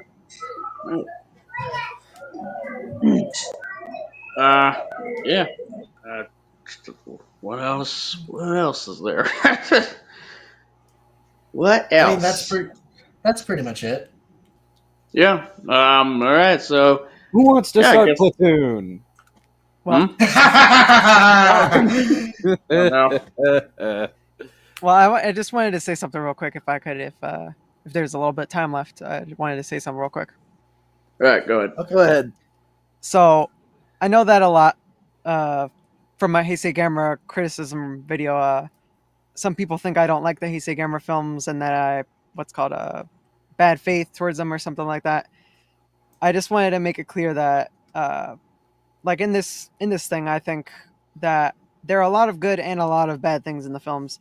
And even though I might not think that the films are that good, I think it's good to point out things that I thought were good and things that I didn't think that were good and explain reasons for them, as well as accepting if something I stated was incorrect or something that I said was not exactly with context to the things that are shown in the film. I think uh, so. I just wanted to make it clear that something like I stated in the beginning of this that even though it was jokingly that I was a Heisei Gamera hater or something like that, uh, I just presented my criticism of the films, which I also did with the Heisei Godzilla films later, and maybe I'll plan on. I think I plan on reviewing the Heisei Gamera films, except pointing out things I thought were good and things I thought were bad, similar to my review I did 3 years ago. So that's the main thing I wanted to point out because I know it was a thing that has been shared around and stuff like that. So yeah, I just wanted to make it clear that I'm not Heisei Gamera hater and I don't just point out the things and stuff like that. But I know. I wanted to. I only called you that at the start of the stream as a joke. Yeah, I know.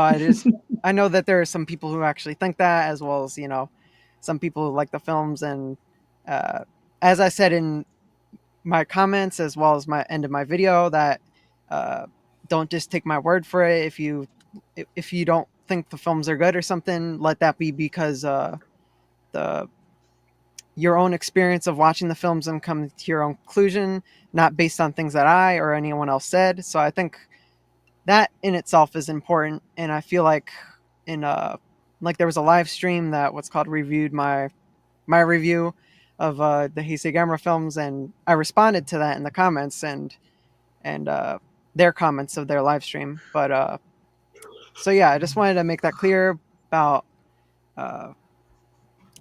my overall criticism of the Heisei Gamera films being based on my own thoughts of it and not intentionally, doing anything intentionally against the films or the creators or something. Because I know that was insinuated at one point that not here but other places. But yeah, I just wanted to make it clear that my criticism is based on my own experience with the films and not based on what other people say or anything like that.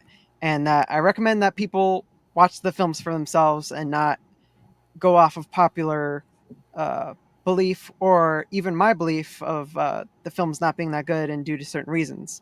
They should go to the films and have their own reasons based on what they've seen, as well as making sure those things are correct within the films themselves.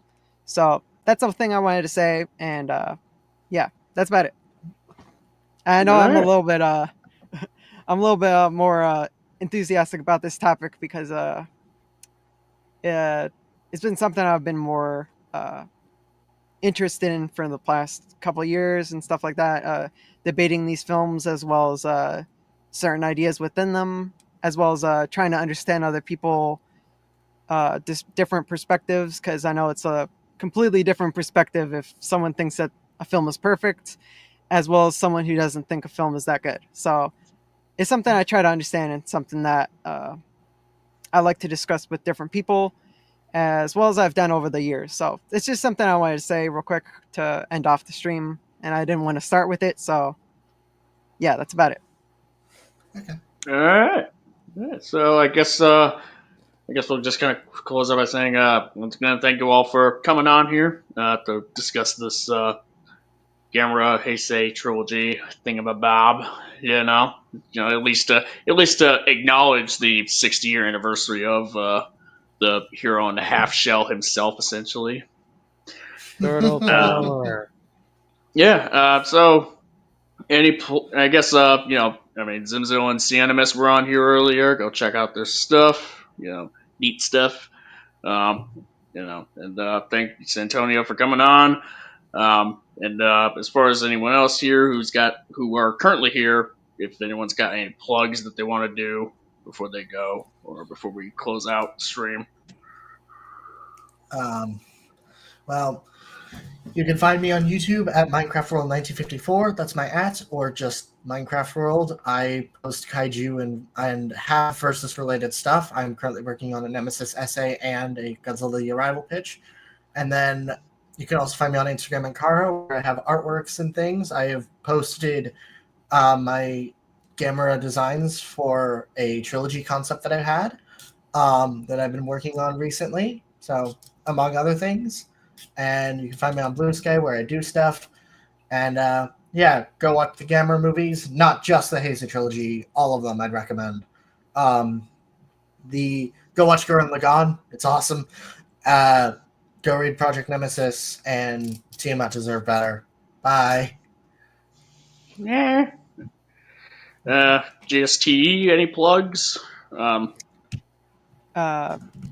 Well, I have my YouTube channel, GSTE, and I do community posts. I do a Godzilla picture a day. So if you like Godzilla pictures, I actually did a Gamera picture the other day. But if you like Godzilla pictures and stuff like that a day, I do that stuff over there, as well as my second channel I have on there. I do singing covers of songs and stuff like that. And yeah, that's about it. All right. Who I else? have one other thing I need to say before. Gojin the Makai Phantom is doing a live stream currently on the new Doom game, so go check out his thing. Just figured I'd chill him. All right, cool. All right, all right. Any remaining two here? Well, I just wanted to say, if you guys like the main protagonist in Gamera 3, I would say read Chainsaw Man Part 2. It's really similar, and I feel like it does a lot of stuff that Gamera 3 could have done with its main character. I didn't mention it before because as the only person here that has read Chainsaw Man, it will be like me having basically like an autism attack in the stream and just like kidnapping you all while I'm just geeking over the themes and all of that. But yeah, like if someone wants to like explore that type of story a little bit more, yeah, Chainsaw Man Part 2. What'd you say? Like from the very beginning, or no? Like what's the story that you're talking about? Chainsaw Man Part 2. I should really. You can actually you can even read Part 2 without reading Part 1 at the beginning. Okay, like you get to the Falling Devil arc, and from there on you can go read Part 1 if you like Part 2. It's not necessary to read Part 1 immediately. So yeah, it's going to be like super convenient for anyone. I'm really excited for the movie that's coming out later this year. Oh fuck, dude! Like it's coming here. Like I already know the dates, and I'm going to watch it like 5 times. Like I am Chainsaw Man getting tickets as soon as they're available. Me too. I fucking love it. Like I have like the whole manga, like Part 1, all of it, and I just read it like every week when it's coming out. It's like the best thing in the world right now to me. I fucking love it. It's like the besides Godzilla, the one thing that I'm like hyper fixated on right now, and it's been like that for like 3 years by now. Like it's so good. Gotcha. Cool. Well, yeah. Aside from that, I don't really have anything to plug. I mean, I have a Twitter account. I don't really talk much about Godzilla. I just kind of talk about whatever I feel like. I guess there's my AO3 page. I post fanfiction there if you're at all inclined to read that kind of stuff. All right. All right. And Tiamat deserved worse. Baggin deserves better. Shut up! Anyways, well, this has been your host, Sea Monster. Pretty much I host these types of Sea Monster live streams here. Next week, it'll be we'll be back to Godzilla, specifically Monster vs. Godzilla, specifically a certain topic in Monster vs. Godzilla. So we're talking about the best take on King Ghidorah. Yeah, we're gonna listen to listen to someone tell us why apparently we're wrong, or maybe not. Who knows? You I am the know. motherfucker who is always right. What do you mean? That's next Saturday. Hope all Um, y'all have a good day. Drink some water, hug your mother, and that's all from me. all right, take care, man.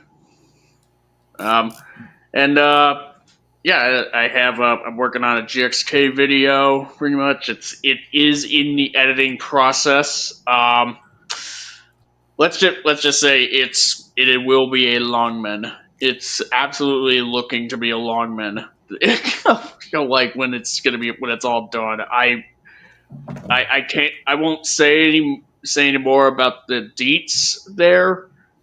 Other than that, it's like like I'm pretty sure I've only gone through like not even half of like the recording, and the video is definitely already looking to be it's only 40 minutes in, and not even halfway through the recording of like doing the editing, recordings, and all that. As far as like how long this thing's gonna look to be, let's just say.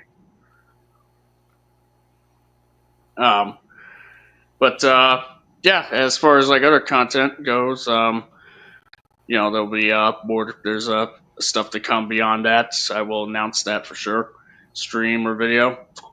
And you can follow me on Twitter as well at CMonster. And as far as recommendations, go watch Nosferatu 2024. It's awesome. Go watch. Go watch the Heisei trilogy. Pretty much Heisei Gamera. I would say, as far as other Gamera movies, go check out Gamera the Brave. That one's also pretty dang good, as well. But as far as like the Showa films, I would be much more selective about which ones I would recommend. To be, if I'm being honest. Go watch Super Monster.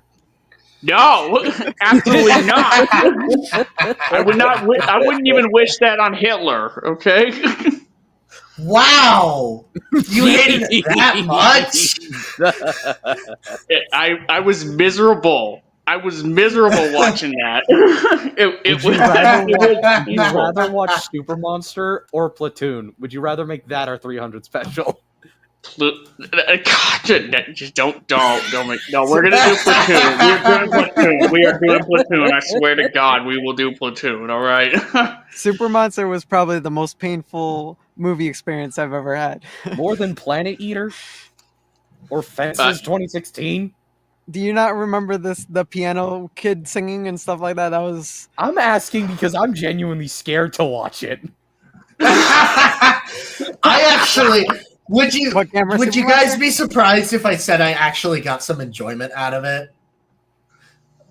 I thought certain scenes were good, but the overall was really, really, really bad. So it's, and that's Showa Gamera standards. So it's let me just say -1. Yeah, let me just say that the fact that it uses stock footage throughout of all the Gamera monsters that Gamera the least has, of its problems. That is the least of its problems. Like if we just go by the writing in that film, such as it is, like honestly, as I just think about it, like I don't even think there's even a moment in that film where it stays consistent with itself in terms of like the rules it sets up, of how the plot plays out, or whether or not the characters in that film even make like remotely intelligent decisions, and based on the information that we're provided. It's absolute, like it is a mess and a half if ever I've seen one. What, I don't know if you could do this real quick, but can you pull up like my I did like a video of the Gamera Super Monster. It's like the very end. It's like a very funny, I think, thing. It's like the kids singing, and I mix it like with a scene from Gamera, I think versus Virus or something, where the guys are like screaming on the ground or something. I mixed the two scenes. So if you could pull that up, I don't know. Really Can funny. you do a screen share of it? Because that would be fun. I think that I could do that. We do that, but I don't really know how to do that. I think for everyone out, I think we should probably close it off. For everyone else, like go find the video, and it's your Super Monster review, right? Yeah, it's at the very end, so it's pretty funny. I thought it would be a good ending to the stream, but it's all right. Okay. Okay. All right. Well. Good day, folks. Bye.